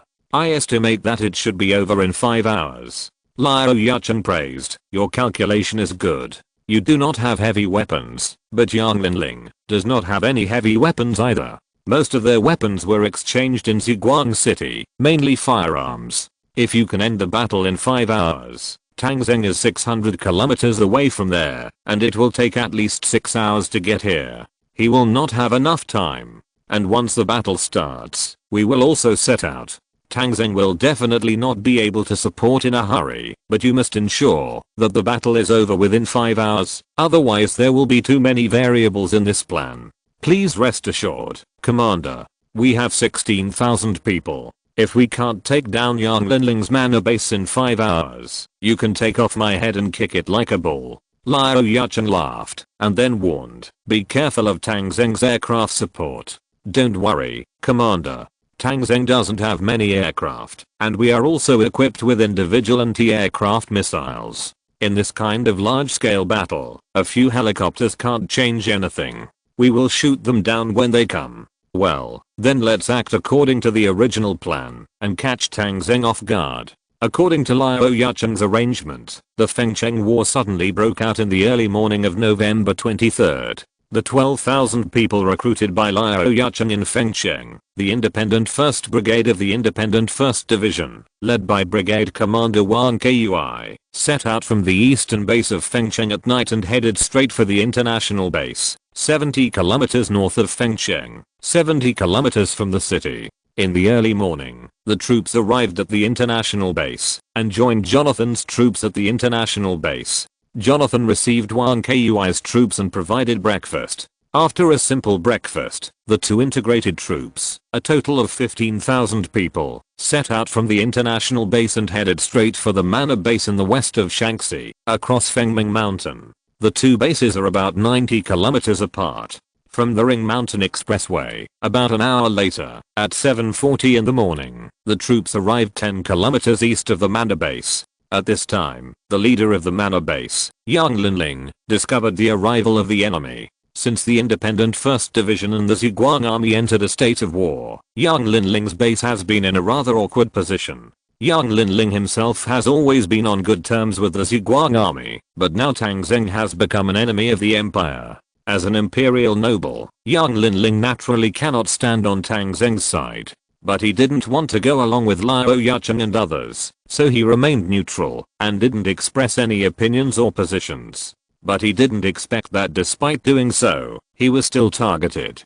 Fengcheng is 700 kilometers away from Qinsao and Zhuang City. It is difficult to not help each other in the gap between the two major forces. He didn't help Liu Yucheng, so he was regarded as an enemy by Liu Yucheng, and Jonathan fanned the flames, and he immediately became a target. Facing the sudden attack of the enemy, Yang Linling immediately organized troops to resist. His manor base is not small, with more than 20,000 survivors, including 4,000 armed forces. But he didn't have any heavy weapons, and the best weapons were several armored vehicles purchased in Zhuang City. This armored vehicle was still confiscated by Tang Zheng from the alliance. There was no use in keeping it, and many of the seized weapons were sold on the market. These armored vehicles are the best weapons of Yang Linling, and the rest are rifles and light machine guns. Despite the poor weapons, Yang Linling still put up a tenacious resistance, because the opponent did not seem to have any heavy weapons. The troops who were still eating were hastily pulled into the battle, relying on the courtyards and walls of the manor base. Yang Linling launched a defensive operation. The firepower of both sides was almost at the same level. Yang Linling had the advantage of terrain, but the number of the opponent was 4 times this. As soon as the battle started, Yang Linling suffered a loss because of insufficient preparation. The wall of the manor where Yang Linling was located was blasted open by the opponent with a rocket launcher, and the fierce and cruel offensive and defensive battle kicked off. A large number of enemies poured in, and Yang Linling suffered countless casualties. Yang Linling also fought hard, leading the elite guard troops to fight back desperately, holding his breath, and pushing back the enemies who came in. However, this wave of battle also caused more than half of Yang Linling's most elite troops to be killed or injured, and their vitality was greatly damaged. His manor base was originally a residential area for nobles, with a total of 5 manors, and none of them could be easily abandoned. The two sides fought a tug-of-war over the first manor. After more than an hour of fighting, Yang Linling finally couldn't hold on, was defeated, and began to retreat to the second manor. On the battlefield filled with smoke, human life became the least valuable thing. As time went on, Wang Kui's surprise troops suddenly attacked and captured the last manor, and Yang Linling was immediately attacked from all sides. Yang Linling was an imperial nobleman, and had never seen such a war scene. Bullets flew around him, and watching his soldiers fall one by one, he felt that there was no hope of winning. Hiding in a house, the fierce gunfire and continuous explosions outside made his nerves numb. It's over. It's all over. Jonathan, that old man, actually surrendered to that devil Liu Yucheng. I've become a sacrifice in the war. If I had known this, I might as well have given up this base early and gone to Zhuang City. Alas. Just as Yang Linling was covering his face with despair, the communicator suddenly handed him a walkie-talkie. Mr. Earl, Tang Zheng's call. Young Linling was stunned for a moment. He didn't ask Tang Zheng for help, but he didn't expect that the other party would know the news. He took the walkie-talkie with trembling hands. Is that Earl Young Linling? I'm Tang. Leader Tang. How is the battle going on your side? Young Linling's eyes were about to burst into tears. It's tragic. It's been more than an hour. More than 1,000 people have been killed and injured on my side. One of the manors has been lost. I can't hold on for much longer. Tang Zheng's voice came. Can you hold on for 2 hours? 2 hours. That's about right, but it doesn't make any sense, right? Hold on for 2 hours, and my reinforcement will arrive. Tang Zheng's phone was hung up, and Yang Linling was stunned. It had only been over an hour since he sent out the distress message, but Tang Zheng actually said that reinforcement would arrive in 2 hours. How could they get there after traveling over 600 kilometers? If they just used airplanes to bring dozens or hundreds of people, it would be useless. Young Linling didn't know what Tang Zheng was going to do, but the other party's firm tone still gave him confidence. Perhaps there really would be a miracle. Chapter 189. Paratroopers in the snowstorm. Tang Zheng received the Battle of the Manor Base from the Combat Command Center and transmitted it back through the perspective of the War Eagle. Seeing this, Tang Zheng was shocked. This time he admitted that he had made some mistakes. He monitored the large army on Liao Yucheng's side, but he did not expect Liao Yucheng to use the new troops recruited later in Fengcheng to launch a surprise attack. Moreover, the opponent's goal was very clear, and they went directly to Yang Linling's manor base. The manor base and the international base are located on both sides of Fengming Mountain, and 2 highways pass through here. If you want to enter and exit Fengcheng, you basically have to take these 2 roads. Other roads are rugged and tortuous, which is not conducive to the passage of large troops. Liao Yucheng's appetite is not small. He pulled Jonathan into the group, and then attacked Yang Linling's base. Once he succeeded, Tang Zheng's road to Fengcheng would be blocked. The opponent's subsequent army arrived one after another, and they could rely on the advantages of the terrain to easily defend and fight, and he would fall into an unfavorable passive situation.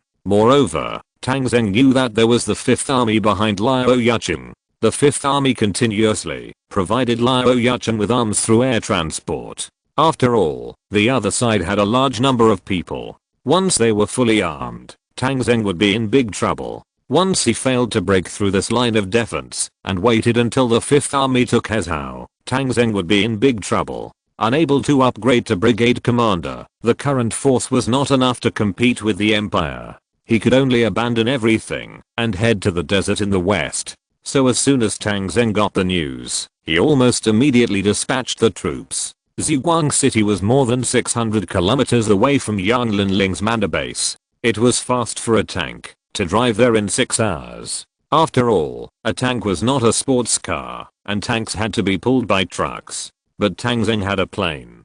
Tang Zheng immediately ordered a formation of 20 helicopters, escorted by 10 Apaches, to go to the manor base. These helicopters were not going to participate in air combat. In the past few days, Tang Zheng had also learned a little about the situation there. Although there were not many heavy weapons, they were equipped with a lot of individual air defense missiles to deal with him. This kind of cheap weapon has a high cost effectiveness, especially helicopters, which are easily attacked by them. Therefore, it is not advisable to have helicopters join the battlefield. The aircraft sent by Tang Zheng this time is mainly to carry paratroopers. 1,500 paratroopers quickly boarded the transport plane and then flew towards the manor base under the escort of Apache. Tang Zheng also knew the battle situation over there. The other side dispatched a team of 16,000 people. These 1,500 paratroopers were not enough to completely resist it and could only delay it. However, Tang Zheng had another way, that is, to go directly by rail. If you take the road, it will take more than 600 kilometers, and there is a section of mountain road that needs to be detoured, but the railway is a straight line, which can be parked more than 10 kilometers away from the manor base, and the distance is only 470 kilometers. So Tang Zheng got the news, and while sending out the helicopter troops, he also quickly boarded the train. Following him, there were also the guard company and the direct battalion. The guard company followed Tang Zheng on the armored train, and the direct battalion on the bus. As for the guards' vehicles, they had already been parked on the truck just in case. Even on the armored train side, there were 5 unused scimitar light tanks, which were also parked in the freight car of the armored train. So Tang Zheng and his team set off very quickly. The troops assembled and boarded the train directly. When he called Yang Linling, he was actually already on the train and had walked a considerable distance. Within 2 hours, the paratroopers could join the battlefield. Within 4 hours, Tang Zheng's large troops could also reach the battlefield. Woo, woo, boom, boom. The armored train's whistle sounded long, and the train rumbled out of Ziguang City. Tired birds took off, and war eagles circled the northeast gate of Ziguang City, which was rarely opened.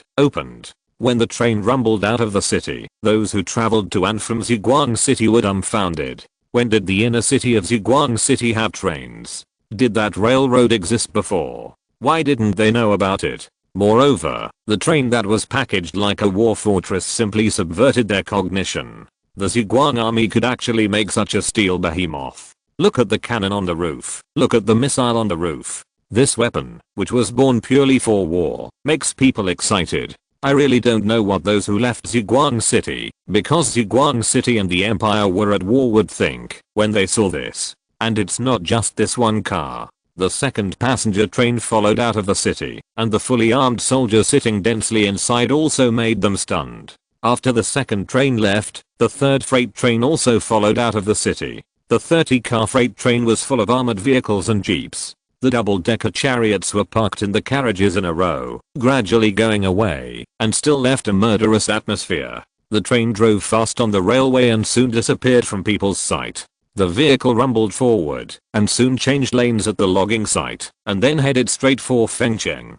At the manor base, Yang Linling received a call from Tang Zheng, and the whole person seemed to be resurrected, as if he had been injected with chicken blood. Since Tang Zheng was willing to send people to rescue him, he had the confidence and motivation to persist. He shouted to the troops and took advantage of the geographical advantages of the manor base to continue the defensive operations. Yang Linling's tactics were also simple, that is, crazy output at all costs. If he lost this battle, no matter how many weapons he had, they were all prepared for others. Even if he died, he had to use up all his bullets before dying. Moreover, the manor base was composed of houses and villas, and there were natural fortifications everywhere. His troops used fortifications to fight, and it would be difficult for Jonathan's group on the opposite side to take it down in a short time. It must be said that Yang Linling's stupid method really gave Wang Kui and Jonathan a headache. They didn't expect that Yang Linling was so tenacious.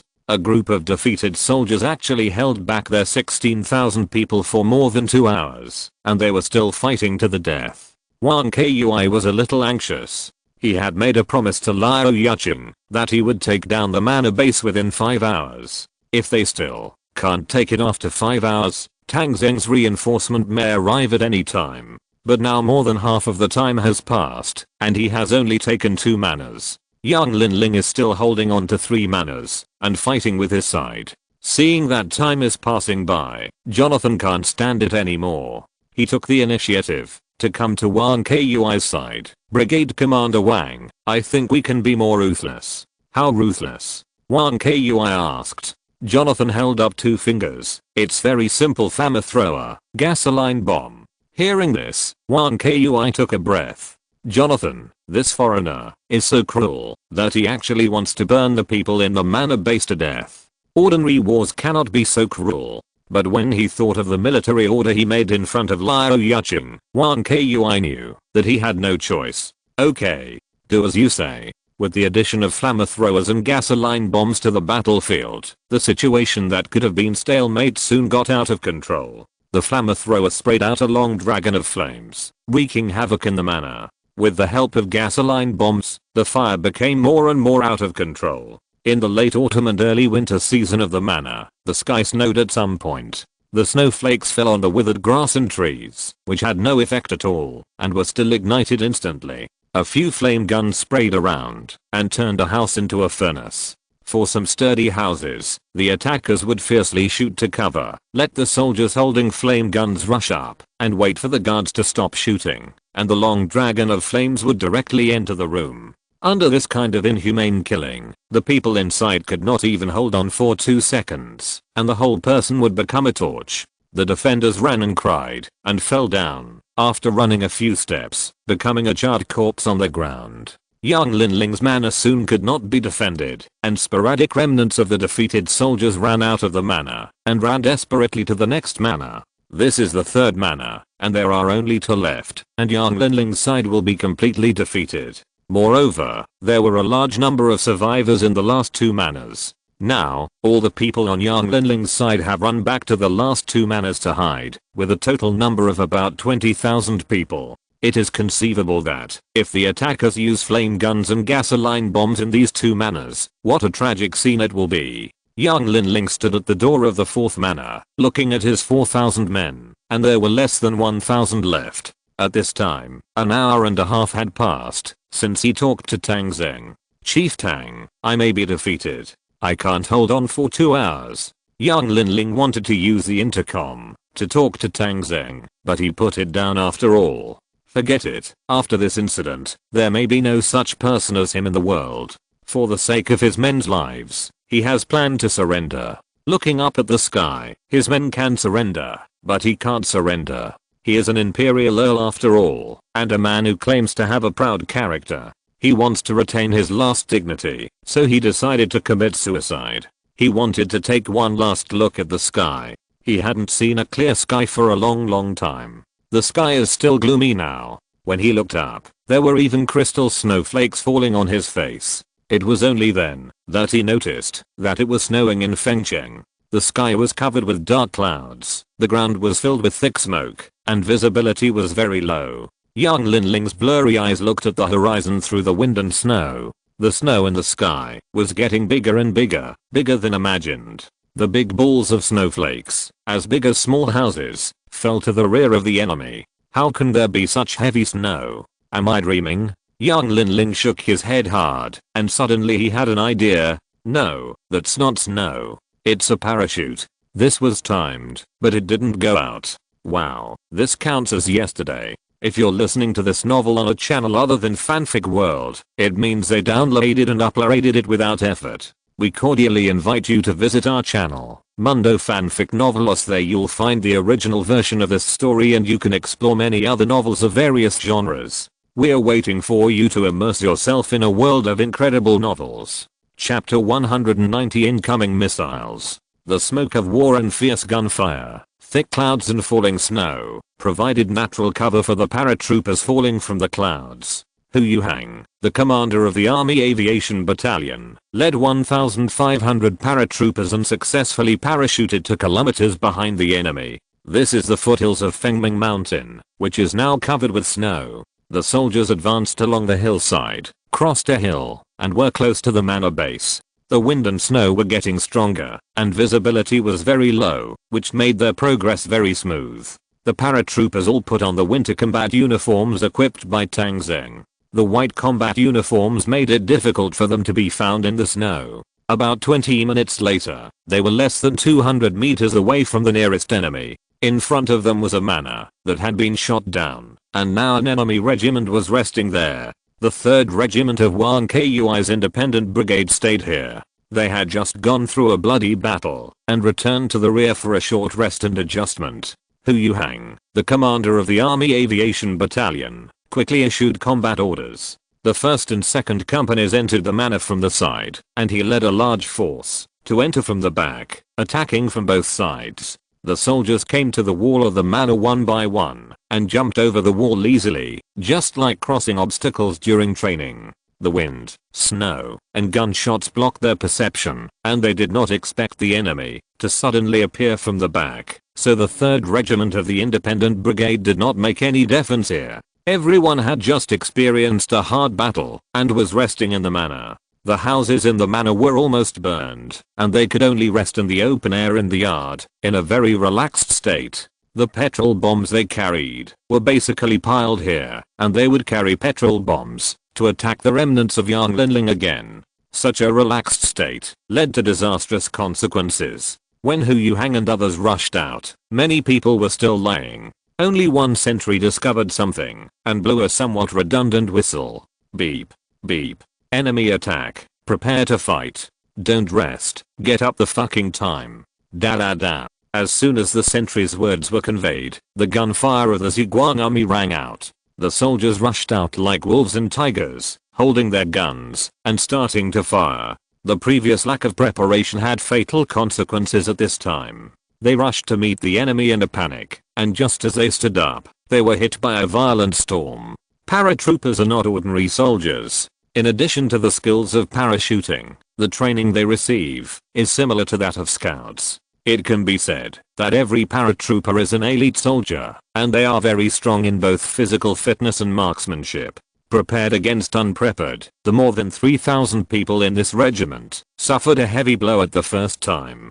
Countless soldiers were shot into sieves as soon as they stood up, their bodies trembling, and they fell to the ground with blood gushing out of their bodies. Some people were shot to death before they could shoot with their guns, and the triggers they pulled at the moment of death could only shoot bullets into the sky. Get up, get shot, scream, fall down, die. This scene seems to be played in an infinite loop, constantly happening on the battlefield. The blood dyed the white snow red, and the two beautiful colors mixed together to become an ugly brown. Hu Yuhang held the gun, and he was already a 4-star upgrade. He was a complete sharpshooter. The light machine gun in his hand had an accuracy comparable to that of a sniper rifle, and it also had a powerful and fast output capability. The enemies were shot and fell one by one where the muzzle pointed. Every time an enemy was killed, the paratroopers could gain experience for killing a mutant zombie. In this case, countless paratroopers were upgraded on the spot. After the upgrade, everyone's magazine would be filled, and even the time for changing bullets would be saved. This also ensured the continued powerful output firepower of the paratroopers. This temporary encounter did not give the 3rd Regiment any chance to fight back from beginning to end. Even if someone was quick, as soon as he raised his gun to fight back, he would be hit from all sides. Later, some clever enemies, seeing that they could not raise their heads due to the firepower of the Zhuang army, simply threw their guns to the ground and pretended to be dead.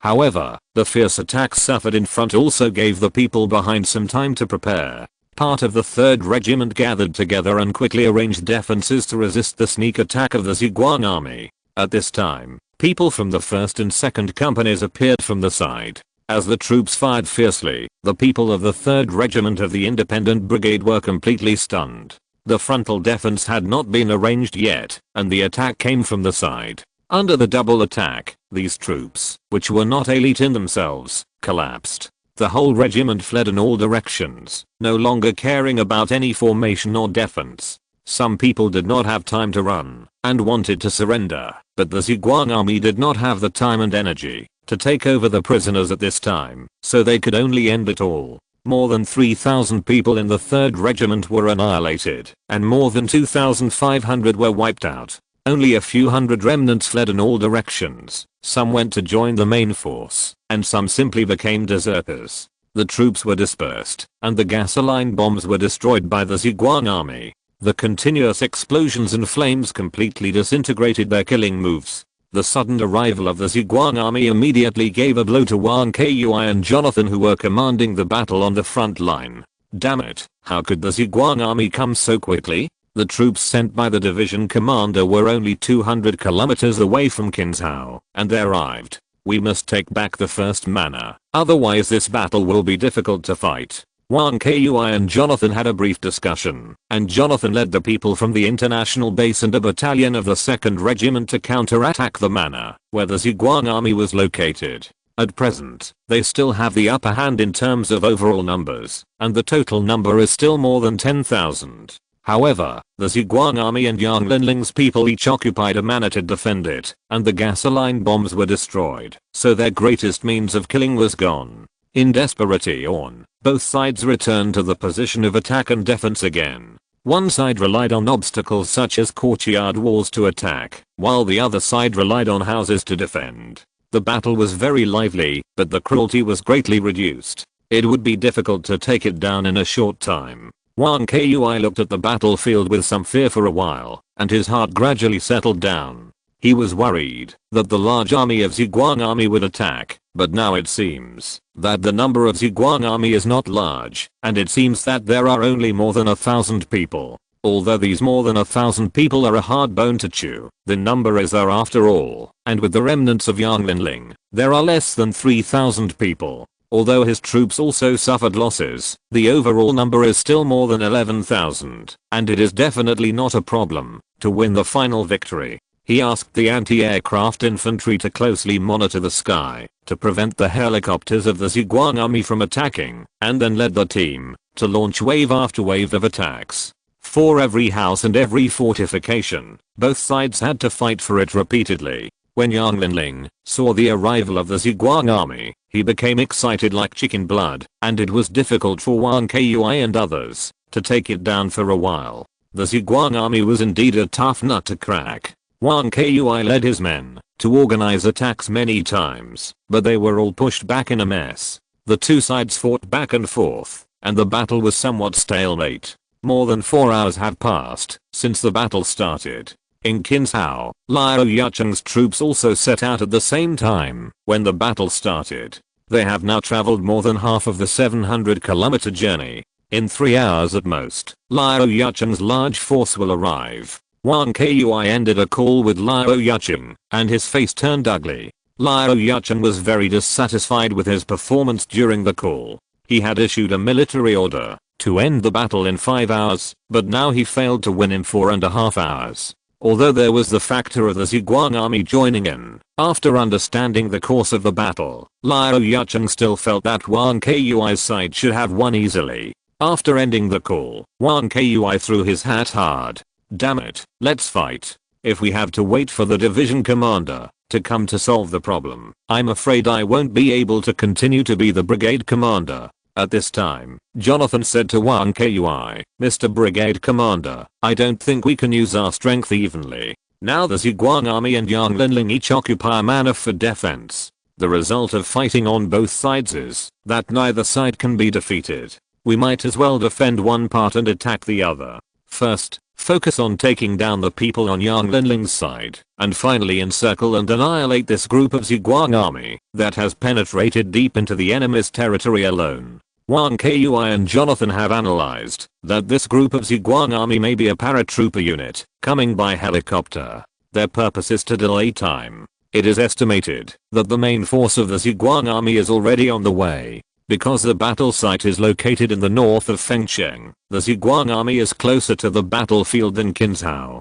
However, Liu Yucheng must have set off earlier than Tang Zheng, so the time for both sides to arrive at the battlefield should be about the same. At that time, whichever side can win here will have the advantage, and this advantage is almost decisive. So they didn't have much time left. Wang Kui estimated that the Zhuang army would be able to reach the battlefield in 2.5 to 3 hours. After listening to Jonathan's suggestion, Wang Kui agreed. He asked a battalion of the 2nd Regiment and the remnants of the 3rd Regiment to set up a defense line to resist the Zhuang army. He himself led the 1st Regiment, 2 battalions of the 2nd Regiment, and Jonathan's 3,000 people to attack the manor where Yang Linling was. The troops behind quickly gathered, especially Jonathan's troops, which had not yet been pushed to the front line, and this time they had to go into battle. The 3,000 troops gathered together, a large black mass.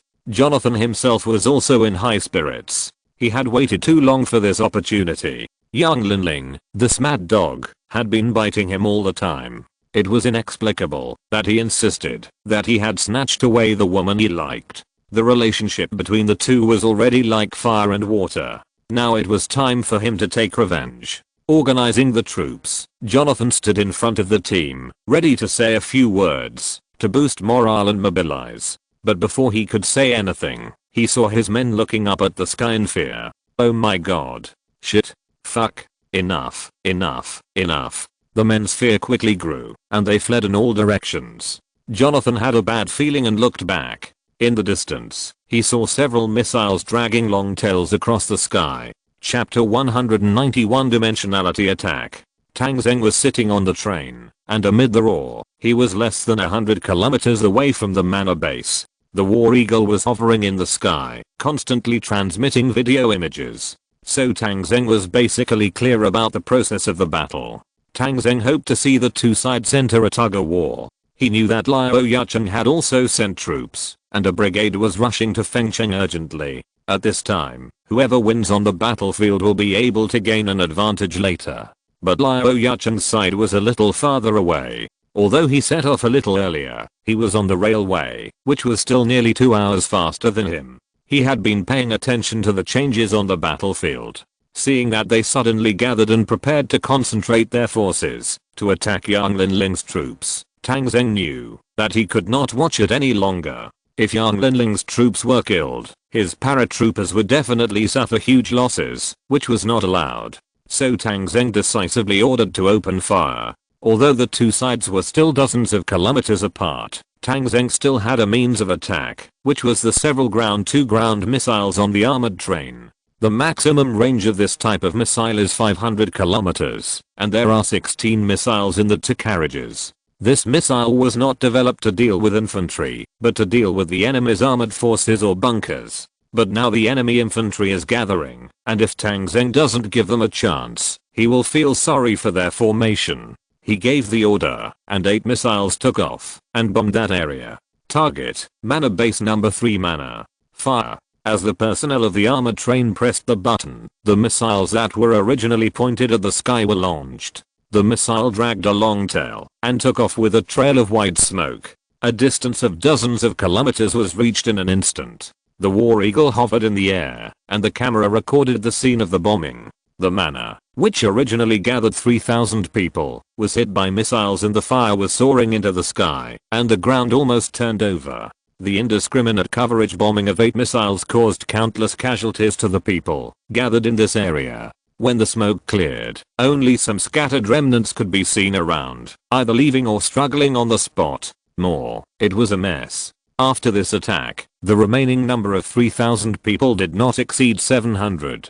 Seeing this, Tang Zheng was sure that the other side would not be able to organize a decent attack in a short time. The paratroopers and Yang Linling would definitely be able to hold out until he arrived. The train continued to rumble forward and soon arrived at the nearest point to the north of the Manor Base. The 3 trains stopped one after another, and the people got off quickly. On the train side, armored vehicles were driven down from the top, and the infantry began to line up to board the train. This time, there were a total of 2,800 soldiers following Tang Zheng, 2,500 people from the direct battalion and 300 people from the guard company. About 20 minutes later, all the people from the direct battalion boarded the armored vehicles and jeeps. On Tang Zheng's armored train, 5 scimitar light tanks also joined the battle group. No extra nonsense. Directly support the Manor Base. The vehicles roared, forming a stream of vehicles, and quickly rushed towards the Manor Base about 20 kilometers away. The battle at the Manor Base entered a stagnant state. Wang Kui was bombarded by the missiles that fell from the sky, and the whole person was stunned. Although he still had about 8,000 people on his side, he now felt like a guerrilla fighting against a regular army armed to the teeth. No, he was even worse than a guerrilla. After all, the guerrillas fought behind enemy lines, and they would move from place to place after firing a shot. He was a guerrilla facing off against the regular army. It would be great if everyone could just shoot with guns, but you actually used missiles. Isn't this playing dirty? At this moment, he didn't know how to proceed. Before, Jonathan had discussed it with him, but now Jonathan had gone to see God in the bombing just now, and he didn't know who to talk to, so he could only ask Liao Yacheng again, asking what he should do. After a while, Liao Yacheng gave him an answer. Keep fighting. At this point, both sides were on the verge of firing. Although the morale of the front line was greatly damaged, Liao Yacheng also believed that there were not many missiles, even on Liu Yibing's side, and Tang Zheng's Zhuguang army would definitely not have many. He had already reached this point, and he could not stop because of a little loss. After receiving Liao Yacheng's order, Wang Kui could only grit his teeth and prepare to launch another offensive. Brigade Commander Wang, it's not good. The Zhuguang army is coming from the northwest. Wang Kui was so scared by the urgent report from his messenger that he trembled all over and immediately came to the roof of his manor and looked northwest. In the northwest, a large number of tanks were roaring in the wind and snow. Not good. Everyone prepare. The enemy is coming from the northwest. Wang Kui didn't care about attacking the remnants of Yanglinling. The whole army began to quickly organize a defense line to prevent the Zhuang army from the northwest. From strategic offense, it turned to strategic defense. In just a few minutes, the two sides came into close combat. The machine guns on the opposite armored vehicles and the Gatling machine guns on the jeeps opened fire at a distance of 500 meters. As soon as the two sides exchanged fire, the difference in firepower was immediately reflected. The enemy's bullets were like a storm, pouring down on the position of the independent brigade, as if they were free. The soldiers here would be killed almost as soon as they showed their heads, and there was no chance to fight back. Even if there was an occasional chance to fight back, rifle bullets were not even enough to tickle the armored vehicles over there. This was an unequal battle, and the firepower of both sides was not at the same level at all. At the beginning, Wang Kui's people could still rely on the courtyard wall of the manor to fight, but soon, tanks appeared on the side of the Zhuang army. Even if the scimitar was a light tank, it was still a tank. With the bombardment and ramming, it actually directly knocked down the courtyard wall and rushed into the manor. The main gun and coaxial machine gun on the tank fired wildly at this moment, sweeping the defending soldiers. Wang Kui's side had no heavy firepower that could compete with the tanks, and there were some signs that they could not hold on. They could only rely on the buildings in the manor to fight tenaciously. As the tanks broke open the gap, a large number of armored vehicles poured in. The infantry of the direct battalion had already got off the car and followed the armored vehicles to charge in. The coordinated battle scene of infantry and tanks appeared in the manor. Wang Kui had originally arranged anti-aircraft infantry in the back to prevent the enemy's helicopter attack. The situation was urgent. He wanted to ask the anti-aircraft infantry to come over and attack the tanks of the Zhuang army with individual anti-aircraft missiles. However, after the enemy's infantry rushed in, the battlefield became a little fragmented. There were offensive and defensive battles everywhere, and it was not easy for the anti-aircraft infantry to come over. Wang Kui could only let the anti-aircraft infantry gather in the rear and look for opportunities. This gathering was bad again.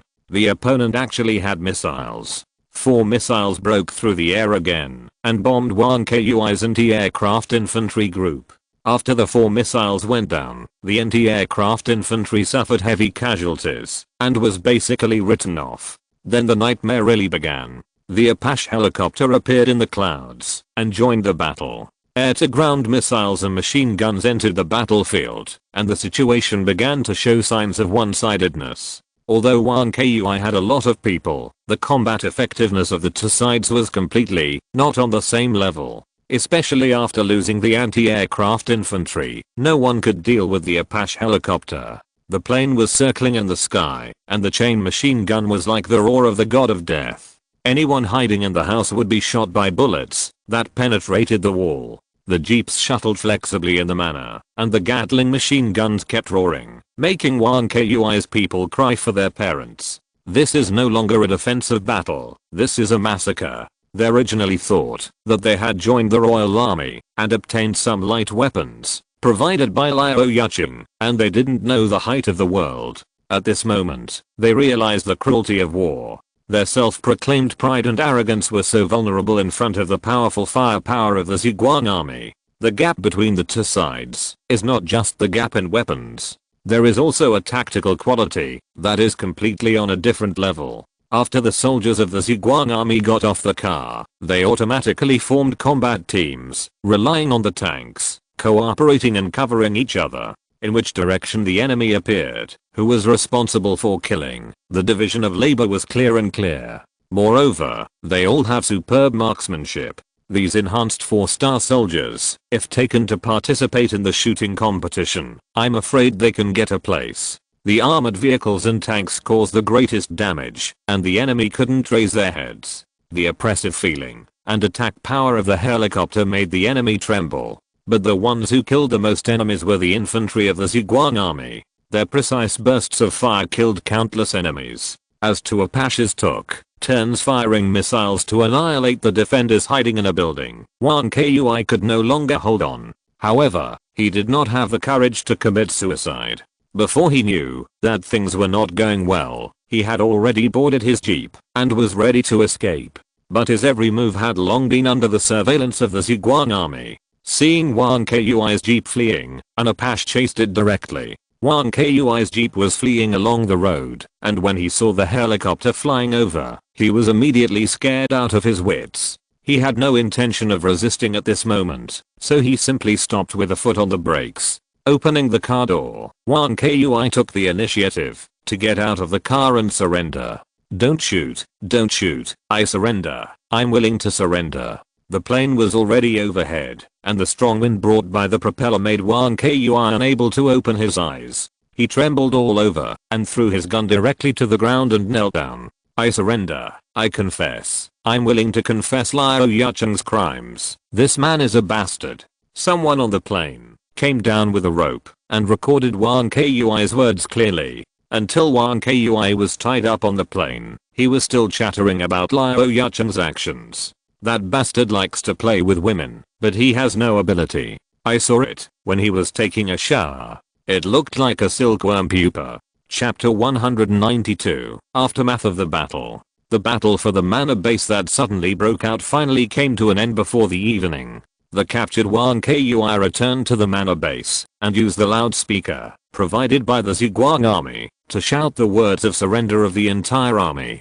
Those remnants who could not hold on heard the words of surrender from their superiors, all laid down their weapons and walked out of the bunkers. Wang Kui's brigade had 13,000 people, plus Jonathan's 3,000 troops, a total of 16,000 people, and only more than 2,000 people surrendered. There were also more than 2,000 wounded, and the rest were all buried here in the manor base. Young Linling also lost more than 2,000 people. Basically all of them were lost in the early stage of the battle. When the Zhuang army fully entered the battlefield, he was just a soy sauce, and he didn't even have a chance to get started. In this battle, the Zhuang army annihilated 11,000 enemies, and its own losses were only over 100.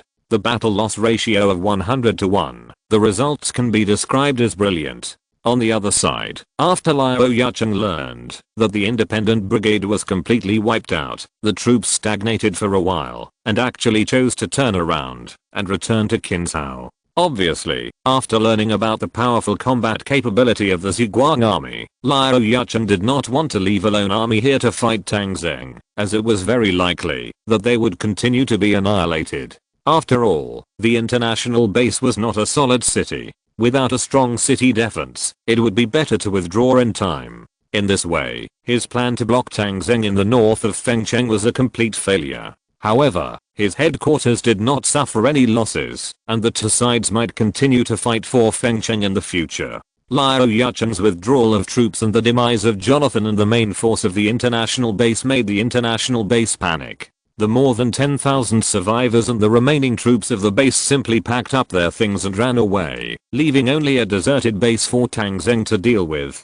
Tang Zheng felt a little regretful when he learned that Liu Yucheng had withdrawn his troops. You know, if Liu Yucheng's troops came to the north, they would have to pass through a railway line halfway. This also made Tang Zheng's plan to use armored trains to give them another hard blow fail. If the other side doesn't come, Tang Zheng can only give up temporarily. It seems that the real battle of the armored train still needs to wait for a suitable time. Under the protection of the guard company, Tang Zheng came to the manor base. The cleaning work of the battlefield has been completed, and all the bodies have been buried. Only the broken houses and brown snow tell how fierce the previous battle was. Young Linling met Tang Zheng here. When he first met Tang Zheng, he still looked at him with an equal mentality, and even had some superiority. But now it is completely different.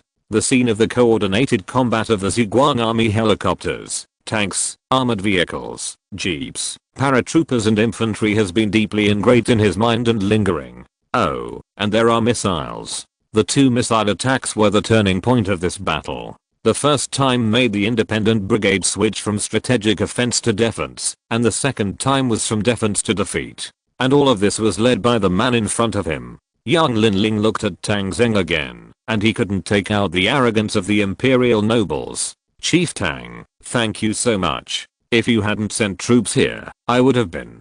He even choked up as he spoke. Tang Zheng shook hands with Yang Linling. Don't worry, Mr. Earl. Liao Yucheng is cruel and ruthless. The manor base has always been on good terms with our Ziguang city. How can I sit back and watch him do evil? Yang Linling nodded repeatedly. That's right. And that old guy Jonathan is also an accomplice to the tiger. Tang Zheng said. Jonathan has died in the war. Mr. Earl can rest assured. Hearing this, Yang Linling also sighed, and his expression was obviously relieved. Chief Tang, I have already thought about it. From now on, the manor base will be the territory of Ziguang City. Like the 12 alliance bases, it will use Light Yuan and be directly under the jurisdiction of Ziguang City. Chief Tang, please send officials here in the future. I will hand over the power. Tang Zheng was stunned, but you are still the Earl of the Empire after all. Yang Linling snorted coldly. What's the matter with being an earl? When Liao Yucheng attacked the manor base, he never considered my identity as an earl. In this case, I don't have to care about this identity. It doesn't matter if I don't want it. Tang Zheng didn't say anything else. Since Yang Linling was willing to hand over power, it would be the best. The edge of his base has advanced more than 600 kilometers south from Ziguang City, which can be said to be a great progress. When he continues to take over some bases, the area of this territory will increase significantly. After talking with Yang Linling for a while, Tang Zheng asked him to stay here, and he took the troops to the international base. The troops detoured more than 100 kilometers and arrived at the international base. It was deserted. Most of the valuable things were taken away, and some of the supplies that were not carried with them in a hurry were abandoned here in a mess. Tang Zheng asked the troops to take away some of the useful things, and then he built a wall directly on the road here. After several walls were built, the road was completely blocked. In this way, even if this road is abandoned, people from Fengcheng who want to go north in the future will have to take the road of the manor base. Tang Zheng actually wanted to continue to go south and fight all the way to Liao Yucheng's base. But the opponent's strength is not bad. With 50,000 people guarding a base, it is not very rational to fight a long distance by himself, so he can only put this idea aside for the time being. At this point, Tang Zheng has achieved his goal. He took the manor base and blocked the international base. In the future, he can go south to Qinzhou, Fengcheng, whenever he wants. The sudden outbreak of the Fengcheng battle ended, but the aftermath of this incident has not ended. That night, Ziguang TV reported on this incident. This is a special program, starting from Liao Yucheng's attack on the manor base, to Ziguang Army's participation in the battle, and then the two sides repeatedly saw each other, until Ziguang Army's missile airstrike, the arrival of the large force to finalize the deal, and finally Wang Kui was captured, all with video. The process of the battle was shocking, and the two sides saw each other at the beginning, which made people see the cruelty of war. Wang Kui's use of gasoline bombs made people curse these unscrupulous executioners. And the ability shown by Ziguang Army afterwards was even more shocking. The sudden arrival of paratroopers, missiles, and armored forces behind each event represented the strength of Ziguang Army in this regard. Then came the defeat of the Independent Brigade and Wang Kui's capture. Even the scene where Wang Kui was taken on the plane and said that Liao Yucheng was incompetent was played out without any editing.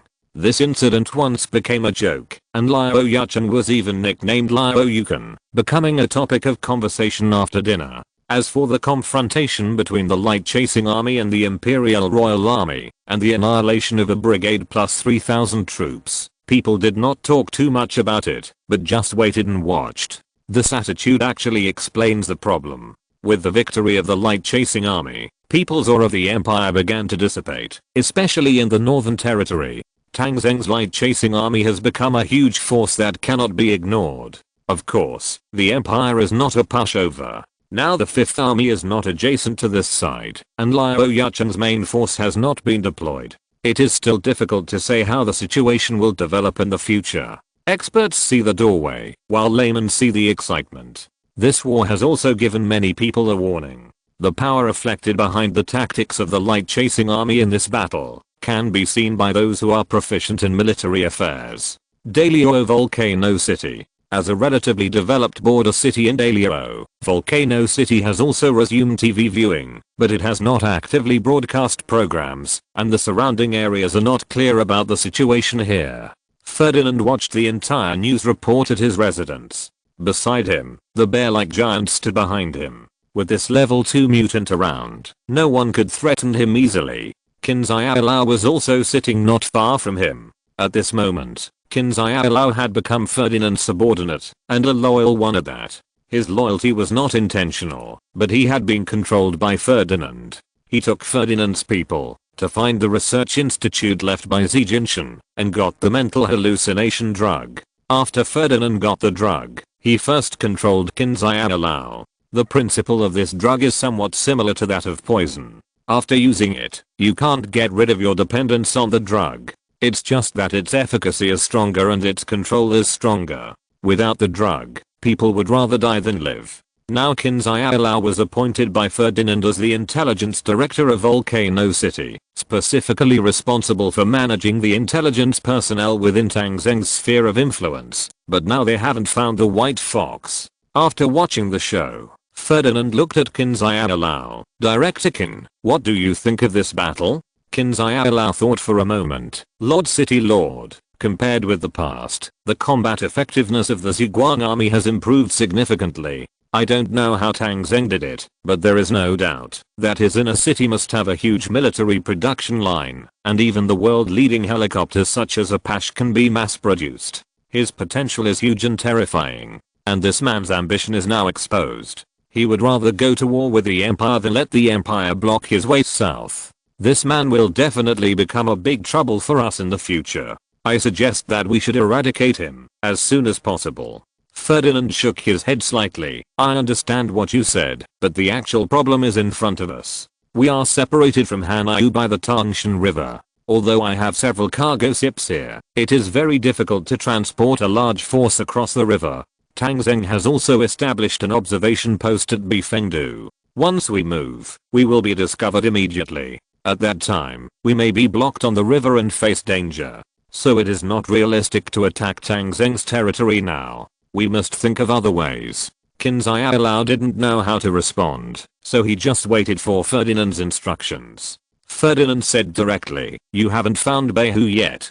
Kinzai was stunned for a moment. Lord City Lord, I have been looking for him very actively, but recently the spies of the Military Intelligence Bureau of Ziguang City have been very active, and our action is very risky, but it should be soon. The medicine in Behu's hand should be almost used up, and he may take the initiative to contact the secret sentry I planted in Ziguang City in the near future. Well, there are risks in everything, let alone in Tang Zheng's lair, but we must contact Behu as soon as possible. We have to find an opportunity to take action against Tang Zheng, which requires his cooperation. You must hurry up. I understand, Lord City Lord. Don't worry, there should be news in the next few days. Chapter 193 Espionage. Ziguang City. The victory over the Empire made many people in Ziguang City excited. Those who were able to stay in Ziguang City all had deep feelings and ties to this place. They were already one with Ziguang City, otherwise they would have chosen to leave long ago. No matter what will happen between Ziguang City and the Empire in the future, at least they are safe now. The victory of the war has removed the stones in the hearts of many people, and their passionate emotions need to be released. For a time, the entertainment venues in Ziguang City were crowded. Everyone called their friends and went to bars, nightclubs, and those romantic places to party all night. The banks of Fengming River are already the most lively street in Ziguang City. On both sides of the river, there are nightclubs and restaurants, and even 2 rows of boats are parked on the river. Although it is already the end of November, Ziguang City is not very cold. The surrounding of Guian Mountain has formed a microclimate, and the surrounding of the city wall blocks the cold wind, which makes the temperature in the city nearly 10 degrees higher than outside the city. On those boats, many beautiful girls rolled up their window screens, casting their silhouettes on the window frames. They were lightly dressed, with their arms and legs exposed, and some were holding a pipa, while others were playing a zither. The notes flowed, the fragrance filled the air, attracting the eyes of passing men. In front of the boats, the fork holders were still shouting hard. Brother, do you want to listen to music? I came from Jiangnan. I used to be from a song and dance troupe. The ticket is only 10 light yuan. 50 yuan can go to the second floor to listen. Brother, you are adventurers, right? Look at you. You are so tired after running around for a long time. Come to our night blooming jasmine. There are girls from Mobi here. The desert style is as exciting as chili peppers. I guarantee you haven't tried it. 100 light yuan. You will be a VIP here. This big brother, don't go shopping alone. The prices here are too expensive. I will take you to a good place. It's in the alley over there. There are 20 or 30. There are many such places in Fengming River and the banks of the two sides. There are people from the Public Security Bureau on duty in the distance, but they don't pay attention to this situation. Not to mention the end of the world. Even before the end of the world, this kind of thing is tacitly allowed in the empire, and no one cares at all. Tang Zheng doesn't intend to be different in this regard. Except for poisonous substances, he will never allow them to spread in Ziguang City. Other things are fine. This is also the most prosperous street in Ziguang City, with luxury cars parked in rows on the roadside. Successful people with well-dressed clothes or sturdy adventurers frequently come and go here, eat and drink. After drinking, they either go to karaoke and dance, or go to the next place to drink.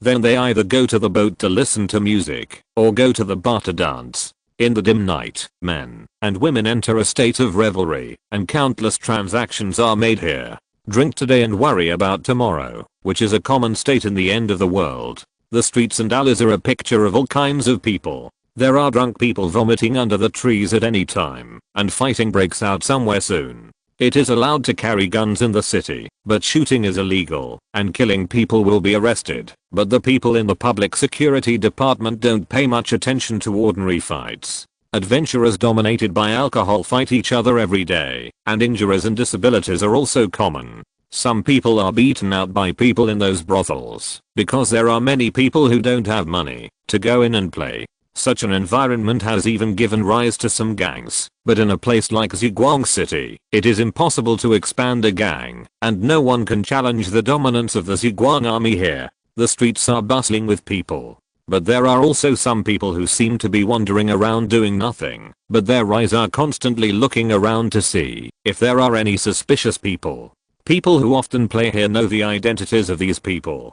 They are probably spies of the Military Intelligence Bureau, monitoring the situation in the city and finding out some secret information. Many things in the city are under the control of the Military Intelligence Bureau. Almost every day someone is arrested by the Military Intelligence Bureau, and it is difficult to get out after entering. Ji Yunshan is also a Demon King level figure that makes people change color. On the street, a jeep drove in. The jeep looked very embarrassed, with dust and blood all over the body, and the windshield was cracked, but no one thought there was anything wrong. This is a very common thing in the end times. The car stopped in front of a nightclub called Half Door. The waiter at the Half Door came over immediately. Captain Liu, you haven't been here for several days. You look so radiant. Have you made a fortune recently? This kind of captain title is a general term for adventurer captains.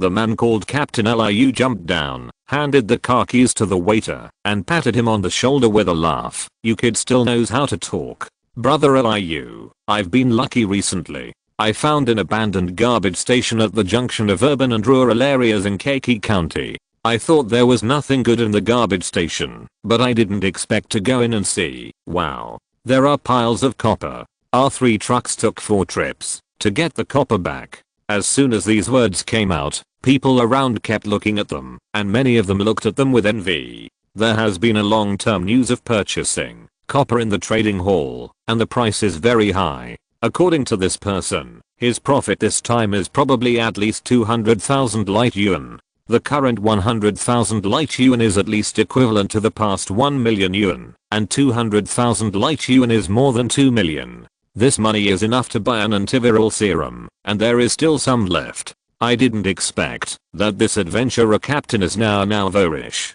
As he said that, Captain Liu slapped a 30 light yuan bill into the waiter's hand and said, "Go, take my car over and wash it. I need to have a good rest and have fun in the city during this period. The car can't be too dirty." "Okay, brother Liu, just wait and see." The waiter took the bill excitedly. This 30 light yuan was more than his daily salary. He was responsible for parking the car and washing the car. Captain Liu led a few men into the half-door nightclub. After entering, another waiter came to greet them.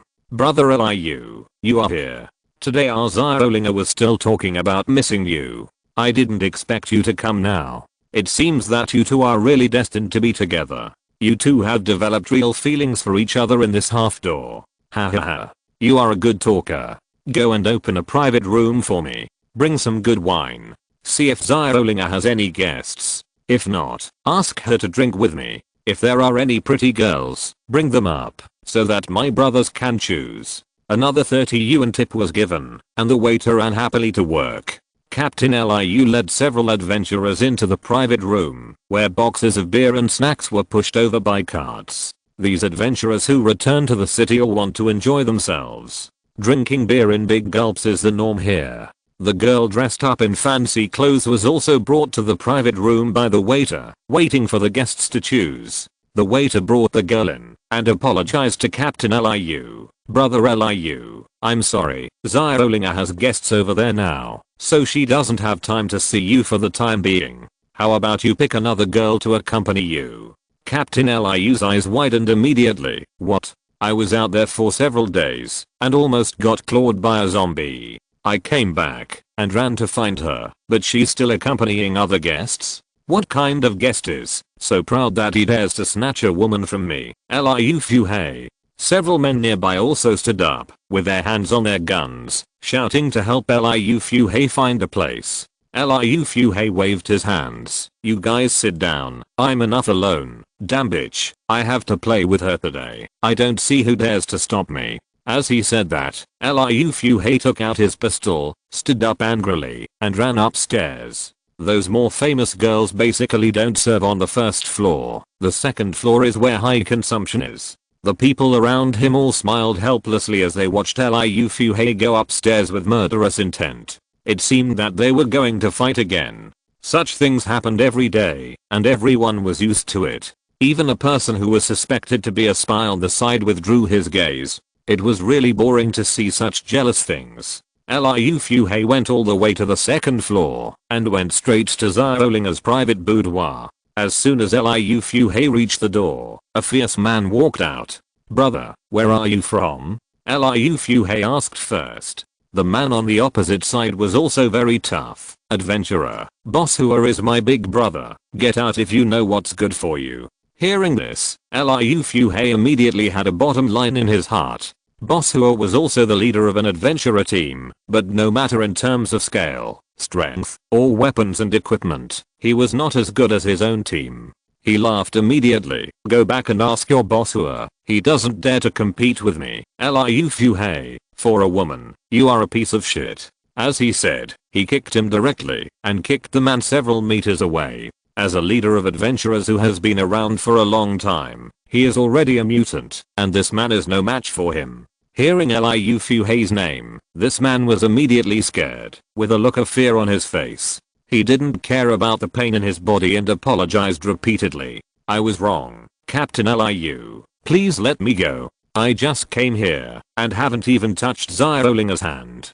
Damn it, I got rich today. I won't bother with you. Get out. Liu Fuhei kicked the man's butt twice more, kicking him to crawl and keep apologizing and running away. After the man ran away, Liu Fuhei laughed contentedly and looked around at some people who opened the door to watch the excitement with a fierce look. The people around him didn't dare to look at him and closed the door one after another. No one was observing him, so Liu Fuhei came to knock on Xiaolinger's door. Someone inside asked, who? I'm Leo Liu, a person who got lost in the end of the world. After a while, someone inside spoke softly. Mr. Liu, the cherry blossoms in your hometown are blooming. Liu Fuhei replied in a deep voice. Whenever I see the cherry blossoms in my hometown, I will think of my mother saying. The password is correct. With a click, the door was opened. Liu Fuhei looked around and saw that there was no one around, so he immediately stepped into the room. Chapter 194 The plan to assassinate Tang Zheng. Third update. Additional update with monthly tickets. Liu Fuhei entered Xiaolinger's room, which was decorated in an ancient style. There were light curtains, an 8 immortal table, a desk, a vase, pens, inkstones, and so on. There were also wine and food on the 8 immortal table, and a young woman in ancient costume sat at the table. This was the top star of Banshanman, Xiaolinger. It can be seen that the woman is very good at welcoming and seeing off people. If she can stand in such a place, she must not know these things. But after Liu Fuhei came in, the woman did not show the kind of seductive behavior. She had a calm face, motioned to another maid-like woman beside her to close the door, and then said, "Are you from Beihu?" Liu Fuhei nodded and sat at the table. "Yes and no, I work for Beihu, but I don't know who Beihu is. To be precise, I'm just a person responsible for passing messages and carrying things." Then Liu Fuhei asked again, "Have you brought the things?" Xiaolinger took out a small box with a row of small glass bottles in it, and the bottles contained cyan liquid. The box was handed to Liu Fuhei, who carefully checked it, and even opened the glass bottle to smell it. After confirming that there was nothing wrong with the item, he accepted it. After accepting it, Liu Fuhei breathed a sigh of relief. The goods have finally arrived. If they don't arrive, there may be problems. Beihu is urging us very urgently. Xiaolinger smiled. "I've given you the goods, but we still have to do things. We need your cooperation." "What do you want us to cooperate with?" Liu Fuhei asked. Xiaolinger said lightly, "Assassinate Tang Zheng." As soon as these words came out, Liu Fuhei trembled all over, as if he couldn't believe his ears. "Do you know what you are talking about?" he asked. Xiaolinger still said calmly, "It means exactly what it says. You didn't hear it wrong." Liu Fuhei waved his hands excitedly. "I can convey other things for you, but this matter will definitely not succeed. The request you made is simply harder than climbing to the sky. Do you know how strong Tang Zheng's security force is?" Xiaolinger still said calmly, "Then tell me how difficult it is." Liu Fuhei sat down patiently and said to Xiaolinger, "Let me tell you this. First of all, Tang Zheng stays in his inner city most of the time and rarely walks out of there to the outer city. You should know the inner city. Except for people in their Ziguang army, outsiders are prohibited from entering. You have also been in Ziguang city for a long time, right? Have you heard of anyone entering the inner city?" Xiaolinger shook her head slightly. "Indeed, no one has been in. Only once when the zombies besieged the city, people from the outer city went in collectively, but that was just a buffer zone, not the real inner city. What is there in the inner city? No one knows. It's good that you know. Tang Zheng usually leaves the inner city by helicopter. You know this, right? Clear. Then you should know that the helicopters Tang Zheng took were all relatively advanced models. Not to mention ordinary pistols and rifles. Even heavy machine guns could not penetrate the armor of the aircraft. Heavy machine guns are prohibited from entering Ziguang City, so no one here possesses heavy weapons and cannot threaten the aircraft at all." Xiaolinger thought for a while. "Is there no other way? Doesn't he have any flaws? I know that his family lives in the outer city area, and Tang Zheng sometimes goes there." "You are right, but Tang Zheng never goes alone. Every time he goes to the outer city area, there will be a large number of troops following him. You should also know that Tang Zheng has expanded his army. He has a company of guards with him at all times, and now he has formed a direct battalion. And his family's residence in the outer city area is also guarded by guards 24 hours a day. It is close to the city wall, and the city guards will also take into account the safety there. If you attack his family's residence, it is almost like seeking death." Liu Fuhei said earnestly, "Tang Zheng is indeed our enemy, but we must also do things within our capabilities and not fight against obstacles. The current situation of the organization is not ideal. The Ziguang Military Intelligence Bureau is always tracking us. Being able to survive safely is what we have to do." Xiaolinger snorted, "But if even the people behind us are killed by Tang Zheng, what's the point of our survival? Tang Zheng must be eliminated, otherwise today's deal will be terminated." Liu Fuhei was a little anxious. "Then you have to come up with a suitable way. Beihu will not agree to let us die like this." Xiaolinger tapped the table lightly with her fingers, thought for a while and said, "Now there is news that Tang Zheng is going to hold a cultural performance in January. Do you know about this?" "I heard about it. It's in the Zhuguang Grand Theater. It has been built, and the interior is almost arranged. Moreover, many people plan to participate in this performance. Many people in Zhuguang City have begun to rehearse programs every day. I even heard that there are performance groups from other places coming to participate in this event. This is true. Xiaolinger said again. Then tell me, with so many people coming, will Tang Zheng go to the scene to watch the performance in person? Liu Fuhei was stunned for a moment. He should. But you don't want to take action at the venue, do you? Xiaolinger asked back. Isn't it possible? It's not impossible, but like I just told you, even if Tang Zheng comes, the security force will be particularly strong. His guard company, direct battalion, and even special service, as well as people from the Public Security Bureau will come here to be responsible for the guard. It is estimated that hot weapons will be prohibited from entering. It is difficult for me to imagine who can assassinate him successfully under such circumstances. Xiaolinger smiled. What about mutants? Liu Fuhei shook his head immediately after hearing this. Don't be too superstitious about the power of mutants. I'm a mutant myself. Mutants do exceed the limits of ordinary people. Now every mutant who participates in sports before the end of the world is a world champion. But after all, he is still a human being and cannot be invulnerable. A few soldiers with live ammunition are enough to kill a mutant.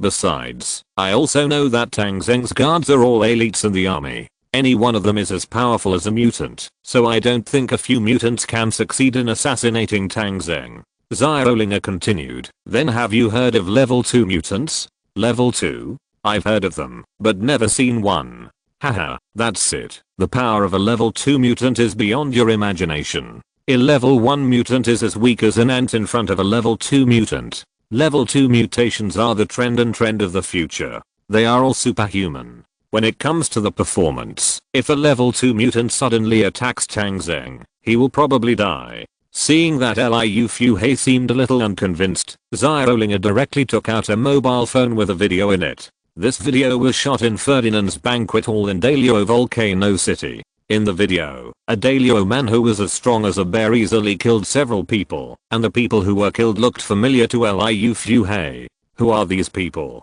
Yes, they are the members of the former Alliance Parliament, and each of them is a mutant. Liu Fuhei looked at the screen in shock. The man who was invulnerable to swords and guns, and could not be hit by bullets killed several members of Parliament like killing chickens, which completely overturned his cognition. This is too powerful. Yes, after the second level mutants mutate, the direction of evolution will also begin to diversify. Some people are strength type, some are speed type, some people's skin will harden, and some people will even evolve some abilities similar to special abilities, and their overall quality will be greatly improved. For example, the man in the picture is a mutant with hardened skin. Not to mention a pistol, even a rifle can't penetrate his body, but his strength has also been greatly improved. Although he is not as strong as a power mutant, it is enough to crush a level 1 mutant. Tell me, if such a person suddenly goes to assassinate Tang Zheng, is there a possibility of success? Liu Fuhei listened to Xiaolinger and digested the news for a long time. If it is really as you said, there is a possibility of success, but it is only a possibility. The actual chance of success is not great. After all, he is only one person, and Tang Zheng's guards are too strong. Who said it was one person? You may not know that there are more than one level 2 mutants in and around the Northern Territory. Some of these people are wandering around, while others are working for some big forces. As long as we can find these people and promise them a lot of money, they should be willing to take action. Liu Fuhei was stunned for a moment. You said they are wandering around, or working for big forces, so how can we find them? Xiaolinger smiled sweetly. So I asked you to find Behu. As long as Behu is willing to work hard, this matter has the possibility of success. You can go back and tell him now that if you want to continue to get the potion, then this matter must be done well. Liu Fuhei's face also darkened. This is a threat. Yes, but it's not just a threat. This is also the meaning of our existence. If we can't kill Tang Zheng, then our existence will lose its meaning. So this must be done. And I can also promise you one thing, that is, after the assassination of Tang Zheng is successful, we will give Behu the final antidote to let him completely get rid of the control of the drug. What do you think of this condition? After speaking, Xiaoling poured Liu Fuhei a glass of wine. Then she poured herself another glass and clinked it with Liu Fuhei. Come on, let us wish us success in advance, but if Beihu can't do this, I believe this will be the last time we meet. Xiaoling picked up the wine glass and drank it all. Liu Fuhei drank the wine without any taste. When he left Banshanman, he was still a little dazed. When the cold air outside blew, he came to his senses. What a great and arduous task this is. The thought of assassinating Tang Zheng in Ziguang City, which seems to be prosperous, but is actually heavily guarded, makes him feel like he is going crazy. But he also realized that if this succeeds, the Northern Territory will probably be turned upside down. And there are many people around who should also be willing to see this happen. If Beihu really takes action personally to carry out this matter, maybe it will really succeed. Tightening his clothes, Liu Fuhei didn't even care about his companions, who were still playing on the first floor, and hurried back to report. Chapter 195 Tang Zheng, Evolution. After defeating Liu Yucheng's troops, Tang Zheng led his team back to Ziguang City. The manor base is now also within the management scope of Ziguang City. Before returning, Tang Zheng dispatched political officials here and added a company of city guards. Although there is only one company of garrison troops, Tang Zheng is not worried at all because Tang Zheng left 100 war eagles around this area to monitor the movements of Qin Cao. In addition, Tang Zheng built another radar station on Fengming Mountain. On Tang Zheng's system map, the radar station is like a lighting lamp that can illuminate a circular area with a diameter of 300 kilometers. With the dual surveillance of radar and war eagles, once Liu Yucheng sends someone, Tang Zheng will get the news in the first time and respond. After doing all this, Tang Zheng returned to Ziguang City and dispatched a large force to set off again to Shuanglin County. Tang Zheng still has little money in his hands. He needs a certain amount of war preparedness funds. If Shuanglin County is taken, he will have money and soldiers, and his war potential is huge. The 4 field battalions of the Ziguang army, as well as 2 armored battalions, an artillery battalion, and the aviation battalion set out together, striving to capture Shuanglin before mid-December. As the troops set out, the surrounding situation gradually stabilized. Liu Yiban was busy attacking Hezhou and had no time to take care of other things for a while. Liu Yucheng was defending Qin Cao to the death, and he dared not act rashly in the short term. Daliao was blocked by the Tangshan River, and it was not realistic to cross the river silently. Tang Zheng also set up an observation post by the river to monitor the movements of Daliao. The 3 forces were quiet, and Tang Zheng's life became leisurely again. People who came from the system were very capable and would not have any idea of being lazy and slippery. They managed all aspects of Ziguang City in an orderly manner.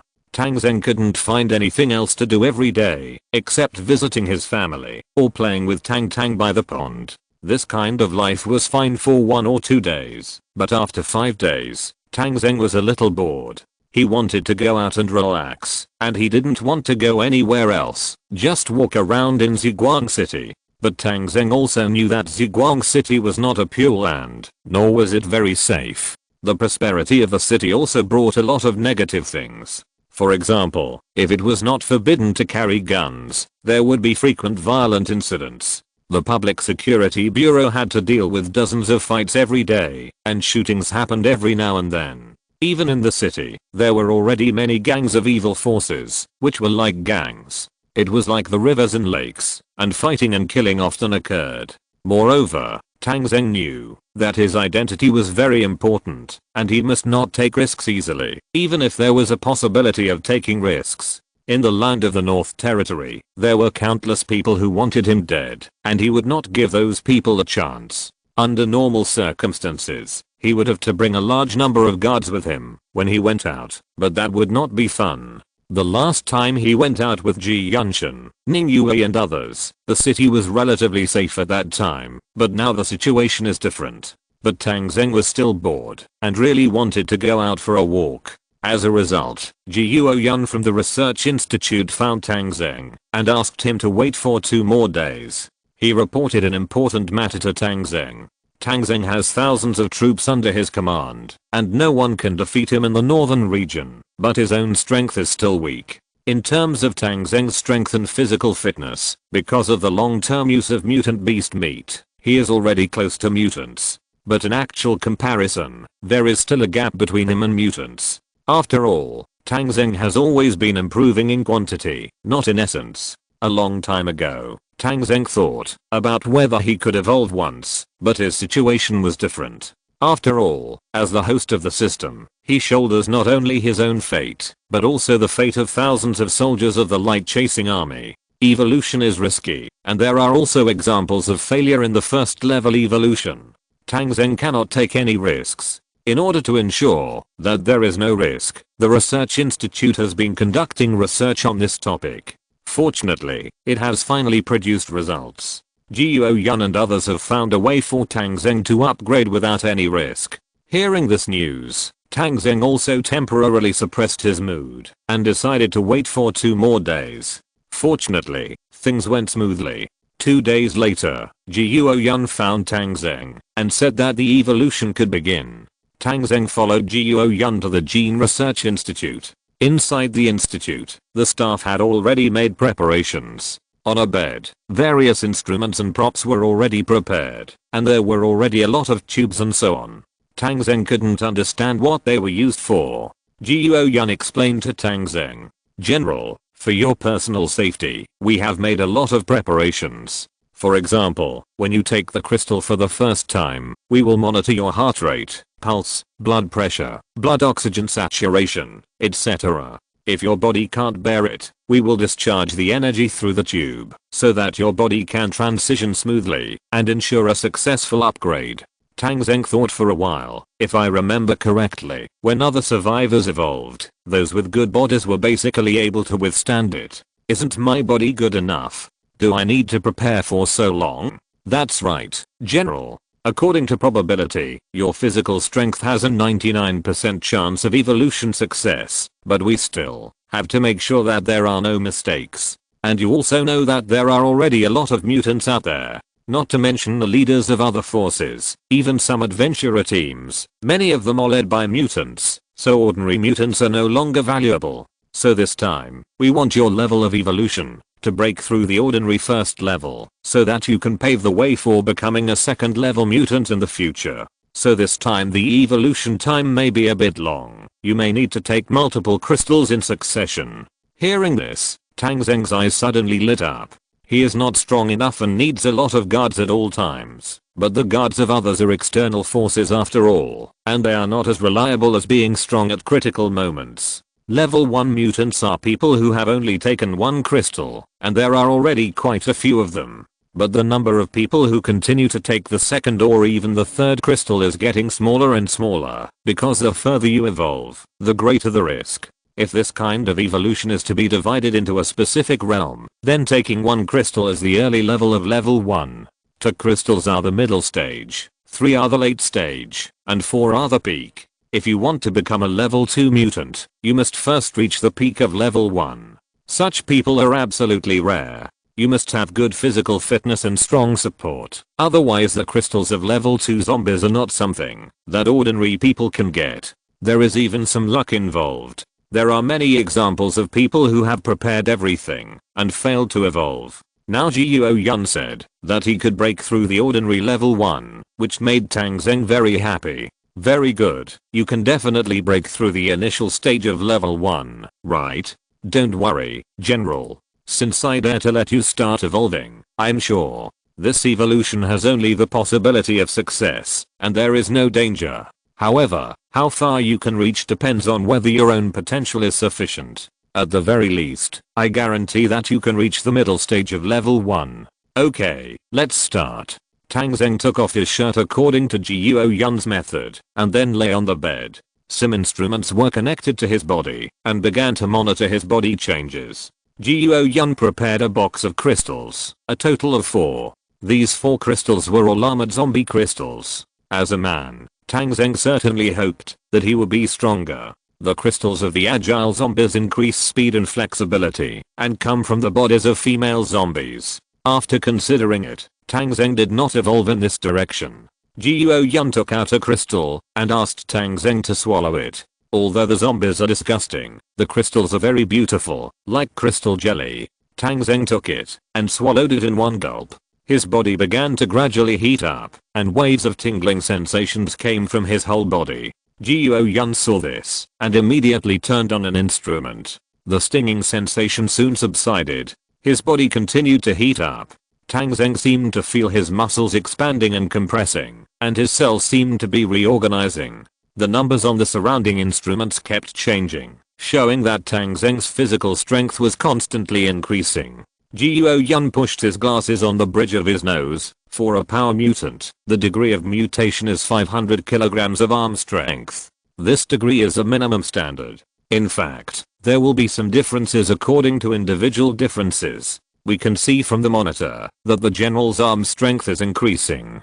The metal sheet and tube connected to an arm were connected to the instrument, clearly reflecting the increase in arm strength. The initial arm strength is more than 400 kilograms. The general can easily meet the standard and will complete the evolution.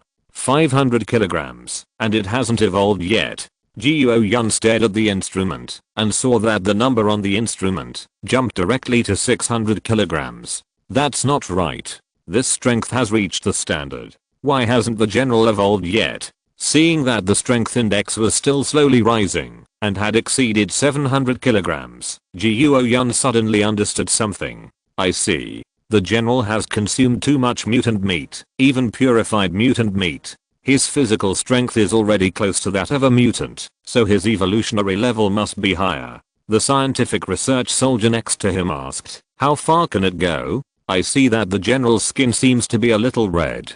Jiuo Yun glanced at the instrument and saw the number on it was over 800. He also became a little nervous. Redness of the skin is not a good sign. It is a precursor to an imbalance in the body. If it reaches 1000 and still cannot evolve, then the instrument must be activated to allow his physical strength to drain out to ensure that there is no danger to his life. At this time, Tang Zheng opened his eyes and took the initiative to ask, are there any other ways? Jiuo Yun looked at the instrument again and saw that it was already 900. He said anxiously, the other way is a little risky. It is to continue taking the crystals of the agile zombies to make your body flexible and tough. Once successful, you will not only have the strength of a strength mutant, but also the flexibility of an agile mutant, becoming a double mutant. But if you fail, you may never be able to evolve again. Tang Zheng smiled and said, if you can't evolve, then you can't evolve. I originally relied on the power of the group. Personal power is just the icing on the cake. I was fine without it before, so why not try to complete the double mutation? Come on, bring me the crystals. Jiuo Yun heard Tang Zheng's order and simply gritted his teeth and handed a box of agile zombie crystals to Tang Zheng.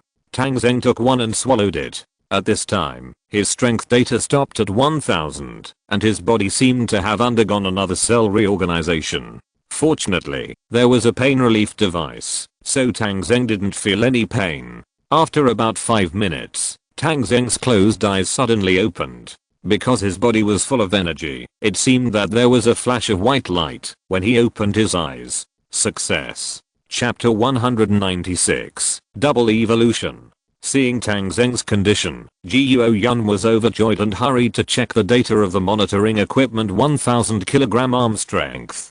Jiuo Yun happily said to Tang Zheng, General, congratulations, you have successfully completed the first step of mutation. Now you are a mutant, and your strength has exceeded that of ordinary mutants. The minimum arm strength of normal power mutants is 500 kilograms. The highest I have seen is close to 900 kilograms. Your 1000 kilograms is definitely the pinnacle of power mutants. Tang Zheng smiled. What about agility and flexibility? It has also improved, and it is also the highest level. When you get off the bed, you can get the specific data. I can guarantee that there are too few people with dual evolution in this world. You are absolutely unique with dual evolution. Your physical fitness is too outstanding and your luck is also very good. Tang Zheng glanced at Jiuo Yun and found that his eyesight had become better. Didn't you say that you can continue to evolve? Sure, I see you are in good shape now. Let's strike while the iron is hot. Okay, take the crystal. A strength crystal and an agility crystal were handed to Tang Zheng again, and he swallowed both in one gulp. Under Guo Yun's supervision, the second evolution began. As expected, Tang Zheng succeeded in his second evolution and became a mid-level mutant of the first level. His arm strength reached 1,500 kilograms. After Guo Yun's test, there was no problem with continuing to evolve, and Tang Zheng's body could still bear it. 2 more crystals were swallowed, and Tang Zheng evolved to the late stage of the first level. His arm strength was 2,000 kilograms. This 2,000 kilogram arm strength has exceeded the peak of ordinary mutants. But Tang Zheng still has potential, and Guo Yun was very shocked by this, so he simply gave Tang Zheng a 4th swallow of crystals. Finally, Tang Zheng's arm strength was fixed at 2,500 kilograms, becoming a peak mutant of the first level. At this point, this experiment finally ended. Guo Yun was very happy to let Tang Zheng stand up, and said with a smile, "General, congratulations on becoming a level 1 peak mutant, and your level 1 peak is already close to the level of level 2 mutation. You should know that the starting force of level 2 mutation is only 3,000 kilograms, which is not much stronger than you are now." Tang Zheng stood up and straightened his clothes, but he didn't expect that just a slight pull would actually tear his clothes apart. I can't control my power well now. It's okay. This happens to many people after they complete mutation. You have to be careful. Now you are a humanoid weapon. If you are not careful, you may hurt people. Tang Zheng nodded, sat there to adapt for a while, and then said, "So the level 2 mutant is not much stronger than me now?" Guo Yun shook his head, "Not absolutely. You are an unprecedented double top mutation. Even if the level 2 mutant with strength is stronger than you, your speed and agility are far superior to his. You may not lose in an actual battle. Even if the level 2 mutant with agility is faster than you and far inferior to you in strength, you may not lose. It depends on the actual combat situation." Tang Zheng nodded slightly. "Then I have an idea. This can be regarded as an extra layer of protection for myself. It should not be a problem for me to go out for a walk now." Hearing that Tang Zheng still planned to go out, Guo Yun advised, "General, if you go out, I'm afraid your identity won't work. It's best to disguise yourself as another person, so that there will be basically no problem, as long as you don't leave the city." Tang Zheng also thought it made sense. After all, mutants were not invincible. It would be safer to change his identity. He continued to run and jump in the courtyard of the institute to adapt to his body. At the same time, he asked someone to find Han Yang, the deputy director of the Military Intelligence Bureau. Han Yang was Tang Zheng's first agent. He was appointed as the deputy director of the Military Intelligence Bureau by him. Han Yang played a great role in the last battle of Mangai Town. He disguised himself as a member of Zi Jinshan's reconnaissance team and sneaked into Zi Jinshan's position. He helped Tang Zheng find the location of the opponent's arsenal and gave Tang Zheng the opportunity to use drone airstrikes. It was also because of that airstrike that Zi Jinshan, who had been shrinking and defending, had to take the initiative to come out and fight Tang Zheng, laying the foundation for future victory. Later, Han Yang disguised himself as Zi Jinshan's guard and captured Zi Jinshan personally, making great contributions. After this time, Tang Zheng really admired Han Yang's camouflage skills. So he found Han Yang and prepared to change his face and identity to go out for a walk. In the process of looking for Han Yang, Tang Zheng constantly adapted to his physical strength. It must be said that after the mutation, his physical fitness has increased a bit outrageously. He can jump up to the 2nd floor with a light jump, and if he uses force and uses his hands to help, he can jump directly to the 3rd floor. He can push the car there and run, and his speed can break the 100-meter record before the end of the world. But many times, the control of strength and speed is not very good, and the details need to be strengthened. After all, he went directly from the level of ordinary people to the peak of the first level, and it may take some time to adapt. After a while, Han Yang arrived. Han Yang saw Tang Zheng's face shape and quickly helped Tang Zheng to make a hairstyle. With the help of those special cosmetics, he really changed Tang Zheng's face. Tang Zheng's original face was the image of a sunny and handsome boy, tall and straight, like a big brother next door. With the help of Han Yang, Tang Zheng became a cool and handsome man with clear edges and corners. In fact, there are not many changes. Tang Zheng originally had a short haircut, but now he has a wig. His skin is slightly darker, and a simple painting makes him look like a different person. No matter familiar or unfamiliar, no one would think that this is Tang Zheng. But if the two faces are carefully compared and the wig is removed, it can still be found that it is the same person. After Han Yang finished with Tang Zheng looked at it and was very satisfied. Okay, no one can tell it's me this way. Seeing that his men were still a little worried, Tang Zheng called his pet war eagle over. The first war eagle, Kunpeng, is now a 4-star war eagle. With its wings spread out, its wingspan is nearly 5 meters and it weighs more than 80 kilograms. Many times, Tang Zheng doubted whether this guy could carry people into the sky. He gave Kunpeng a task, which was to keep an eye on the area where he was from high in the sky. If he was really in danger, it could come down from the sky to support him.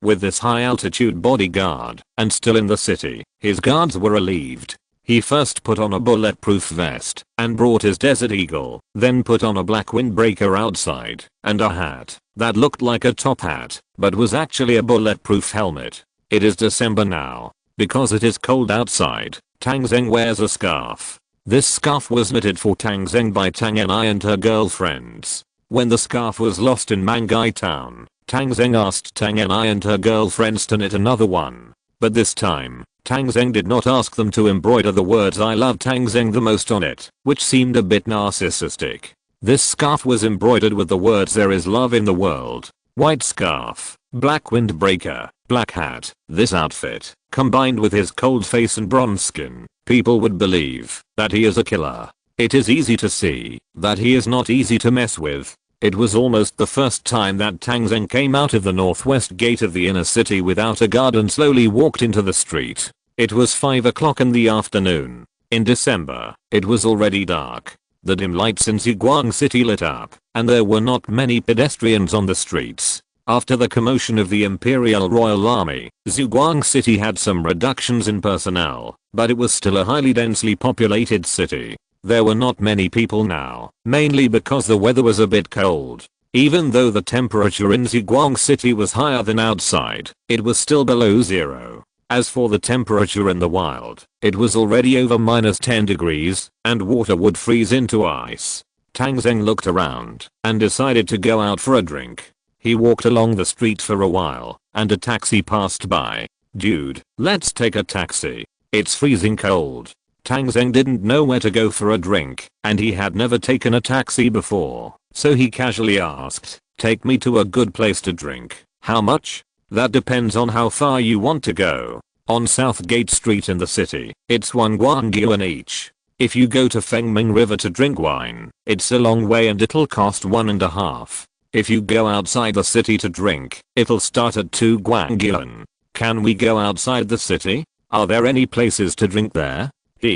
You don't know, but now the areas outside the city are all safe areas. Some people who want to apply for Ziguang household registration, but can't get in, spontaneously gather outside the city, and some small towns have been formed, with some special delicious food. But you have to hurry if you want to go outside the city. There's a curfew at 7 o'clock, and I won't be able to come back once the city gates are closed. You have to pay me at least 10 yuan to let me stay outside for one night. Tang Zheng waved his hand. He didn't want to be taken advantage of. He got in the car directly. "Then let's find a more upscale place on Nanmen Street. I won't go there for drinking." "Okay, sit tight." The taxi started and shuttled through the streets of Ziguang City. After passing several traffic lights, the car stopped about 10 minutes later. Tang Zheng touched his pocket and took out 1,000 guangyuan. The driver rolled his eyes and said, "Brother, I can't make such a lot of money in a month. I can't make the change." Tang Zheng could only take out more, a stack of 1,300 and 100 gold coins, which made the driver's eyes turn green. After finally finding a 10 yuan note, Tang Zheng paid the fare and had 3 more 3 yuan change. Pushing the door and getting out of the car, Tang Zheng looked up at the drinking place. It turned out to be a place he had been to before. Guns, Beauty. Tang Zheng still remembered that he had eaten here. There seemed to be a big bar on the 5th floor. Since he was here, he would go in and take a look. After pushing the door open, he took the elevator directly to the 5th floor. After entering the 5th floor, Tang Zheng felt an atmosphere he had never felt since the end of the world. The huge floor of several thousand square meters was a huge bar. The lights in the bar were flashing, and the music was blaring. Outside was a bar and a circle of booths, and in the center was a huge dance floor. Countless people were drinking outside, and a large group of men and women in the central dance floor were twisting to the music. At the end of the hall, there was a stage with several voluptuous girls leading the dance. The cold winter night did not affect this place at all. They wore clothes that were almost like swimsuits, with glittering metal sequins on them, and they wantonly swayed the beauty of youth here. Lights, music, fine wine, and beautiful women, in the environment of the end of the world, formed a unique carnival scene. Seeing Tang Zheng coming in, a beautiful woman in a bunny girl costume came up to greet him. "Sir, are you alone?" "Yes. Would you like to drink?" Tang Zheng had no shortage of money at this time. He had not touched the money that Ziguang Bank had given him, and the Ministry of the Interior had recently paid him a salary. The Ministry of the Interior said that according to the standards, as the Supreme Commander, he had 100,000 yuan a month, which was unique in the entire army. Tang Zheng's food and drink were usually provided by the troops, so he didn't know what to do with the money. Since he was here, he would spend some money. Tang Zheng said directly, "Open the best booth for me, and bring up a few bottles of the best red wine." The bunny girl's eyes lit up immediately, knowing that a wealthy customer had come. "As you wish, sir. You seem very happy. Can you tell me why you drink?" Tang Zheng thought for a moment. For freedom. It was not his short-lived freedom now, but he hoped that everyone would be free in the future. "Okay, then I'll give you a Ziguang suit." "Okay." Tang Zheng didn't know what a Ziguang suit was, but he didn't want to ask. Under the guidance of the bunny girl, Tang Zheng came to the most luxurious booth here. If you're listening to this novel on a channel other than Fanfic World, it means they downloaded and uploaded it without effort. We cordially invite you to visit our channel, Mundo Fanfic Novelos. There you'll find the original version of this story and you can explore many other novels of various genres. We're waiting for you to immerse yourself in a world of incredible novels. Chapter 197 Mysterious Woman, 3rd update, 50 monthly tickets plus. Tang Zheng followed the bunny girl into the hall and came to his booth. There are 2 types of seats in the bar. One is the bar seat, and the other is a separate booth. The booth is charged, and the chair is free. There are tables, luxurious sofas, and some snacks in the booth. The cost of a booth is 50 light yuan. The bunny girl brought Tang Zheng over, and Tang Zheng casually threw her a light-chasing 100 yuan gold coin. Of course, the gold coin is gold-plated, but it is actually copper, but the face value of 100 yuan is real. The bunny girl's eyes lit up instantly, and when the gold coin was thrown over, she actually tore open her collar and let the gold coin fall in. Her movements were extremely skillful. The spring light in an instant made Tang Zheng's body a little hot. This is the benefit of tipping, which ordinary people cannot enjoy. "Sir, what is your last name?" "My last name is Zhao, Zhao Fan." Tang Zheng made up a name casually. "Well, Mr. Zhao, please wait a moment. Your light chasing suit will be here soon." "Okay."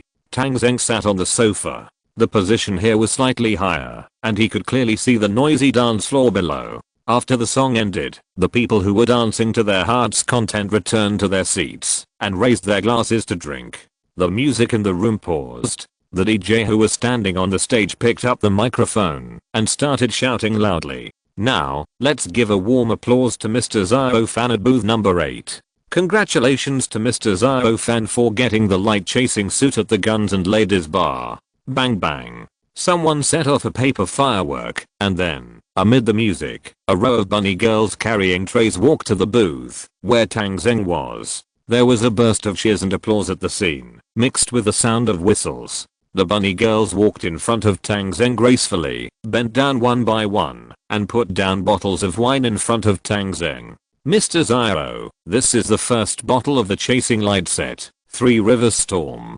Tang Zheng was stunned for a moment. On the first bottle of red wine, there was a picture of him leaving Sanjiang and boating on the Beilang River. It was no longer a secret that Tang Zheng had returned from Sanjiang City. Everyone knew about it, but Tang Zheng still didn't expect that someone knew that he had left by water. He had to admire people's magical powers. Although the picture was not quite the same as before, the artistic conception was there. Tang Zheng picked up a gold coin and threw it directly to the bunny girl who served the wine. The bunny girl bowed with a smile, then turned and left. The second bunny girl came up. Mr. Zyro, this is the second bottle of the Chasing Light set, Wind Rising in Qinzhou. The picture of this bottle of wine was the Qinzhou Trade Conference, the top floor lobby, the chaotic battlefield, and the scene of Tang Zheng killing the leaders of Qinzhou with a heavy machine gun.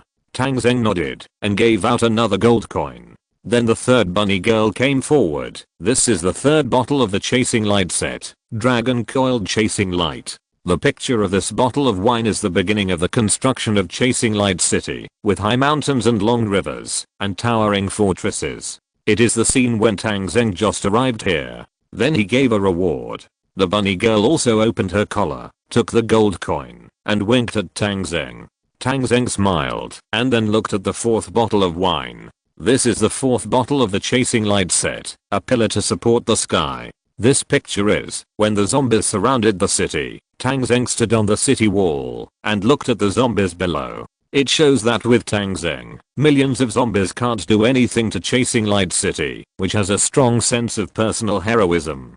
Continue to give rewards. The fifth bottle and the last bottle came up. Mr. Zyro, this is the fifth bottle of the Chasing Light set, King of the Northern Territory. The picture is also a battle scene, a picture of the Chasing Light army busy in the field to annihilate the Alliance troops, planes circling, tanks roaring, and Tang Zheng's avatar is in the upper right corner of the picture. He is already the king here. After the 5 bottles of Chasing Light set were served, 2 boxes of beer followed, and then the table of free food. On the stage, the DJ was still shouting. Mr. Zyro said that he drinks for freedom. Let's raise our glasses and drink with Mr. Zyro who got the Chasing Light set. Cheers to freedom. Cheers. For freedom. The guests below were also very cooperative, shouting and holding up their glasses, and toasting in the direction of Tang Zheng. Tang Zheng also opened a bottle of red wine, poured a glass directly, and drank it all with everyone. Okay. Next, let's continue to have fun. A Luo Shiheishi carnival version, for everyone. The magic music sounded again. The girls on the stage continued to twist their bodies, and the people who had drunk began to leave the stage one after another, continuing to vent their passion. The whole scene was filled with the smell of hormones, and the environment made people excited and confused. Tang Zheng sat in his booth, drinking one glass after another, and felt very relaxed. The fact that there is such an environment in the end times is inseparable from his efforts. This sense of achievement is very fulfilling, but he cannot share it with others, so he can only drink. This set of light chasing red wine does taste good, but the price is also very beautiful. It is impossible to be cheap to create such a big scene. The price of a set of red wine is 5888 light yuan. With the strong purchasing power of light yuan today, this number is absolutely amazing. As a local tyrant sitting here, of course there are many beautiful women who come to chat with him. Many beautiful women took the initiative to come over and toast Tang Zheng.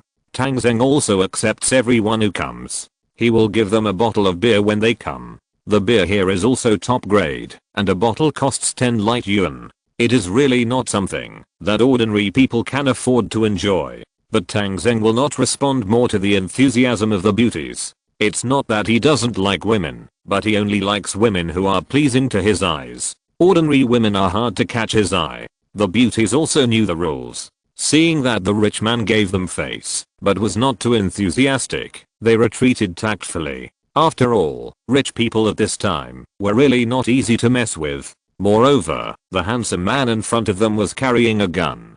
Looking at his stern face, it was enough to make some wild bees and butterflies retreat. After many beauties failed in succession, the number of people coming gradually decreased, but they also gradually became more high-end. Some of the top beauties wanted to try to conquer this young rich man. Just when some top beauties wanted to go out, a woman in a red mermaid dress appeared. The woman came to Tang Zheng's booth with a glass of wine. Seeing this woman appear, the other women sat down. The reason was simple. They didn't want to be a background board. The woman was tall and slender, but she had everything she should have, with a protruding front and a curved back. Her long hair was tied behind her head and reached her waist. A pair of charming peach blossom eyes with eye makeup under the lights of the nightclub. Her eyes were flowing like stars. Her nose was high and straight, and her petal-like cherry lips opened, revealing her woven shell-like teeth.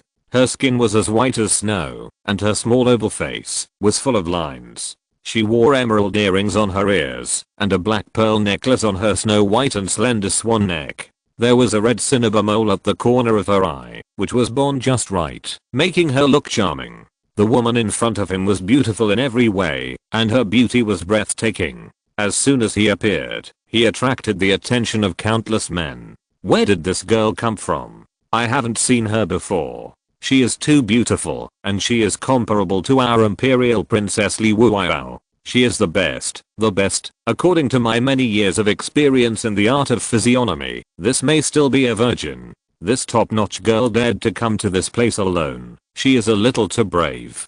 Don't be impulsive. The top-notch women in the last days all have backgrounds, and impulsive women will die quickly, you know. Do you think this woman seems a little familiar? Now that you mention it, she really looks a little like. Who does she look like? Why can't I remember? This beautiful woman came to Tang Zheng's side and took the initiative to sit down. Without saying much, she poured a glass of wine and said to Tang Zheng, "Mr. Zyro, would you like a drink?" Tang Zheng looked at the woman and felt that she looked familiar. But strangely, he just couldn't remember who she was. "Why are you drinking?"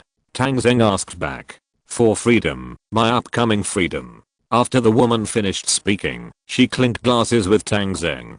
Tang Zheng looked into the woman's eyes and could clearly feel her emotions. She seemed a little happy, but not so happy, a very complicated emotion. But Tang Zheng instinctively felt that what she said was true. The two of them clinked their glasses and drank it all. The woman poured Tang Zheng's wine again and smiled. "Mr. Zyro, don't worry, I'll pay for this table of wine. I just want to find someone to drink with, and I heard you say it was for freedom, so I think I should come and drink with you. This time, let's drink as much as we can, and we won't go home until we are drunk. Let's see who falls down first, okay?" Feeling the woman's passionate and unrestrained emotions from the bottom of her heart, Tang Zheng was also somewhat infected. He came out to drink today, so it's not bad to indulge himself. "That's good. I won't leave until I'm drunk. But you don't have to pay for the wine. I have plenty of money." The woman smiled. "In this bar, no one is richer than me. Do you believe it?" Tang Zheng also smiled. "In this city, no one is richer than me. Do you believe it? Ha ha ha. You are really interesting. Let's drink." The two raised their glasses and drank them all again. The atmosphere in the bar was warm and unrestrained. The two did not go down to dance. They just clinked glasses and drank to their heart's content. Zhu Guang's 5 bottles of red wine were drunk unconsciously, and the woman actually asked for 5 more bottles. "Mr. Zyro, are you afraid?" Tang Zheng was also a little drunk at this moment. He smiled and said, "Guess." The woman thought for a while. "Are you going to say that there is no word for fear in your dictionary?" Tang Zheng laughed. "No, I can't read at all." "Ha ha ha, then let's toast to illiteracy. People who are drunk can drink for any reason." After the second round of 5 bottles of red wine were finished, Tang Zheng looked up and found that everyone in the bar had left. "Well, have we finished drinking at the bar? They didn't even ask us to leave." Tang Zheng looked at the time. It was already midnight, but the bar seemed to close a little early today. In the past, this time was the busiest time in Ziguang City. The woman in the red dress waved her hand, her body shaking a little. "Don't worry about the bar. Do we want to continue drinking?" "Continue." Tang Zheng also wanted to drink freely once. "Then let's go to another place. I'll take you to a good place." The woman took the initiative to walk to Tang Zheng's side. Rai took Tang Zheng's hand and walked directly to the bar. When they arrived at the bar, the woman asked for 5 bottles of wine again and asked to take them away. Tang Zheng didn't care either. He took out the money, about 20,000 light yuan, and threw it on the bar. The woman didn't stop him. The two of them left directly from the back door of the bar. After leaving the back door, the woman pulled the red mermaid group up to the root of her thighs, and like a naughty boy, she climbed up along the fire ladder on the wall. Tang Zheng blinked below, feeling that he had seen welfare again. After climbing up the stairs, the woman lowered her head and greeted Tang Zheng with a smile. Xiaofan, come up. Chapter 198 Snowy Night Talk, 4th update, 100 monthly tickets plus. Climbing up to the rooftop, Tang Zheng saw the woman ran to the edge of the rooftop and sat on the rooftop.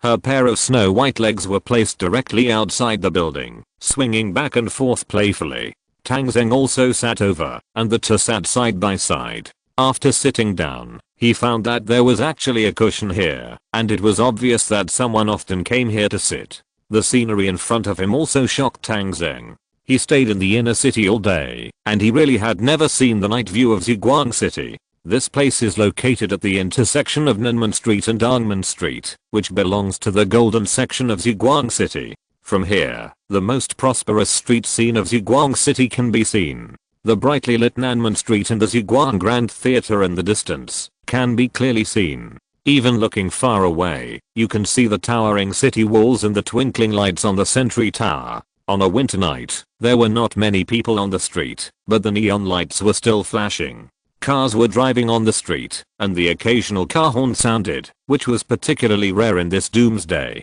Looking at the gorgeous neon lights, Tang Zheng himself did not expect that the night in the light-chasing city would be so beautiful. Moreover, this was created by himself. For a moment, Tang Zheng was a little stunned. A soft body leaned over slightly beside him. Tang Zheng turned around suddenly and saw that the woman was hugging her shoulders because of the cold. He then remembered that the woman was still wearing a mermaid skirt. The clothes were thin. It didn't matter when she was indoors, but when she ran to this rooftop with him, she couldn't stand it. Tang Zheng didn't feel cold at all at this moment. After becoming the peak of the first level of evolution, his physical fitness was frighteningly strong. He also drank so much alcohol. He was originally masculine and strong, and the cold would not affect him for a while. He took off his black windbreaker and put it on the woman. The woman looked up, glanced at him with her charming peach blossom eyes, and showed a little gratitude. But she saw the white scarf on Tang Zheng's neck again, smiled and said, "I like your scarf so much, lend it to me." Tang Zheng thought about it and put the white scarf on the woman's neck. The woman lowered her head and looked at the 4 words "There is love in the world" on it, her eyes slightly moist. She gently stroked the scarf with her hand for a while and felt her body warm up, and the woman picked up the bottle again. "Come on, drink. We agreed not to go home until we are drunk. You are not allowed to cheat." Tang Zheng did not say anything and also opened a bottle of wine, and the two of them drank directly from the bottle. The alcohol was getting more and more intoxicating, and the dim lights in front of them became a little blurred. The woman leaned on Tang Zheng's shoulder unconsciously, pointing to the scenery in front of her and said, "Do you know? Every day after the bar is closed, I will come to this rooftop and sit here to enjoy the scenery." Tang Zheng asked back, "The scenery here is indeed good, but won't you get tired of it every day?" "No, I won't get tired of it." The woman shook her head slightly, and the black hair on her head had been scattered at some point, covering half of her delicate face. Under the light of the night, her charming appearance seemed to disappear, replaced by a pure and somewhat childish face. It can be vaguely seen that she is not very old and seems to be not much younger than Tang and I. It is not appropriate to call her a woman. She should be called a girl. She spoke softly, and her voice echoed in Tang Zheng's ears with a kind of whispering feeling. "When I first came here, it was still desolate. There, look there, that's my favorite breakfast shop. When I first came, it was just beginning to be built. There was no fat boss, and no proprietress who liked to scold him. Later they came. The couple were very hard working. They would get up at 2:30 in the morning every day, turn on their dim lights, knead dough and make dumplings there. The boss likes to steal wine and drink. When he is drunk, he becomes confused while working. Then the proprietress scolds him. The boss never talks back, but just laughs. You can see that they have a good relationship." Tang Zheng thought for a while. A couple who are still together in the end times must have a good relationship. But the girl suddenly covered her mouth and laughed. "No, they are a couple who got along well." They met here drinking, and then they got together and opened that dumpling shop. Tang Zheng was a little stunned. He didn't expect that he guessed wrong. The girl continued, look over there. There is a car repair shop. The business was not good before. The boss got up early every day and went to Fengming River to fish. If he caught a big fish, he would carry the fish and walk back and forth in this area. He would take the initiative to greet people, whether he knew them or not, and deliberately show off his fish. Tang Zheng also knew that the car repair shop did not have good business at the beginning, because the road outside Ziguang City was not yet complete. The girl continued, but then one day he suddenly ran back and said that he saw a water monster. He said he would not go fishing no matter what, and he also wanted to leave here. But later the road was repaired. The business of the car repair shop became better, and the boss did not move away. But if someone came to repair the car, if it was from Fengming River, he would not send it to the person no matter what. He was even complained about this matter. People from the Public Security Bureau came. The reason he gave was that there was a water monster in Fengming River. At that time, I laughed so hard that my stomach hurt. Tang Zheng also found it funny. This kind of life is actually more interesting the more you appreciate it. And over there, you know the corner of the wall over there? When I came here, they laid bluestone slabs. I saw with my own eyes that an unknown small wildflower grew out of the cracks of the bluestone slabs. Its vitality is so tenacious. I have to see it with my own eyes every day and watch it grow and bloom. But this year's summer and autumn are too short. It withered after the snow. I cried all night for this. As she said this, the girl wrinkled her nose slightly and wiped her eyes. At this time, snowflakes began to fall from the sky again. The temperature at night was getting lower and lower. The cold and alcohol made the two people get closer and closer. The heat from Tang Zheng's body was like a stove, making the girl unconsciously snuggle in his arms. As time passed, the neon lights of Ziguang City gradually went out. The world was silent, with only the rustling sound of snow falling, gently echoing in the ears. The girl's eyes were hazy, and she spoke softly, you know, I have seen every little change in the grass and trees in this Ziguang City. I like it here, even more than my home before the end of the world. I like the worldly life here. I like the life here, just like that wildflower that blooms quietly but no one notices. It makes me feel a kind of beauty. Tang Zheng said, then live well here. It will get better and better. Unexpectedly, the girl shook her head gently, and her hair brushed across Tang Zheng's cheek, which was a little itchy. I want to, but I'm afraid it won't work. Why not? Tang Zheng asked. I can't say, but I may have to do something wrong. Something I don't like, but I have to do. As she spoke, the girl suddenly coughed. Tang Zheng wanted to look at her, but she turned around and vomited far away, not facing Tang Zheng. She raised her hand and wiped the corner of her mouth gently. She looked down at her hand and then put it behind her back. After doing all this, she leaned over again, this time completely nestling in Tang Zheng's arms. If I do something wrong, will you think I'm a bad girl? Tang Zheng shook his head. I don't understand and have no way to judge. The girl did not continue the topic. She smiled and said to Tang Zheng, you know what? When I saw you today, I inexplicably felt that you looked familiar, but I was not sure where I had seen you. I just wanted to find you for a drink, which would make me happier. Tang Zheng smiled. Isn't it for freedom? Yes, it is for freedom. I'm actually happy and unhappy today. I see the hope of freedom, but I don't know if I can really wait for the day of freedom. That feeling is like a blooming wildflower. It bloomed before the winter came, but the ice and snow soon buried it, and it died in despair. Do you understand what I said?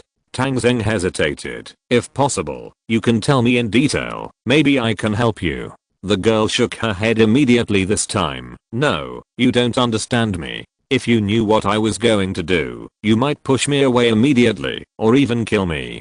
Tang Zheng turned around and wanted to ask the girl what had happened to her. He could feel the girl's pain. There must be a story behind it. But just as he turned his head, the girl suddenly came up to him.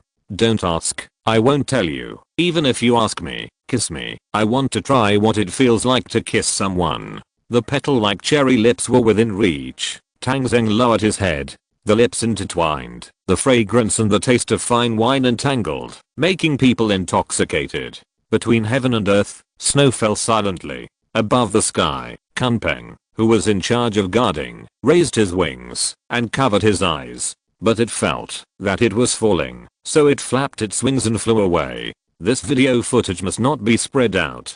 Zhuang City has been under curfew, and pedestrians on the street have disappeared. The heavy snow fell heavier and heavier, and a vast expanse covered the northern region. On the rooftop, the passion was like fire. I don't know how long it has been. There were people who got up early on the street, got up to exercise in the park, and practiced singing while walking. I don't know if they are going to participate in the Zhuang Grand Theatre's art performance in January. There were also some dark streets, and the singing was clear and audible. The vast Milky Way. Elegies are flowing. Line K. Singing while drunk. The singing woke Tang Zheng up suddenly. He opened his eyes and saw a beautiful figure walking away. His black windbreaker was put back on him. Xiao-fan, remember my name. My name is Wanwen. We will never meet again. Your scarf was soiled by me, so I won't give it back to you. I'll take it away as a souvenir. One day, you will know that Wanwen is a bad girl who did a very bad thing, but please don't hate me,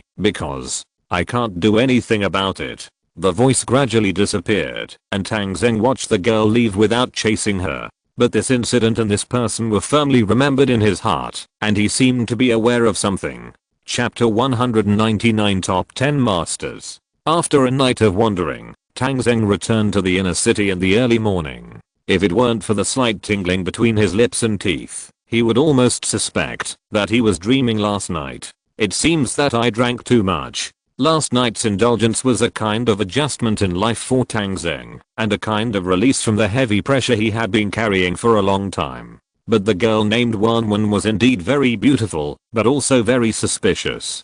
Tang Zheng always felt that she looked familiar, but he couldn't remember where he had seen her. It was not until he returned to the official residence and washed off the makeup that Han Yang had put on his face and restored his original appearance that he suddenly woke up. Wanwen said that she seemed to have seen him before and that he looked familiar, but he had put on makeup, so she must have been the same.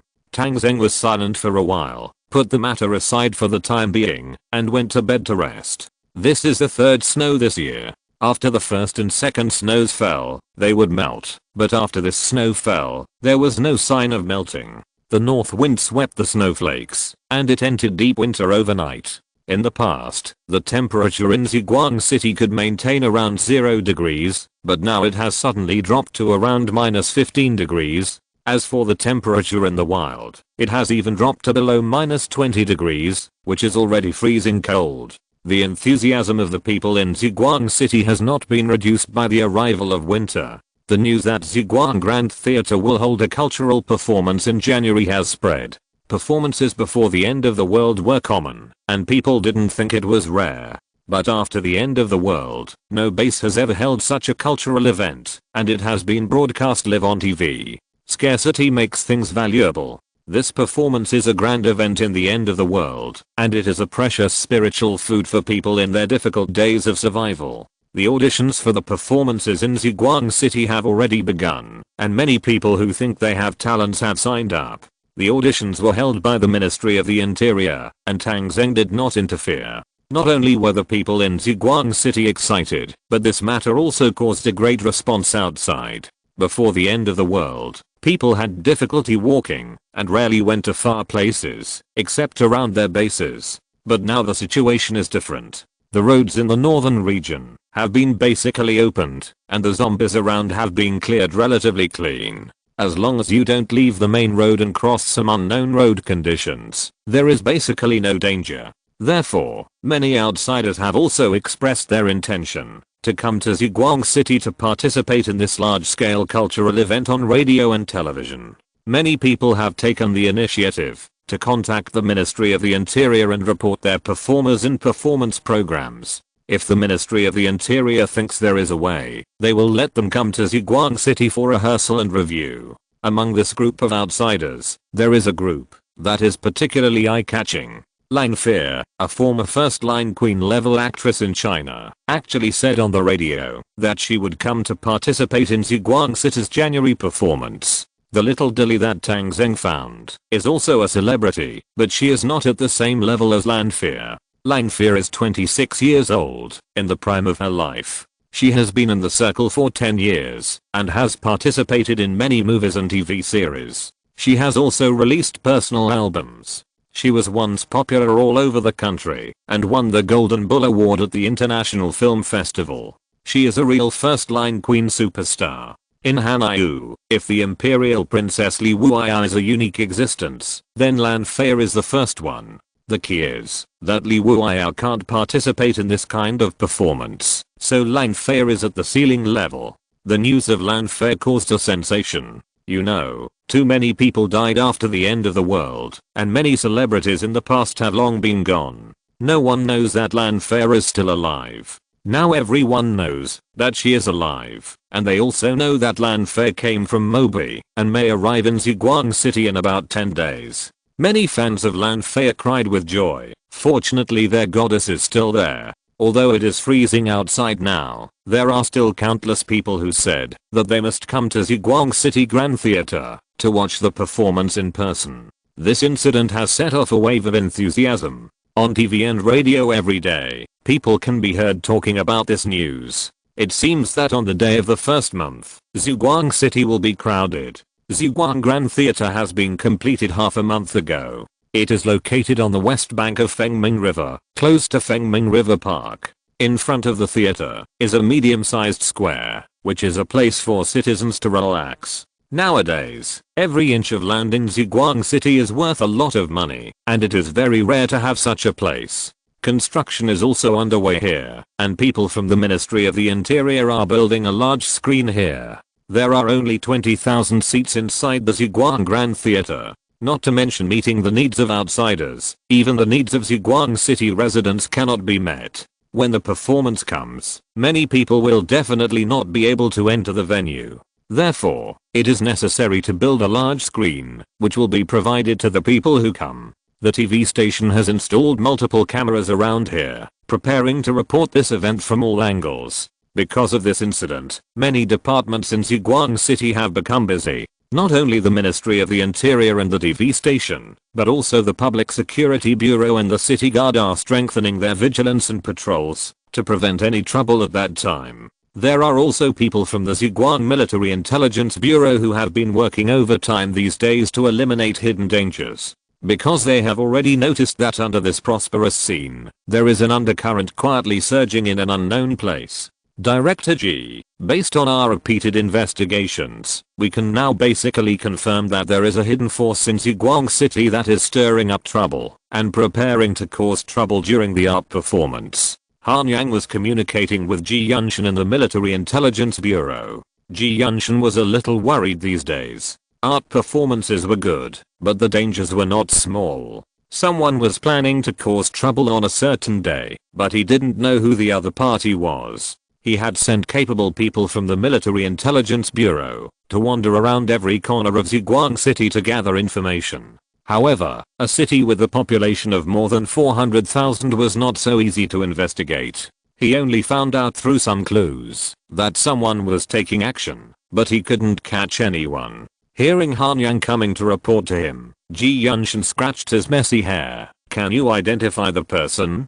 Han Yang shook his head slightly. "The mastermind behind the scenes has never shown up, and we have caught a few minions, but each of them only knows a little about the situation and does a little bit of work. Their up and down lines don't meet directly. The people we caught don't even know who their upline is, let alone follow the clues to find the mastermind behind the scenes."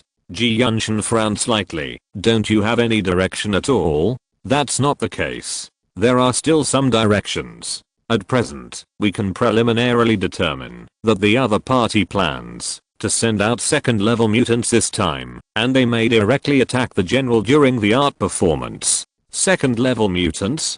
Who are they?" Han Yang took out another list. "Director, I don't know which second-level mutant will take action at that time, but I have pulled out the names of all the second-level mutants in the Northern Territory and its surrounding areas. At that time, one or several of these people will definitely be involved. Please take a look first. Ji Yunshan took over the list. There were a total of 10 people on it. The first one is Daleo Volcano City, Snowbear Vesta, a skin hardening mutant. There is also a foreign country marked under this name, which is also the only foreigner on this list. The second one is Jing County, the 5th Army Special Forces, Gun King MONI, an agile mutant. This person is the Soldier King of the 5th Army, and also Liu Yibing's confidant, and the only second level mutant there. The third one is in the Mobi area, the leader of the Rattler mercenary group, VIP Yang Feng, an agile mutant. The fourth one is in Fengcheng area, the changeable Fox Marnini, a female mutant, agile mutation. The fifth one is in Guian Mountain area, the mountain tiger Jiang Yidao, a power mutation. The sixth one is in Fengcheng area, the robot Monta, a skin hardening mutation. The seventh one is in Kinshao area, the butcher Yanrong, the mutation direction is unknown. The eighth one is in Hezhao area, the clown Liu Litian, the mutation direction is unknown. The ninth one is in Mobile area, the Black Widow Tulip, pseudonym, the mutation direction is unknown. The 10th one is in Lombard area, the Grassland Eagle Lisan, pseudonym, the mutation direction is unknown. Han Yang saw Ji Yunshan finish reading, and introduced to him. These 10 people are the names of all the second level mutants in the Northern Territory and the surrounding areas that we have sorted out from various channels during this period. Among them, the probability of Snowbear Vesta from Daleo taking action is not high. That person is more than 2 meters tall and weighs more than 300 kilograms like a bear. No Makup can cover up his dignity, so he can basically be ruled out. Ji Yunshan looked at the second one, Gun King MONI, Liu Yibing's subordinate. Is it possible for this person to take action? Han Yang hesitated. It's hard to say. Whether MONI will take action depends mainly on Liu Yibing's intention. Our Zhuguang army and Liu Yucheng have been in a state of war for many days, but Liu Yibing himself has never expressed his position on this matter. He just released some news through the TV station, and did not show any inclination. Although he secretly supports Liu Yucheng's weapons, his attitude is still worth pondering. After all, Princess Li Wuiyao is behind him. The specific attitude of the Empire towards us is still to be discussed. Ji Yunshan nodded. It can't be ignored.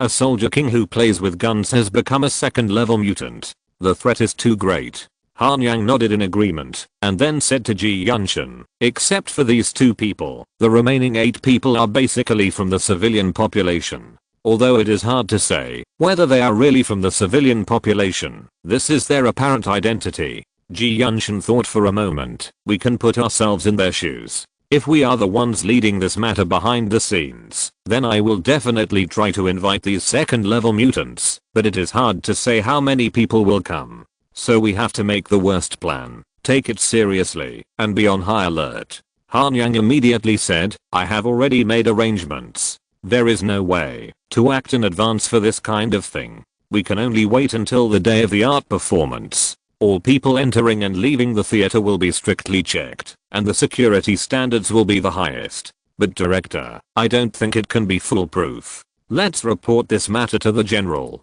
Ji Yunshan also knew the seriousness of the matter, so he stopped talking to Han Yang, and went to find Tang Zheng with the list. Chapter 204 Maps. Tang Zheng was also busy when he received Ji Yunshan's report. During this period of time, Ji Yuoyun had completed 4 maps in total, and handed them to Tang Zheng. These 4 maps are all about people's livelihood, namely, court, contains a code, which is a basic code generated by combining Hanyu law and the situation of the end of the world. It can be used as an existing law, and can be amended at any time according to the situation. The price is 500,000 gold. Agricultural Machinery Maintenance Center. You can bring back corroded agricultural machinery and siege machinery, and renovate and repair them at any time. The price is 500,000 gold. Multifunctional Mining Field. You can mine gold, silver, rare metals, gems, coal and other mineral resources. The price is 300,000 gold. Note, you need to find minerals in advance. Oil drilling, used for oil mining. The price is 200,000 gold. Note, you need to find oil fields. Tang Zheng was very happy to get 4 maps in one go. This is a small step towards upgrading to brigade commander. However, of these 4 maps, only 2 can be built immediately, namely the court and the agricultural machinery maintenance center, and the other 2 require prerequisites. The appearance of the court can be said to be just right.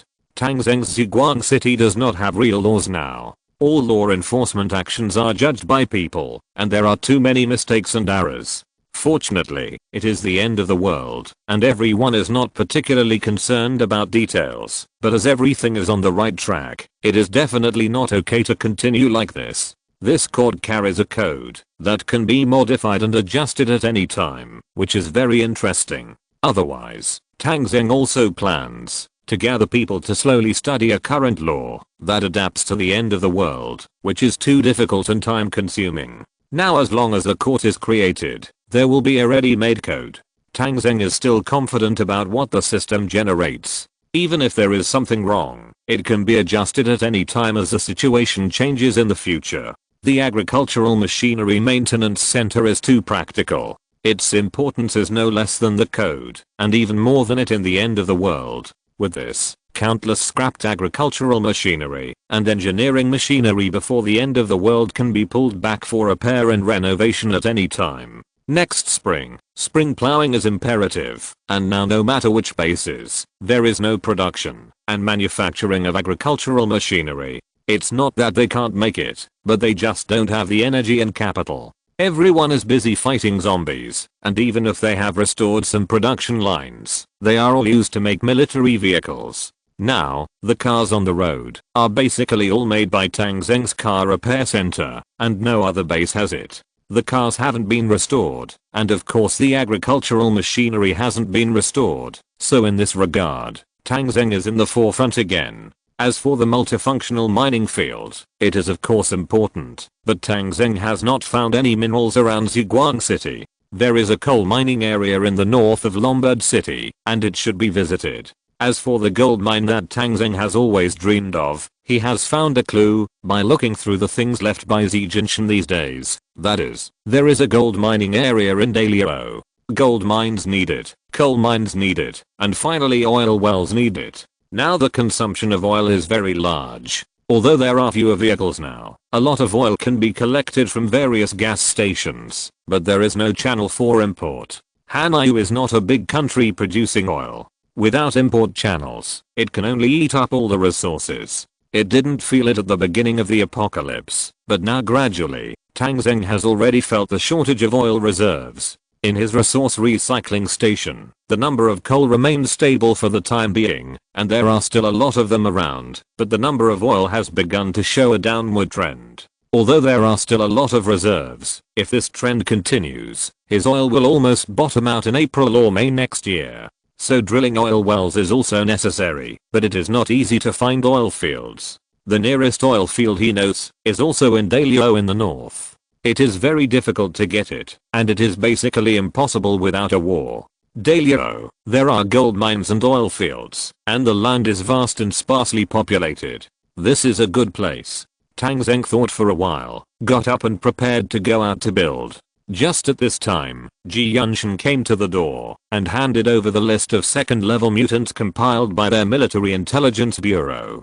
Tang Zheng took the list and looked at it for a while and felt that things were not simple. Someone planned to secretly kill him during the art performance, and this matter must be prevented. The best solution is of course that he will not participate in the art performance, but Tang Zheng thought about it again and again and felt that this was not appropriate. In Ziguang City, the people's admiration for Tang Zheng has reached a very high level. He built the miraculous Ziguang City, defeated millions of zombies, defeated the corrupt alliance, and fought against the Imperial Royal Army. He has made great achievements along the way. He is almost a myth in the hearts of the survivors. On the day of the art performance, I don't know how many people are looking forward to seeing Tang Zheng on the spot or on TV. Even the news has spread this news. If he says that he will not participate at this time, wouldn't he be a coward? And he also knows that there are 10 level 2 mutants on the list, but it is definitely impossible for all of them to participate in the assassination of him. He has now evolved to the peak of level 1, and he is not so easy to kill. He is also heavily protected. Of course, he can't retreat at this time.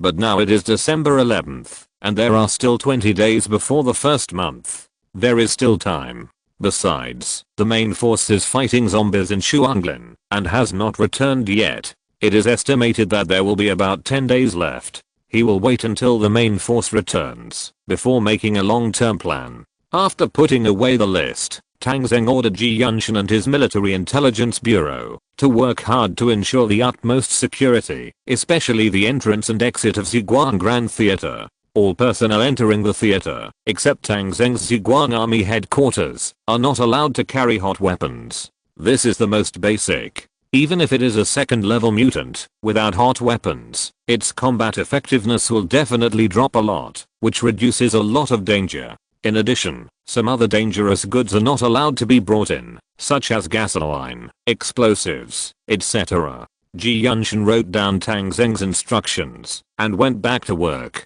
Tang Zheng then began to build an agricultural machinery maintenance center in the inner city. The location of the agricultural machinery maintenance center is between the train station and the car maintenance center. In the future, after the agricultural machinery is repaired, it can be directly transported out of the city by train, which is more convenient. 500,000 gold was spent, and the agricultural machinery maintenance center was built. There were also 50 staff members here. After Tang Zheng finished the construction, he went inside to inspect it. He told the person in charge of the agricultural machinery maintenance center not to stay in the city and enjoy the good life. The work should be done in advance. Now they can go out to collect the old agricultural machinery and bring them back for repair and renovation, so as not to delay the spring plowing next year. The people in the agricultural machinery maintenance center also remembered the general's instructions, wrote them down, and said that they would go out to work after dinner.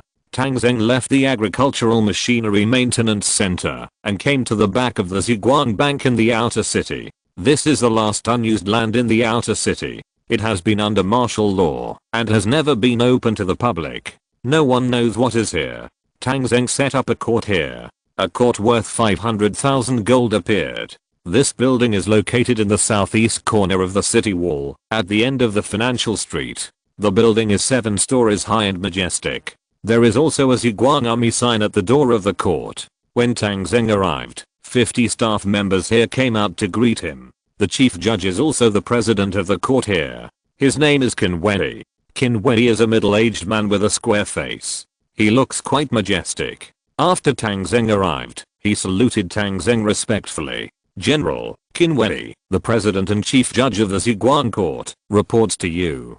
Tang Zheng nodded in return. What's going on here? Report to the general. The court's code has been generated by the system. From the current point of view, this is a relatively complete legal code, which is more suitable for the situation of the end of the world. However, as the master of the system, you have the right to modify this code.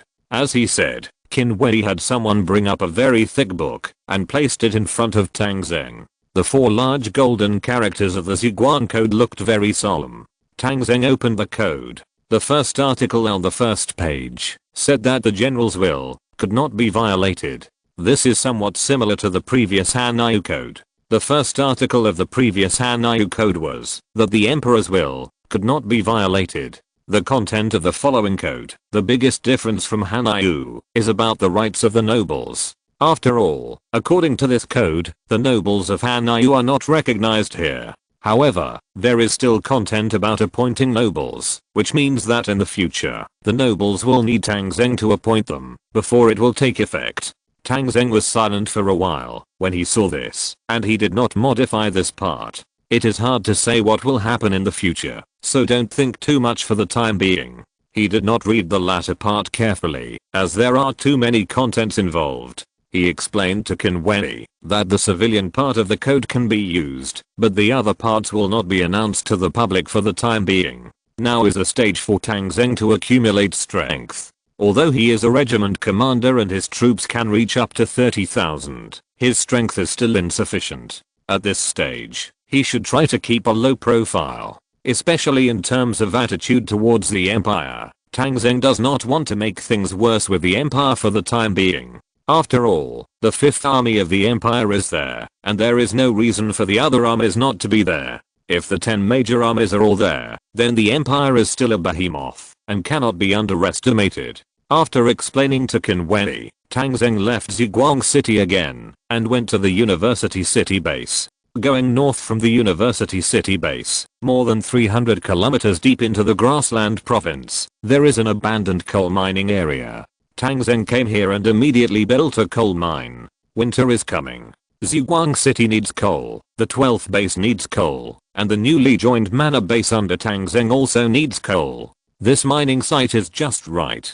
The mining site is built with a complete production line, mechanical equipment, ground factory buildings, etc. Moreover, it has 500 miners, which is the largest number of people in the system. The cost of the mine is not too high, only 300,000 gold. Obviously, in the judgment of the system, the value of a coal mine is not enough to compare with a factory that can continuously restore vehicles, or a court with laws. This mine is far away from the city, and Tang Zheng had to leave a cooking team and a medical team here to be responsible for their logistics. He also bought a city guard platoon and built a sentry tower and several bunkers here, and equipped some chariots as a defensive force. At this point, Tang Zheng's construction came to a temporary end. He finally completed half of the 10 maps that the system required to be upgraded. End of this chapter. Thank you very much for reaching the end. Don't forget to like. Looking for more exclusive content and immediate access?